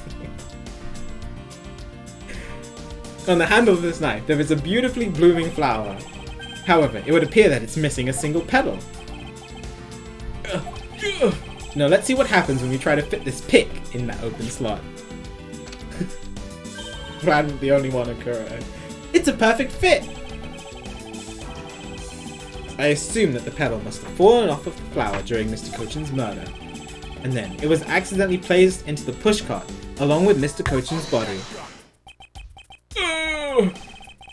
That's an interesting story. Nothing more. Yeah, 100%. But it's clever. I like it. Oh, I assure you, it's more than just a story. Because for some reason, the flower petal was wet when I found it. It was wet, you say? Yes, and the only place it could have gotten wet from is the open-air stage pool. Now I ask you, how did a part of the weapon, which was smuggled into the theatre, wind up in the open-air stage area off the Babylese side of the embassy? I don't think I need to waste any words explaining this, as this petal explains it all for me. It proves that someone went from the Rose Gardens pool on through into Babel. Yeah, it's clever. It's clever. I like those kind of things. Impossible! The people of Zangfar have been waiting to see you. Face to face, Mr. Albert. I'll tell everyone back home. We'll be there soon. You should be happy. Why? Why? Why? It's a little late to be asking that question. You should have known from the very beginning.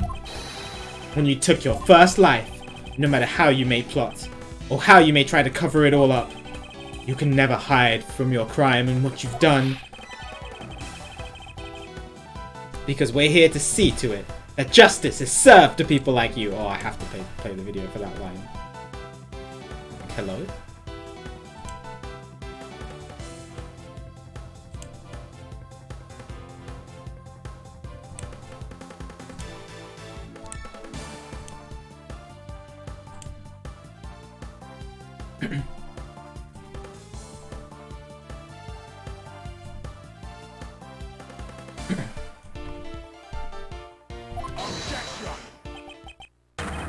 Oh, it stopped already! You can't call what you've given a perfect argument. You know, I don't think this guy is gonna ever admit to his wrongdoing, Mr. Edgeworth. Oh, we have to stop that. Okay. That didn't last very long.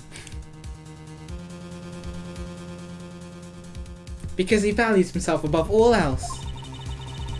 People who can't be negotiated with, or people who refuse to admit when they've lost. I don't believe those kinds of people really exist because everyone breaks eventually. You're right. In that case, I have no choice but to use all of the evidence I have. I'll use it all until he breaks under the weight of his crimes. Mr. Alba, I request that you testify once more. This really will be the end of the line. Oh, there's another to be continued. I really thought we were going to finish it on that one.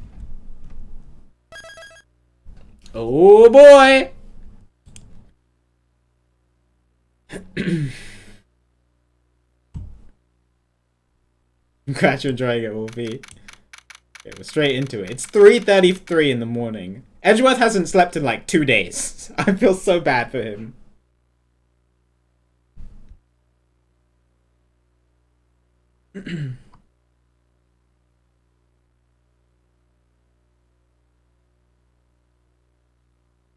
For real. This is the final. This is definitely the final testimony. Mr. Alba, I request that you testify once more. As if there is anything else for me to testify about. Still have yet to fully prove that it was Mr. Alba who murdered Mr. Cochin. Well, I would like to hear about your movements before the murder occurred. I wonder if you could tell us about what you did here at the Theatre Neutralis. Very well. I suppose I could tell you about that. Because about all I did was watch the Steel Samurai stage show. Elaborating on even that alone is good enough for me. The only way for me to place this man under arrest is to pinpoint the exact location of where the murder took place, for that is the key to this investigation. 312. The Steel Samurai show. I watched from the last row. The stage was well lit, but it was dark out in the audience. I swear I was there in the audience, but it's hard to prove that, I suppose. I do remember the contents of the show very well, though. Is that proof enough for you? Those moving scenes were seared into this old man's heart. I'll never forget them.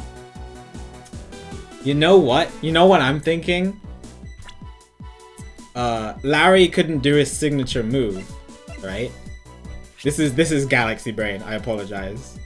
Larry couldn't do his signature move, right? Because he bent his spear, and we still have this piece of evidence, we didn't get rid of it. So, if he mentions anything about Larry's early summer rain jab attack, then we know that he didn't watch the show. But I have no idea if that's what it's supposed to be. This is just Galaxy Brain looking in conjecture, looking into the future. We haven't used the evidence yet, so...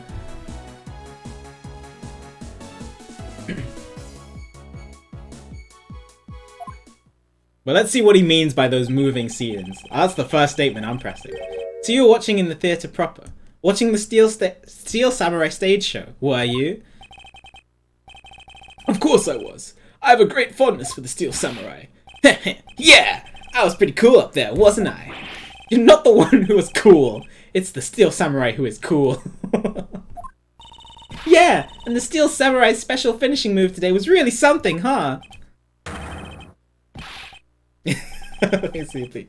Hey, Edgy, who is she? Who is this super cute girl? She's been standing there this whole time, and only now he notices her? Her name is Kay Faraday, and she is helping me in my investigation. Sorry, I didn't get to introduce myself earlier, but better late than never, let's just... Yeah, so Kay, I'm Larry Barnes. Silence in the peanut gallery. There is no time for such trivialities at a time like this. Mr. Prosecutor, this is the final battle. You got that? I know. This is the end. For that man there. Oh, snap! Ha, ha, ha. Now that's the kind of thing I like to hear. Think I'll give trusting you a try, Mr. Prosecutor. Or rather, Mr. Edgeworth.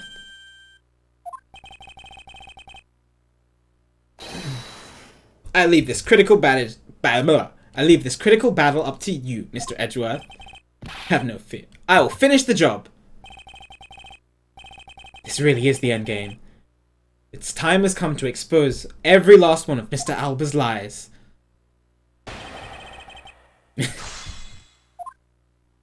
We're in the end game now.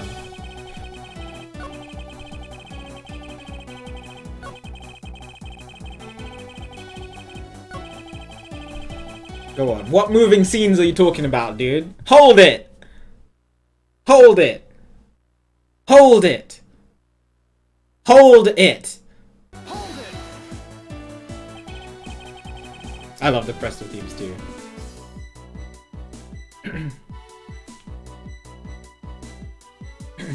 I agree. Today will be a day to remember, especially when we finally make you pay for all the wrongs you've committed. What? Hey, that's what the Steel Samurai says when he defeats the evil magistrate.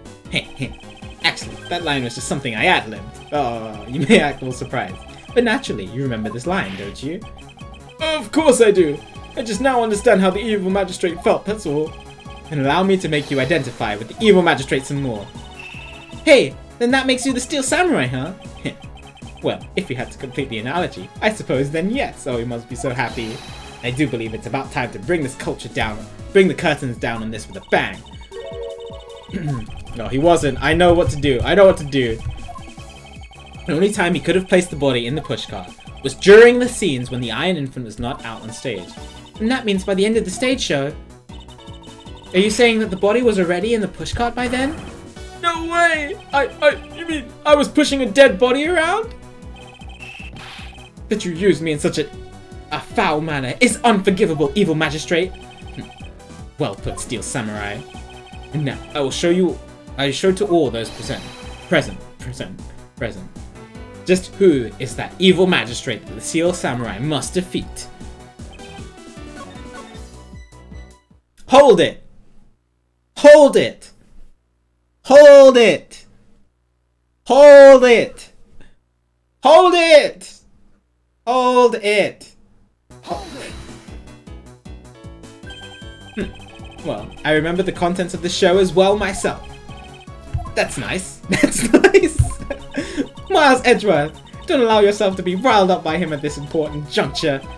Ugh, I wasn't planning to let him. Well, if you ask me, I think I'm the biggest Steel Samurai expert around here. And you didn't think the climatic scene of today's show was just totally awesome? Yes, I remember that well.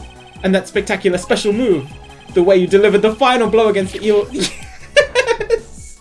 Galaxy Brain! Worked again! Oh, that scene will live on in my heart forever. Is that how it went? Heh, I totally forgot about that. How can you forget your own special moves? That's the special attack that the Steel Samurai uses when he's using the Samurai Spear. Yes, and today was the first time they showed it off, was it not? If I hadn't watched the show, then how could I answer with the name of your move? I suppose you are correct, but if you could, please elaborate on this point for me. Oh my god, we got it. Who would have thought that Larry's idiocy in bending his own weapon would help save the day? Objection! Objection! Getting this ready.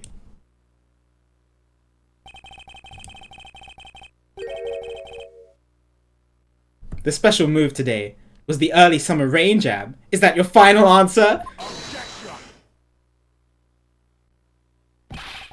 You little irritating gnat! Do you think you can trip me up by asking the same question over and over? That was not my intention. Your testimony is more than sufficient. However, I believe it would be wise for you to take a look at this. I'm waiting for the music to play. The Samurai Spear. What about it? This spear actually never made it on stage today. Excuse me? Unfortunately for you, tonight's Steel Samurai happened to be a goof of a young man with an abundance of useless hot-bloodedness. Okay, it might take a little bit of time if we turn the camera back on. Smokey, thanks for being subbed for 15 months. I hope you're doing well today. Appreciate the support. It's good to see you. Thank you. Question mark? Having said that, said useless man bent the spear during his rehearsal this evening. Okay, do you remember what the Steel Samurai special move was tonight? It was the Steel Samurai Sushi Slash.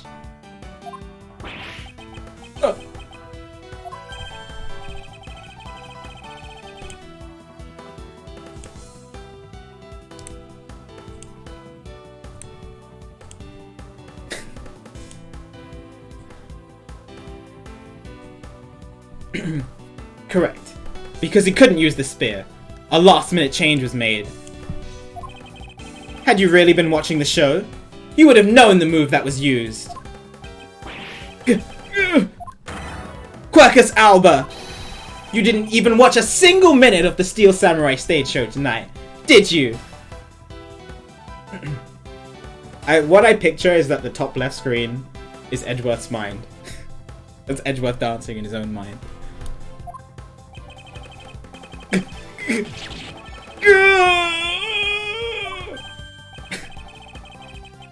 So if he wasn't watching the show tonight, then it opens up the possibility that he was busy killing Mr. Cochin instead. So where were you during the show? I demand an answer, now!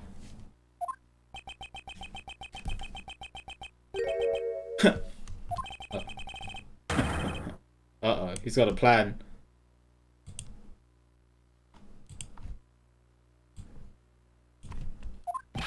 Just what's so funny? You're so sloppy. And so are your conclusions. I still insist that I watch the show. Or most of it in any case. What do you mean by most of it? He's gonna say left before the end. But you see, during the show, I left my seat for a spell to visit the bathroom. I assume that was when that dramatic scene was played out on stage. That's the lousiest, lamest excuse I've ever heard in my life, pal! Omega, what did you...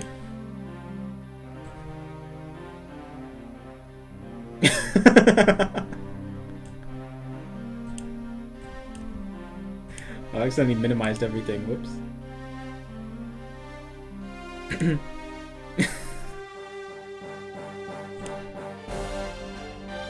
on. Okay. Just because he got the name of the move wrong, we can't really use that as proof that he didn't watch the show at all. Ugh! As a fan of the Steel Samurai, I wanted to watch the entire show. Honest! As a Steel Samurai fan, for someone who wasn't even in his seat for the climax of the show, you have no right to call yourself a Steel Samurai fan, ever!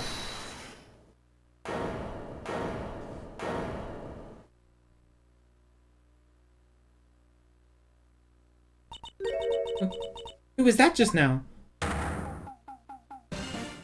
Oh.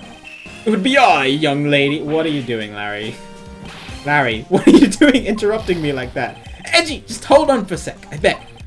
You may never accept this old man as the Steel Samurai fan, but I totally think he's a Steel Samaniac. What exactly is a Steel Samaniac, pal? I believe you meant to say Steel Samurai Maniac. Yeah, and trust me, I know a real fan when I see one, because I'm the Steel Samurai. I will never acknowledge you as the true Steel Samurai. What are you getting so worked up over, Mr. Edgeworth? It appears that the real Steel Samurai recognizes me as a fan. I can't believe this is the direction that the conversation is going. I'm gonna make my dashboard too.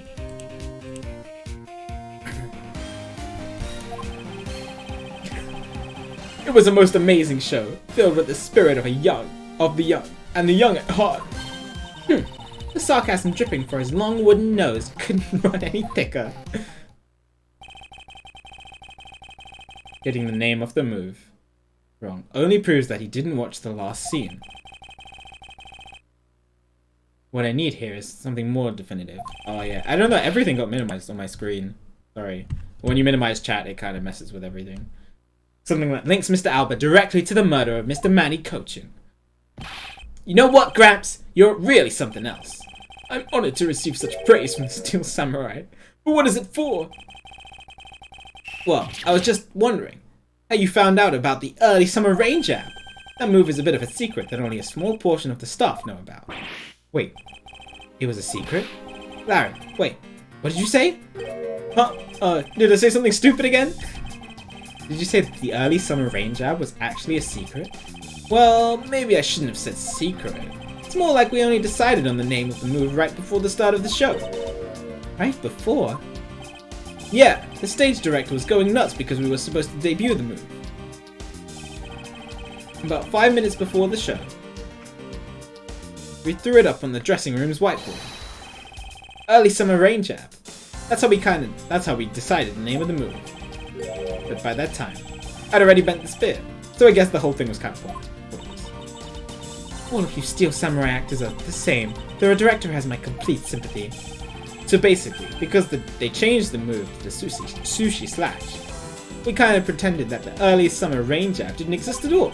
I mean, it'd be really bad if someone found out we changed the move, so we made it a secret. So basically, a gag order was issued for publicity's sake. Almost makes the early summer rain jab sound like a lost art. Yeah, which is why I think most of the staff haven't even heard of the movie. Hold those lips of yours still. What the heck, old man? I've done nothing but listen, and what I can tell, it's all very unrelated to the case. It's also very tedious and a pointless exercise in wasting time, much like a kid should. Mr. Alba, I believe the one who should be quiet now is you. How dare you! I suspect that you've already noticed exactly what the very severe implications are in this man's testimony. Ha, so you're trying to bully me, huh? There are no implications to be read into a behind-the-scenes story of a kid show. Don't even think about trying to slither your way out of this, Quercus Alba. You were the one who said it yourself, that the name of the move was Early Summer Ranger. But that name was only decided upon right before the show was about to start. So, just what are you driving at? That the name of the move you told us was never used in the show or said out loud. Now then, would you care to tell us about how you found out the name of that move? Because I can only think that the only way you could have known, Quercus Alba, this is the only way you could have known the name of that special move. Thought it up. No, you couldn't have seen it.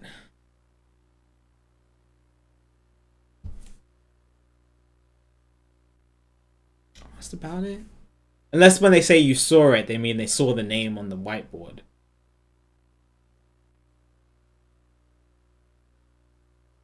That makes more sense. Yeah. When I originally saw you saw it, I was like, you saw the move. But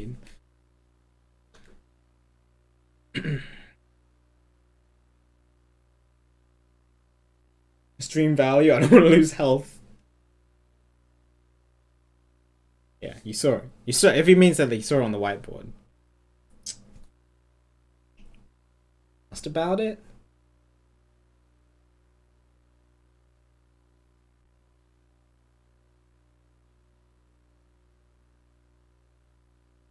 No, you're good, Rad. Don't worry.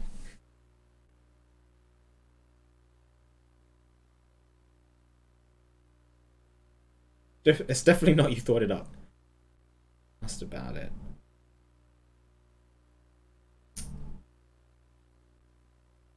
Saw it? Yeah, you saw it. I shouldn't overthink this. You saw it. Saw it on the whiteboard. You knew the name because you saw it. You saw it on the dressing room's whiteboard. Okay. The staff members who knew were keeping it a secret. So you couldn't have simply gone up to a staff member and asked. Which means that the only other option is that you saw it on the whiteboard. So that means that Mr. Iber was in the waiting room at some point, right? What's the big deal, sir? I don't see what that means. There is another piece of evidence that has a great deal to do with the dressing room. So we can't afford to let this slide. Sounds good, Wolfie? This is related to both the dressing room and to Mr. Cochin's murder. Oh, sorry, the song's playing. I'm getting too caught up in the game.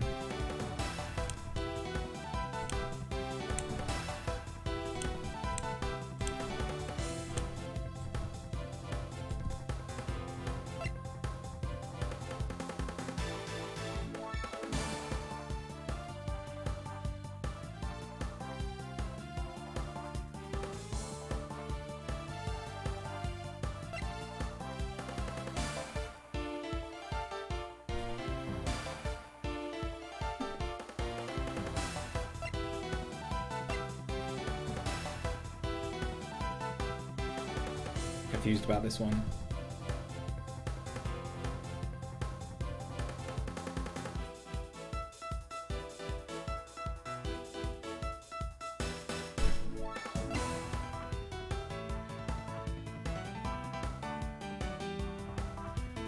Yo, Lexi! Thanks for the gift to sub to Digital. Much appreciated. I hope you enjoy the emotes, Digital. I appreciate the support. That's really nice of you to do, Lexi. Thank you.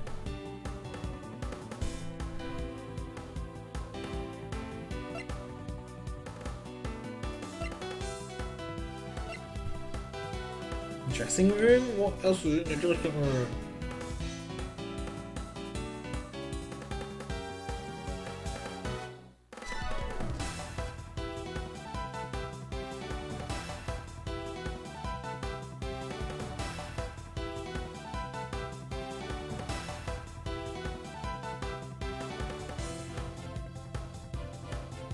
Quando! Thanks for a gifted sub to Gumbuck. Much appreciated. Enjoy the emotes, Gumbuck. Appreciate the support. What was in the dressing room? And related to Mr. Cochin's murder? Like, I'm thinking the samurai dogs, but I don't understand how that's helpful, because that might could have been in the dressing room.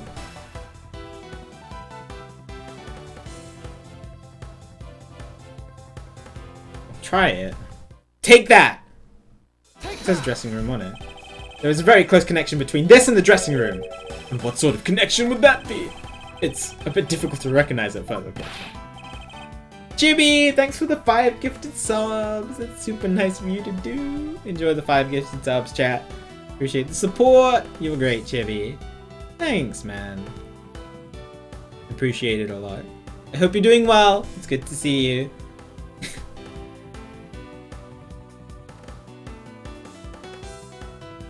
Thanks, Chibi. You're so nice. Hey, Mr. Prosecutor. I only trust what I can see. And when it comes to evidence, I think everyone here agrees with me.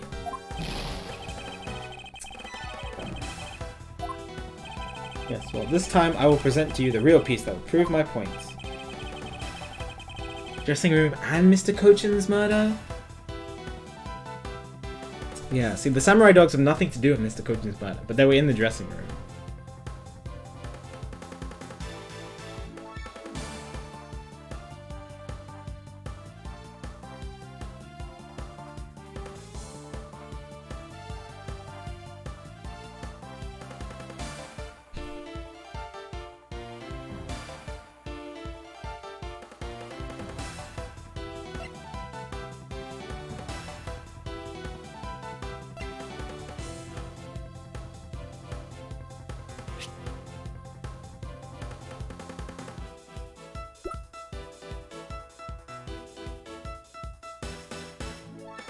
Oh, it was in the dressing room. The pushcart was in the dressing... Of course the pushcart was in the dressing room. And this is obviously related to Mr. Kochin's murder. Ah, take that! Take that!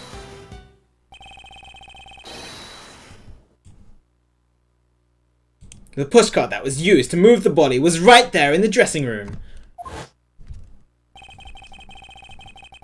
During the show, the pushcart awaited its turn to be pushed on stage in the dressing room. And when it was finally pushed, there along with the Iron Infant in the last scene of the show. And then right after the show had ended, it went into Alabaster along with the Steel Samurai. Which means that the only time the killer could have placed the body inside the pushcart was when the pushcart was in the dressing room backstage. The plane... Oh my god, how many times do I have to... Just leave it on forever. Who needs a face cam, right?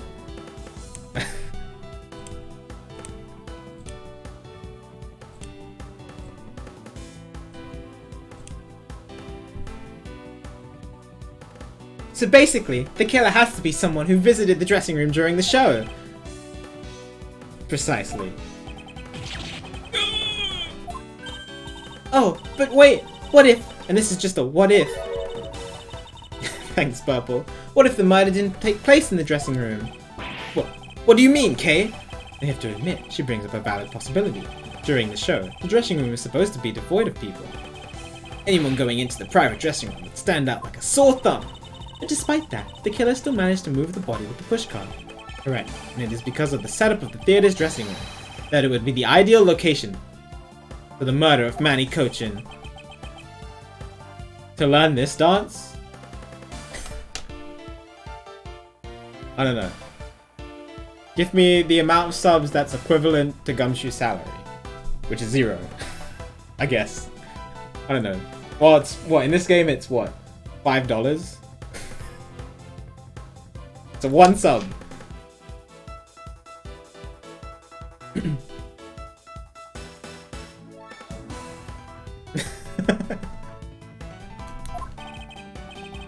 No, actually give me a sub. I don't know if I'll learn the dance.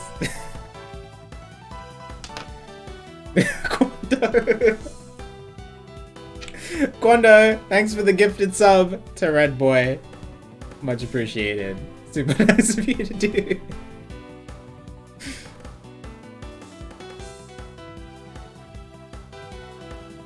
Quirkus Albert, during the show, you went down to the dressing room, and I want to know why. I really appreciate Kondo.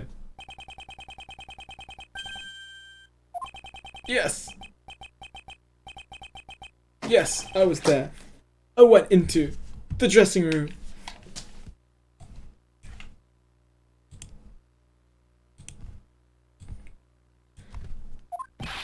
I knew it.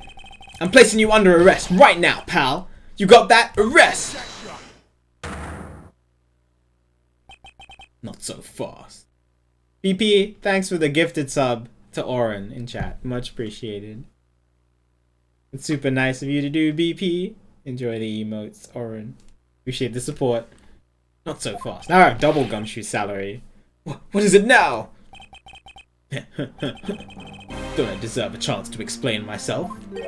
Explain? What is there to explain? I believe I told you earlier that I went to the bathroom. Well, I got... Oh my god, this is really starting to sound like an Ace Attorney testimony.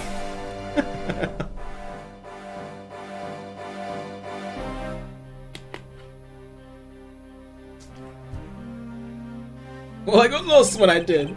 I wanted to ask for directions, but when I opened the dressing room door, no one was inside. That's when I saw the name of the move on the whiteboard. You punk! Still trying to get out of this? Do you really think you can get away from this point? Mr. Edgeworth, isn't there anything you could do to stop him? Ugh. I don't have enough evidence on hand to do anything. I don't have the airtight evidence I need to put this man away for good. But if that's what I need, then perhaps... Agent Lang! I believe an investigation of the dressing room in question is in order. It's possible that we may find new evidence there. Yeah, if Mr. Edgeworth pokes around in there, I'm sure you'll find some new facts, pal. Ooh, and if we use Little Thief, maybe we can even learn something from her recreation. Don't need to do any of that. What? Wolfie? How could you? How could you, Wolfie? I'm not saying this to be mean, but it's just that we've already searched there. My men really are something else. And they found nothing? There's only one thing I can say to you, sis, and it's that they found nothing. That's it. Sorry, Wolfie. I guess you're right. If they had found something, they would have reported it to us. Yo-ho, thank you for the gifted sub to Salary Cuts. Much appreciated. Gumshoe's best friend. Appreciate the support, yo-ho. Enjoy the emote, Salary Cuts.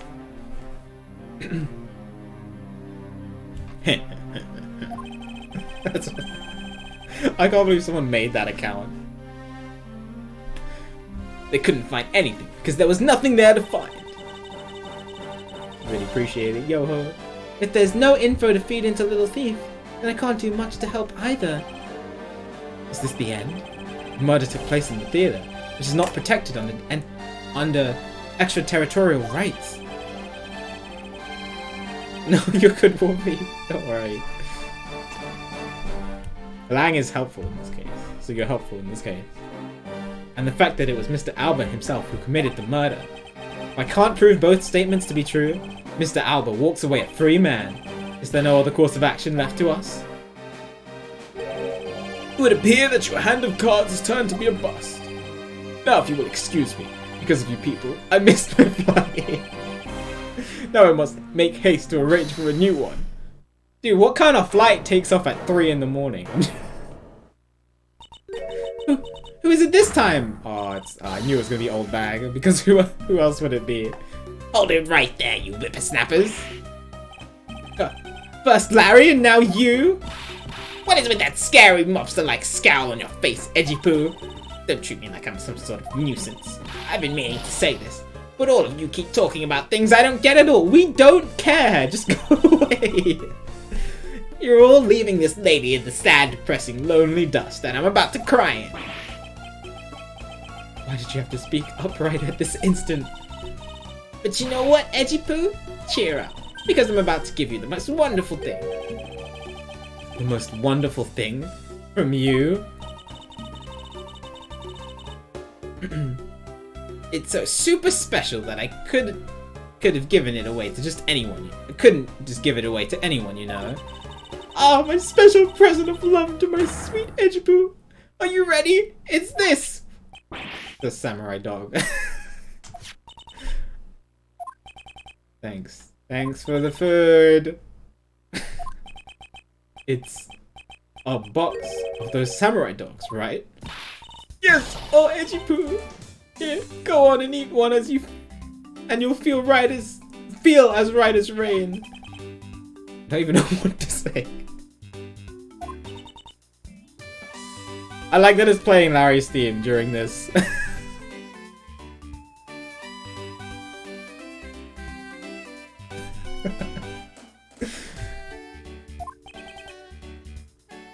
Everybody's so unamused.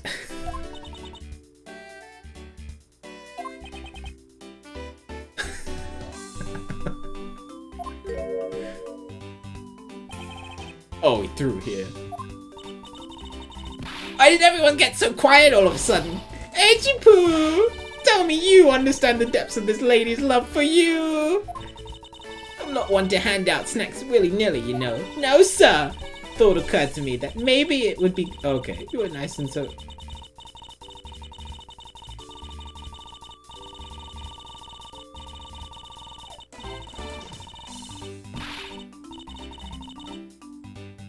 She made the best meat ever, apparently. Mr. Edgeworth, can't you do anything about her? There is no power on earth that can force that woman into silence. But I'm so sick and tired of it. All you people do is look down upon me. Even this box of samurai dogs played me for a fool. It had a special design on its fan, like the Japanese flag. So I thought it was special. But when I ate one, it tasted just like all the rest. Oh, it made me so mad. Wait, a special box with it. Inumaro like fan on it? What does this one look like? Oh! This one is different. Oh, it's got some blood on it! Ooh! Ooh!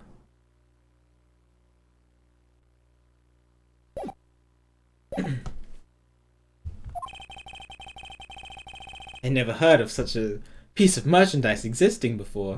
What are the chances it lands exactly in the center? However, there it is. The red rising sun and this fan is filled in. Is it possible? Could it be? After the show, the samurai dogs were piled up on the dressing room floor. However, there was no such thing as a rising sun dog. Oh my god, we got new logic?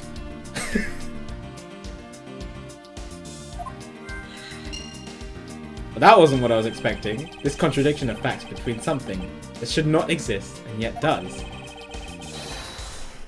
Logiv. The rays from the rising sun may be just what we need to point us in the right direction. At present, the studio bigwigs basically told us to play delivery boy. We were supposed to hand the dogs off to the embassy people and tell them hi.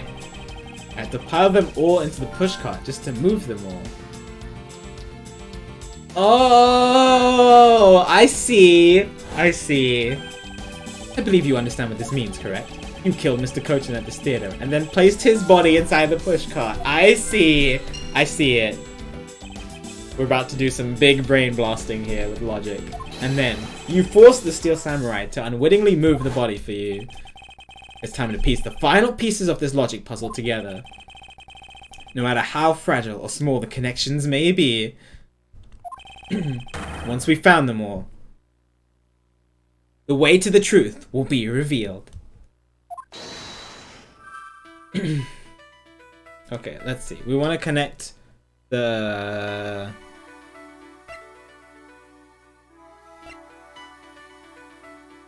Yeah, we want to connect these two first to show that this was in the same... The samurai dogs were in the same pushcart that had blood in it.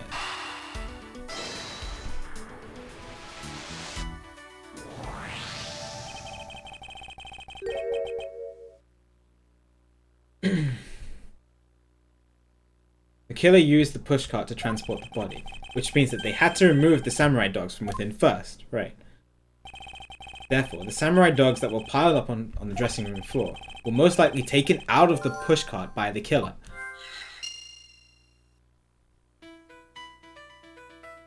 Yeah, and then these two together. Filled in for some reason. I wonder what it could be.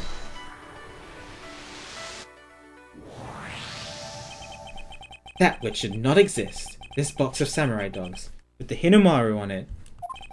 If this red rising sun was filled in when the killer was busy removing dogs from the pushcart, then it's proof that the murder took place in the dressing room. As long as this red substance turns out to be what I believe it to be. Wendy Oldbag. Don't thank her. It's... Okay, fine. I thank you.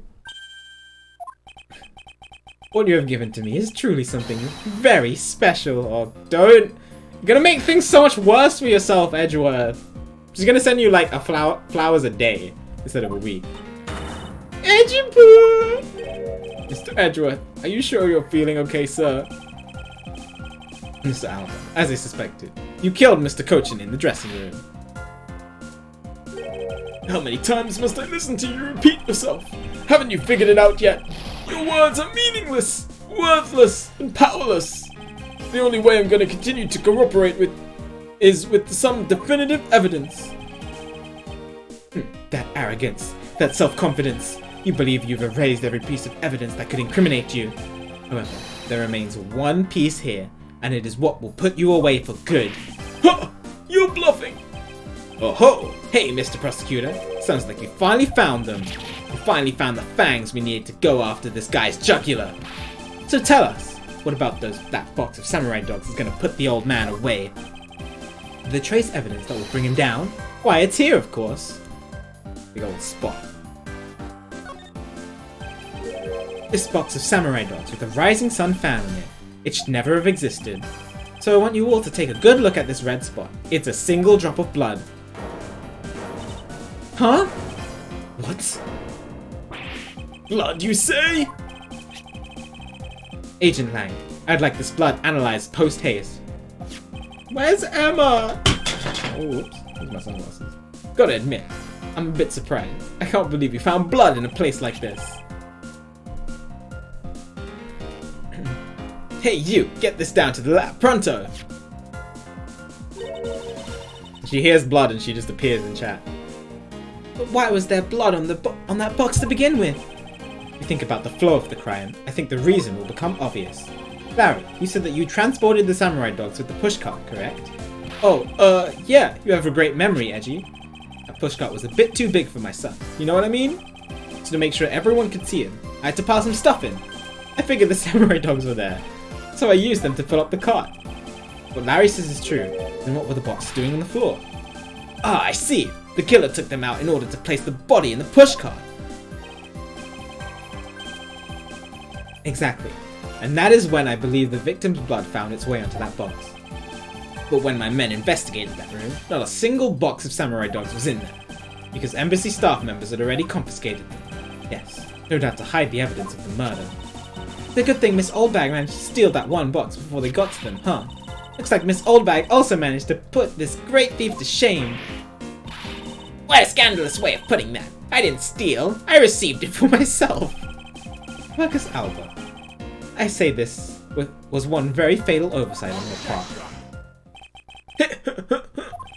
Sorry to rain on your little love fest. However, how could he be so self-confident in a no-win situation for him like this?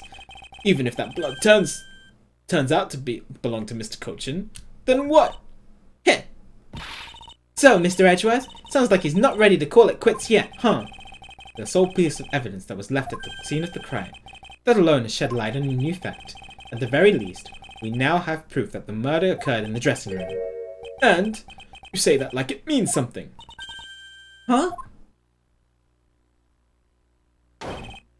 Excuse me, sirs!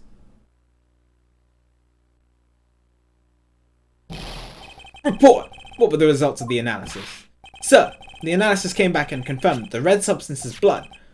I knew it! With this, Quackus Alba. Mr. Edgeworth, I wonder if you might humour my question. Your question? The one from before. Or have you forgotten? Even if that is Mr. Cochin's blood, what difference would it make? Like we already told you, it proves that the crime scene was that dressing room. But it doesn't prove that I am your killer, does it? That's a very good point. The blood on that box doesn't prove that Mr. Alba is the killer. then, this evidence, it's meaningless. It can't be. We were so close, sir. I want to smack that smug off his face. Come on, it's got to be something we can do. Finally found a solid piece of evidence. There must be something I can expose with it. Ah! I can't think of a single thing. Uh-oh.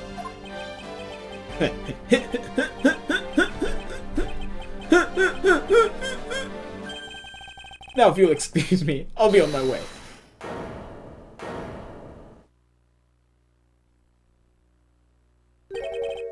Who was that? It's too late. I won't allow anyone to stop me now. It wasn't me, pal. It wasn't me this time. And it wasn't me either. It was me? Who's this?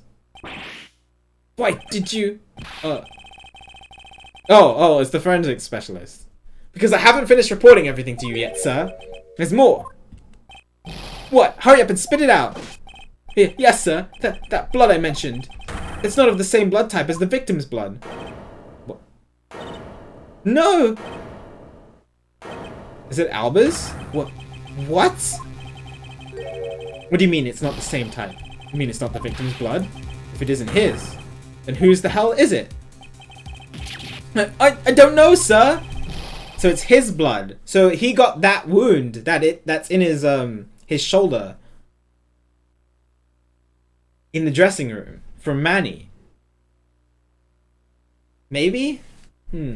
All I know is it's not the same blood type as the victim, sir.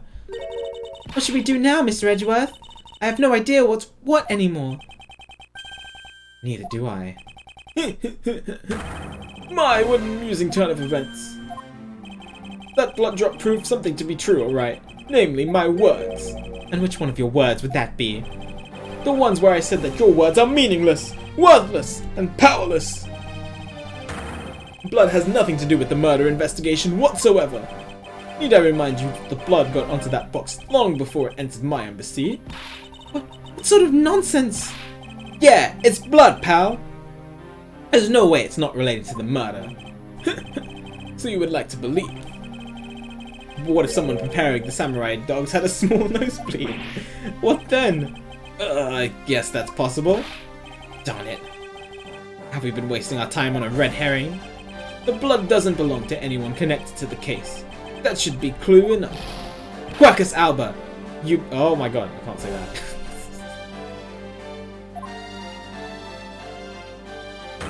Silence! Don't you ever address me with such a filthy word again. I've wasted enough time here with you, and you have your answers. Now let me through! Alba, doesn't matter where you run off to. You'll never escape me.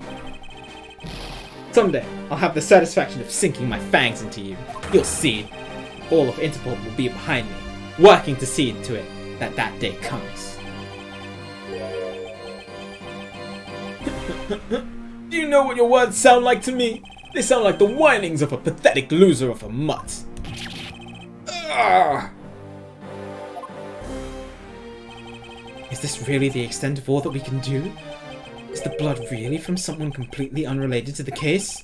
Or is there another possibility? Someone else other than the victim? Just when I thought I had him backed into a corner, it is I who has been backed into one. In a situation like this, what would that man do? Which man are you talking about? What would he, who can turn any desperate situation around, do? Turn it around. That's it. I must turn my way of thinking around. It's not whose blood is this, it's whose blood could get onto the box like this. If I think about it that way, if the blood got onto the box when the body was being placed into the pushcart, then the owner of said blood must have been in the dressing room at that time. And there is only one person that could be. Right. Well, I must praise you all for trying so hard. Petey.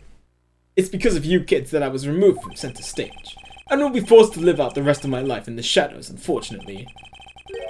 But it's not a total loss, as the underworld will allow me more freedom than you'll ever know. Freedom like what the raven feels as it flies through the dark night sky. You can't lay a finger on me, not now or ever. The arm of the law is powerless before me.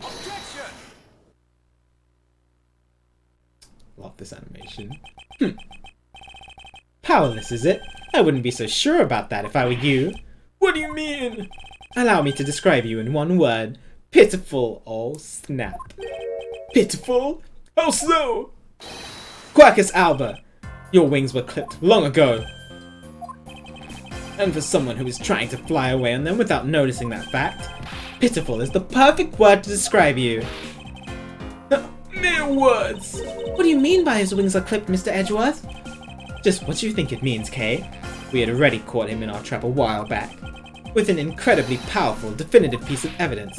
Hey, Kay, Earth Prosecutor! Care to speak in English? What are you talking about? What piece of evidence? The piece I speak of is, of course, this drop of blood. But we know that it's not from the victim. I don't see how it remains relevant to the case at all. Miss Von Karma, I believe that is exactly why it's very important to this case. And the part that is the most important is the fact that it's not the victim's blood. You're looking a little pale. Good, then I believe you're already aware of what I mean. Then you know who the blood belongs to? Of course I do. This piece of evidence is the irrefutable proof that will stop the killer in his tracks. The blood that soiled this box of samurai dogs belongs to this person. Where is he? He's 72. Take that! Take that! The blood of the rising sun in this box belongs to you, Quercus alba. What? Why is his blood on the box of samurai dogs? He's not even a victim. The blood fell onto the box when Mr. Cochin's body was being loaded into the pushcart. At that time, the only two people in the dressing room were the victim and his killer. So that's what you mean. The blood doesn't belong to the victim, and there is only one other person it could belong to. Yes, and that person is the murderer himself. That's the only logical conclusion. But Mr. Cochin was the one who was stabbed, sir. Why would Mr. Alba have been the one who was bleeding? Oh, we've got evidence of that. Don't you worry, Gumshoe. What if during the murder, Mr. Cochin had fought back? You mean, if before Mr. Alba could kill him, Mr. Cochin managed to wound Mr. Alba? Yes, and I believe we have a piece of evidence that proves that he was bleeding then. What is the piece of evidence that shows that Mr. Alba was probably bleeding at that time as well? His wound. Take that! Take that! Mr. Alba, you bear on your body a great wound.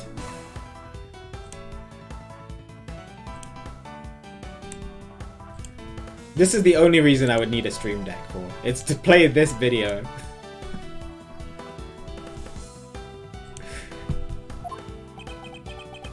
This was from when Damas 2 attacked me with a pair of scissors. Yeah, and that happened way after he was in the dressing room. Ah, but is that what really happened? You can manufacture a weapon by smearing blood on it, so I can't just accept that as fact. Shall we try a test, Mr. Albert, and see if the shape of your wound matches the scissors? You really are something else, Mr. Edgeworth. You don't let a single thing slip you by, no matter how insignificant the possibility. You'll want to talk, Mr. Albert. You've managed to give the law the slip for 10 years as the smuggling ring's leader. No matter the danger, you can hide every last ounce of fear and anxiety from everyone. You truly are a one-of-a-kind criminal. I am the master of my fear.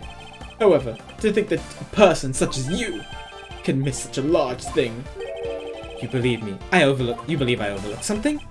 You said that my wound was caused by Mr. Cochin, and that it was caused here in the theater's dressing rooms, right? Yes, that is correct.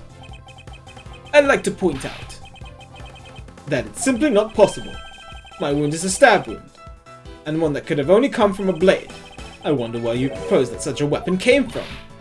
Ah, this theater was packed with security guards.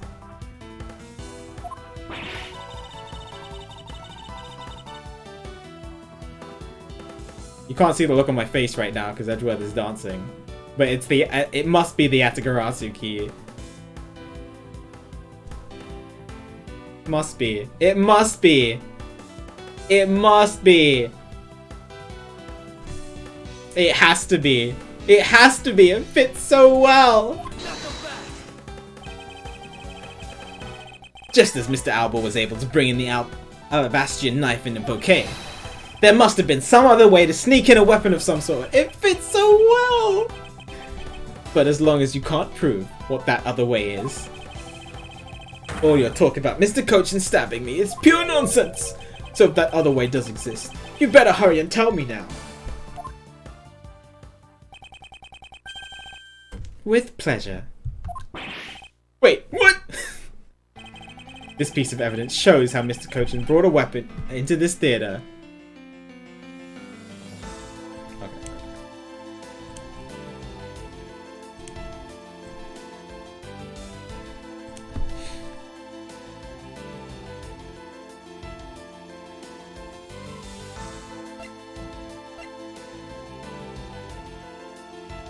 No, I'm not covering up the game screen.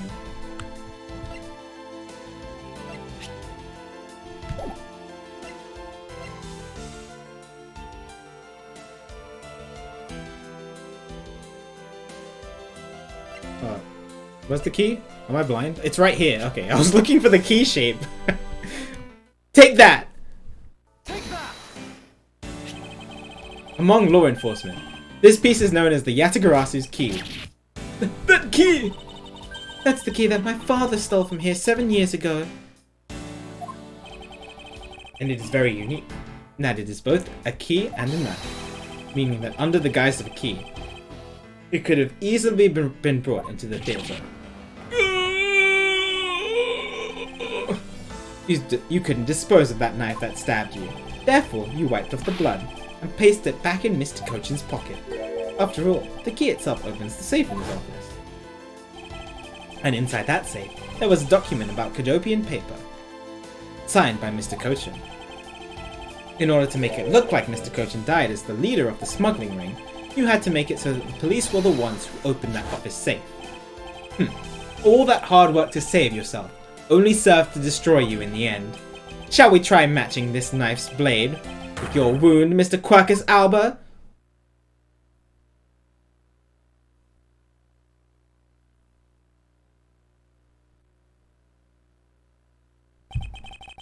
And that is what some may call the coup de grace.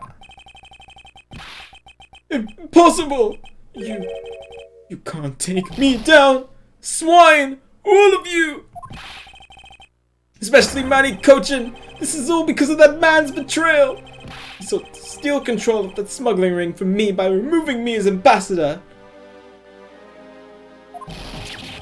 Which is why he deserved to die while bearing the guilt for all of my crimes for me, always confessing! That's why I sent out the Yatagarasu's card, and how this incident was born. Manny was supposed to be the smuggling ring's leader who was killed by the Yatagarasu, but I had yet another reason, yet another story that was supposed to play out. Manny's death was supposed to bring everything to a close. And I would have gotten away with it too if it weren't for you meddling prosecutors. Mr. Alba, I'm afraid there is one more question I forgot to ask. Good old Scooby-Doo reference. I love it.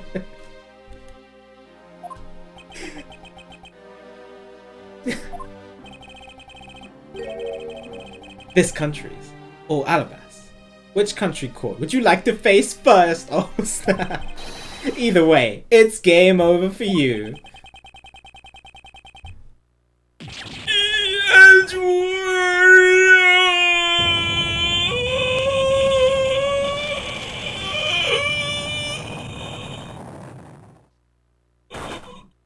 Oh, he died. Oh, he fully died.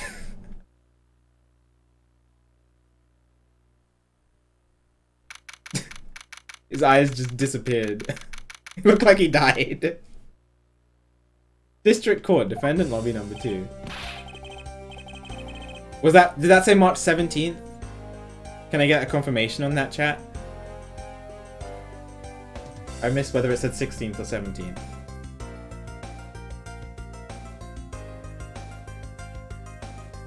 It did? Okay, cool. So this is a day and a half after, not just a day after.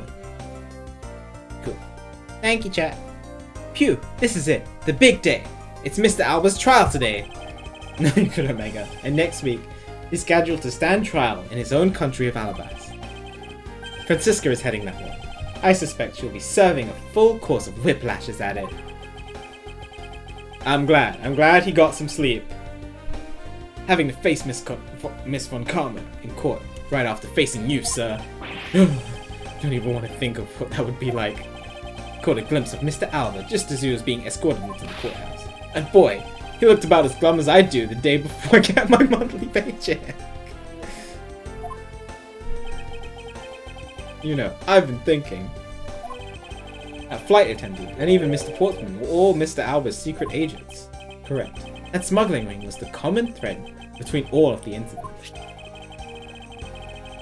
Cammy Meal was to provide support during her smuggling ops, using her job as an attendant. And Mr. Portsman was to manipulate trials related to the ring to end in their favor. Oof, I fly airlines, and even the prosecutor's office. No one was safe from the smuggling ring, huh, sir? I suspect there are even more members of this ring spread throughout the world. Yeah, it sounds like such a big op that I can't even begin to imagine what it's like. What is it, detective? Ah, nothing. It's just, come to think of it, Mr. Ernest Amano's trial is also scheduled for later today, sir. Oh, interesting. I'm aware of that. Mr. Earlobes himself. Mr. Amano has been working with the smuggling ring now for over 10 years. He used the Amano Group's various connections worldwide to assist the ring. But all of that has come to an end, as his conglomerate is now undergoing harsh scrutiny. I owe Mr. Amano a debt of gratitude, but he must pay his debt to society. Well, with the arrest of both Mr. Alba and Mr. Amano, I guess that about wraps up the KG incident as well, huh? I suppose so. The real killer in the KG incident 10 years ago was Manny Cochin. And 7 years ago, the killer in the second KG incident was Matt Krell. Those two facts are the unshakable truth. However, it seems that a lot of effort was put into hiding these and other truths from us. And I will expose it all in the trials today. You're solving cases left and right today, aren't you, sir? TCU and Deadman. Perhaps now, these two brave souls who tried to make the truth known can rest in peace. By the way, I received some gifts from Ambassador Palena. Shrimp, crab, beef. I don't need any of these, so I'm giving them to you. What? Seriously, sir? Well, wait, actually, oh, you don't want them any? Why not, Gumshoe? The way you're holding them. Don't tell me they're just coupons, sir. Detective Gumshoe, have you not read the paper recently? Ever since the two countries became Codopia again, its economy has changed. Really? And it seems that Ambassador Paleno has reaped a few benefits of his own from it. He's been announced as the official ambassador of the newly reunified Codopia. Ah, but what a pity. Who's this? Even though every item he sent is a treasure, you don't seem all that interested. Who's this? Well, if you don't want it then. If you don't want them, I can give them to my lovely assistant Kay. Wait, that's not what I said. So, Mr. Edgeworth, please let me have them, sir. Actually, come to think of it, where is Kay? Oh, she's still not here. Hello? Oh, she's gonna kick me. Hey, you've got to be more alert than that. I can't believe you didn't notice. I was even mimicking Mr. Edgeworth's voice for a bit. Ah, okay. I was wondering why I was like question mark, question mark, question mark. It's like, I totally didn't notice you, or realize that voice was you. Lang Ji says, ferocious love blooms with each new spring. Hello, Agent Lang. A pleasant surprise to see you here. There was Kay impersonating Edgeworth. It's been a long time since I set foot in the courthouse, but I wasn't gonna miss it. Frickin'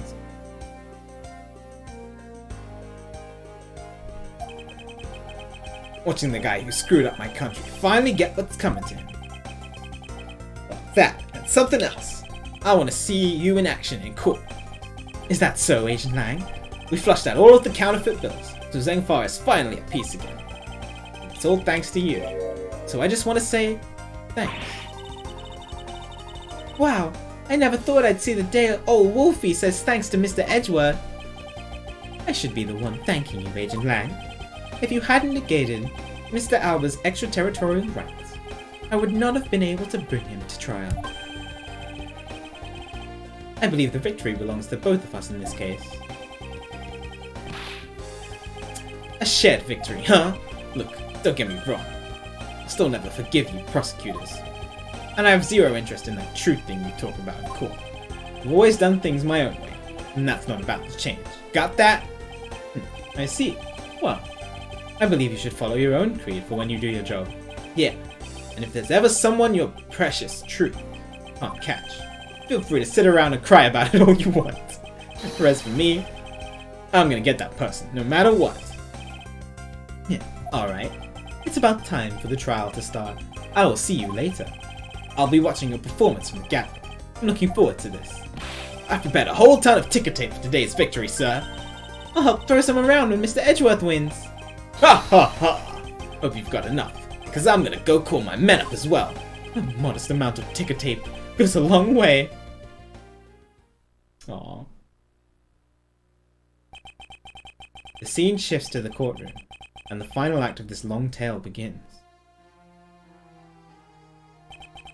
The legend of the great thief Yatagarasu. It's the story of those who choose to dedicate their lives to the personal truth. Prosecutors are those who seek a guilty verdict for the defendant's name, and to that end you have no choice but to win by any means necessary. That creed was forced onto me since I was very young. However, I no longer think that this is all we prosecutors are, and that is because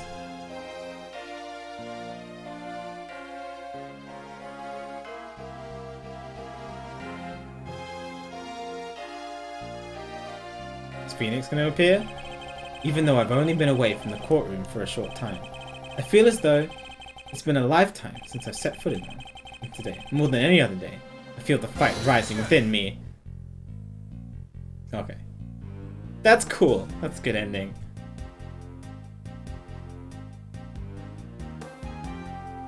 Oof. GG. I'm really in Mr. Edgeworth's debt for the other day. Thanks to him, I'm still free to serve in the friendly blue skies. Oh, so about my suitcases. I've been selling them on the internet. And oh, okay. Yay! Thanks to the praise the art world has lavished on my work as being truly postmodern. The airline has chosen me to design the new line of iFly jumbo jets. Just think, someday you will be able to take a ride in my pink-walled, yellow-seated jet. Yeah, this was a really good game. Oh, this guy. I liked all the cases. It definitely felt different to the Ace Attorney games in the fact that it was all a big lead up to the final case. I'm just not gonna do that. It's fine. Yeah, but I liked it. Like, the final case definitely made it worth it. And previous cases were still really good too. I like the dynamic that the game had. I like the investigation and the logic aspect of the game. It's a really, really good spin-off. And then all the depth that it adds to all the characters are just fantastic. So it's really, really good. We finally caused Agent Hicks's killer, and I was able to arrest Mr. Alba's teary eyes. It feels good to finally bring everything to a close. I received another offer from Interpol to work another case in cooperation with them. However, the Cadopian courts await.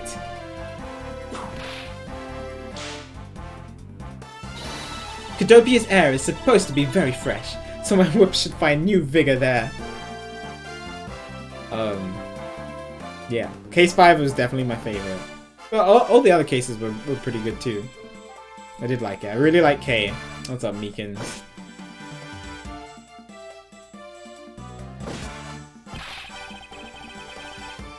Yeah, exactly. Like the way that the ring was portrayed, like in terms of the smuggling ring, it was really portrayed as this like big evil company, and then out like the head of the ring was like this really secret evil dude.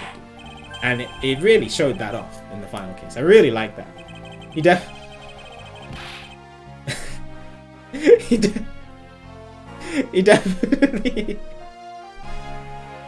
sorry, that distracted me. He definitely seemed like a really good bad guy. Really, really good. One of the best villains for sure. Hi, Emma! We missed you!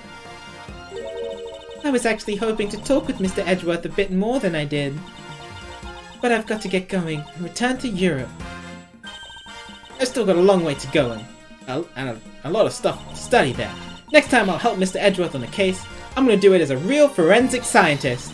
I'm sure he's gonna need all the help I can give him, scientifically. Oh god. Yeah, about that, Emma. It's okay. Don't worry, she doesn't know yet.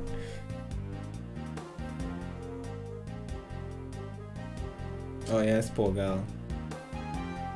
God, is this what it's gonna be like every time Emma appears on the screen?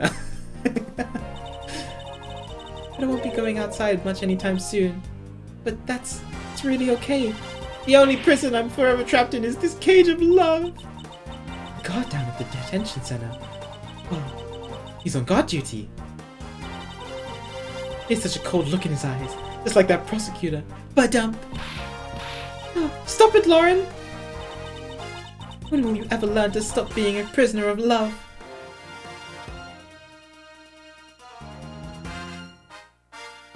This is a really good ending song too. Yo, what's up, Gumshoe? Or is this the judge? Which one is it? It's the judge, oh, okay. It appears that there are all sorts of drama taking place outside of the courtroom. Since the judges are here day in and day out, I've only heard of a few rumors, but apparently Mr. Edgeworth teamed up with a thief and became a detective. Maybe I should team up with a bailiff and try to become a lawyer or something. Oh god, that can only end well.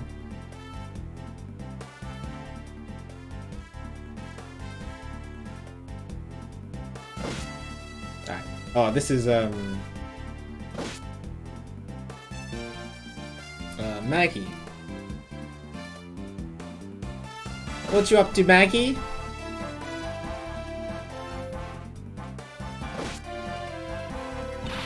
Phew! I barely escaped death yet again. Yeah, but boy, we were lucky to have Mr. Edgeworth here to help us out, huh? Yeah, but because I lost the key and got fired from security guard, I got. Oh, she got fired. Alright.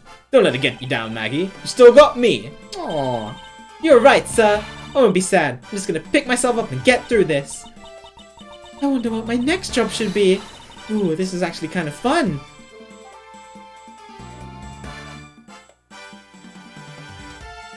Poor Maggie. She has really bad luck.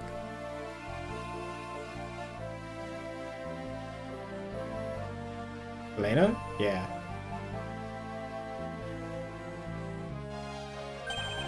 Why not come to Cadopia for your summer vacation? We have coupons aplenty. Right now, our embassy is proud to present our Let's Investigate a Murder show. Although recreating that particular case has created a few small fires of its own. Then we had a few problems with the fire marshals. But the next event will be great. It'll be an attraction entitled Capture the Atagarasu. Of course, I hope to enlist Kay's help in creating our latest attraction.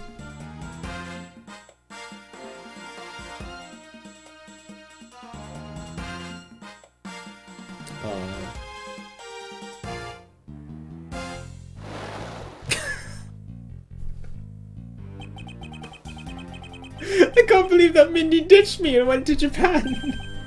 But it's okay, because that's how I met Miharu. We're planning on going to Paris soon and start a business. We're gonna sell blue ocean dogs. They'll sell like hotcake hot dogs for sure. A blue hot dog in a blue bun. I guarantee you it'll turn your tongue and your face blue. I will not eat that. I know I'm not really the type to work alone. Or not really, but... Oh, so I noticed that I really haven't seen the guy in the blue suit at all recently. I wonder what's up. Well, the next time we meet, I'm gonna make him eat one of my dogs. Uh-oh. Phoenix, look out.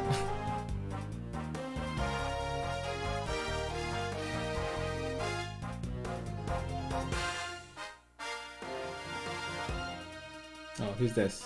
Bad? Yeah. Today I gave testimony in court. Today. As a member of the Atagarasu. Said today twice. Yo, Mr. Bad, you look well, all things considered. By the way, have you noticed that elements with the ring have begun moving? They're probably fighting over who should succeed, over who should be the next boss. Although, to be honest, I wish I could forget I'd ever heard of that smuggling ring. Lang Ji says, though thoroughly bite the poisonous snake from head to tail. No one runs afoul of the law and escapes this wolf's fangs. I'll get you all yet. Ah, youth. When did I become so old, I wonder? I've begun noticing these grey hairs in my beard more. Thinking of retiring my mirror. Who do we have left?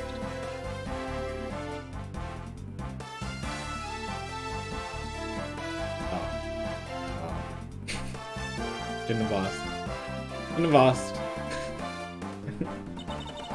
I was the Pink Princess and the Pink Badger, all in the span of 2 days. Talk about busy. But it's alright, because I got a letter from my beloved Edgeworth. Please take care of your hip. And when you wish to speak, first take off your headpiece. What does he mean by that last statement? It's not like I enjoy being under a headpiece every time I see it. Alright.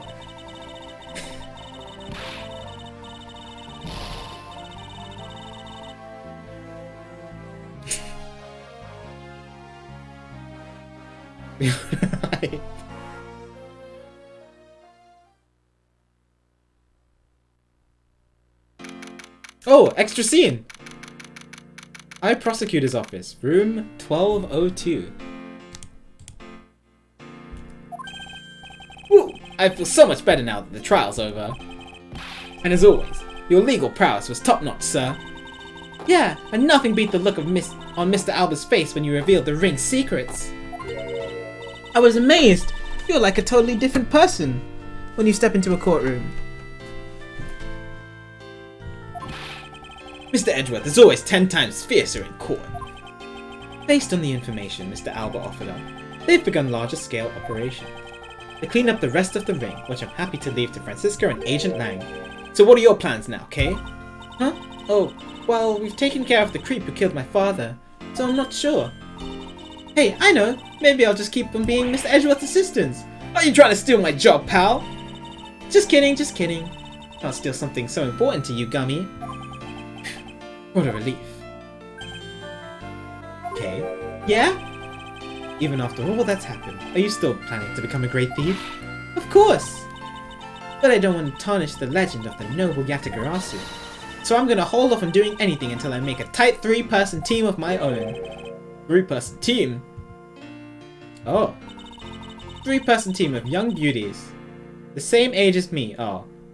So we're gonna be like, you know, you got thief, prosecutor, detective.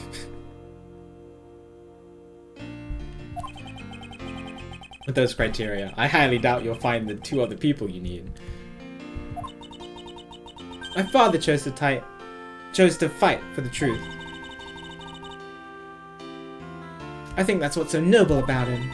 So you see, Mr. Edgeworth, the only thing I will ever steal. Yeah, I was thinking Charlie's Angels. As well. The better Charlie's Angels. The only thing I will ever steal are the truths that have been hidden away. I'm going to work extra hard to make a world where the Yatagarasu isn't needed. Let's both strive for such a future. Well, I guess it's time for me to get going. I see. Okay, keep your chin up and stay strong, okay? And don't be a stranger. Don't worry, I'll be back. I'll be sure to break the lock on the window and sneak in. If you could, I'd appreciate it if you came in through the building's front door. It's okay, Mr. Edgeworth. The lock on my window at home has been broken for forever. Oh, one last thing before I go. Let's take a group picture, just the 3 of us. Oh, we're gonna see cuteness. Yeah, commemorative photo.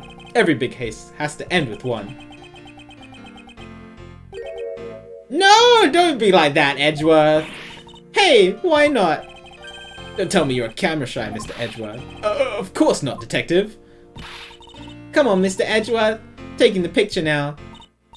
Hey, come back here. Mr. Edgeworth, you can't run away from this, sir. Ah, hey, Detective Gumshoe. Stop that. I can't be seen doing that. What? Okay, I'm totally taking it now. Say cheese.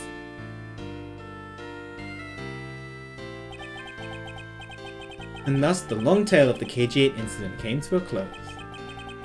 And saw the demise of a smuggling ring, and the birth of a little great thief. but there is little time to rest and relax. But I am eager to tackle the investigation into a new case. The reason for my eagerness is I want to pursue the truth, and I want to believe in the strength of those who use the power of the law for good. As someone who has chosen to live my life as a prosecutor, that is my new creed. Aww, that's a good picture.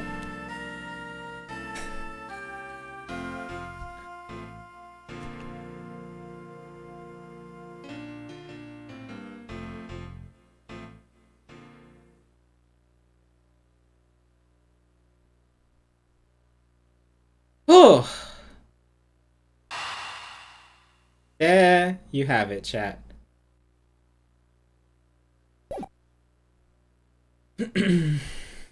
So, thanks everybody for watching. I'll watch it off stream, Akura. Thanks everyone for watching. This was really fun, and I'm really excited to play the sequel. I know the sequel didn't get an official release, but I'm working on a way to be able to play it on original hardware, with the fan translation, which will hopefully happen soon. But it won't happen next. The next game I'm going to play casually on stream, well, it's going to be Jackbox next week. But the week after next week, we're going to start up... where did I put it? We're going to start with this game, Ghost Trick. And I'm super excited. It's like brand new, factory sealed. And I'm very, very excited to play it. Yeah. So I'm working on that, Yoshi. So while I work on that, Ghost Trick is going to be the next game. So it'll be... Next week will be Jackbox, the week after will be Ghost Trick, and then the week after that will be probably Ace Attorney Investigations 2, because I don't think this is a very long game, so I'm planning to beat it in one weekend. But yeah. So this game was great, it was fantastic, it was definitely one of my favorite Ace Attorney games, just from the mechanics and the story, and getting to know more of the characters and stuff like that. Like, Kay is fantastic, even the new characters were really cool. Yeah. Well, we'll see, Escron. I plan to beat it in one weekend, but if I can't, then I can't. It's okay. Yeah, so I'm very excited to play Ghost Trick. Had a fantastic time playing this game, and we ended just before midnight for me, so this is perfect. Perfect.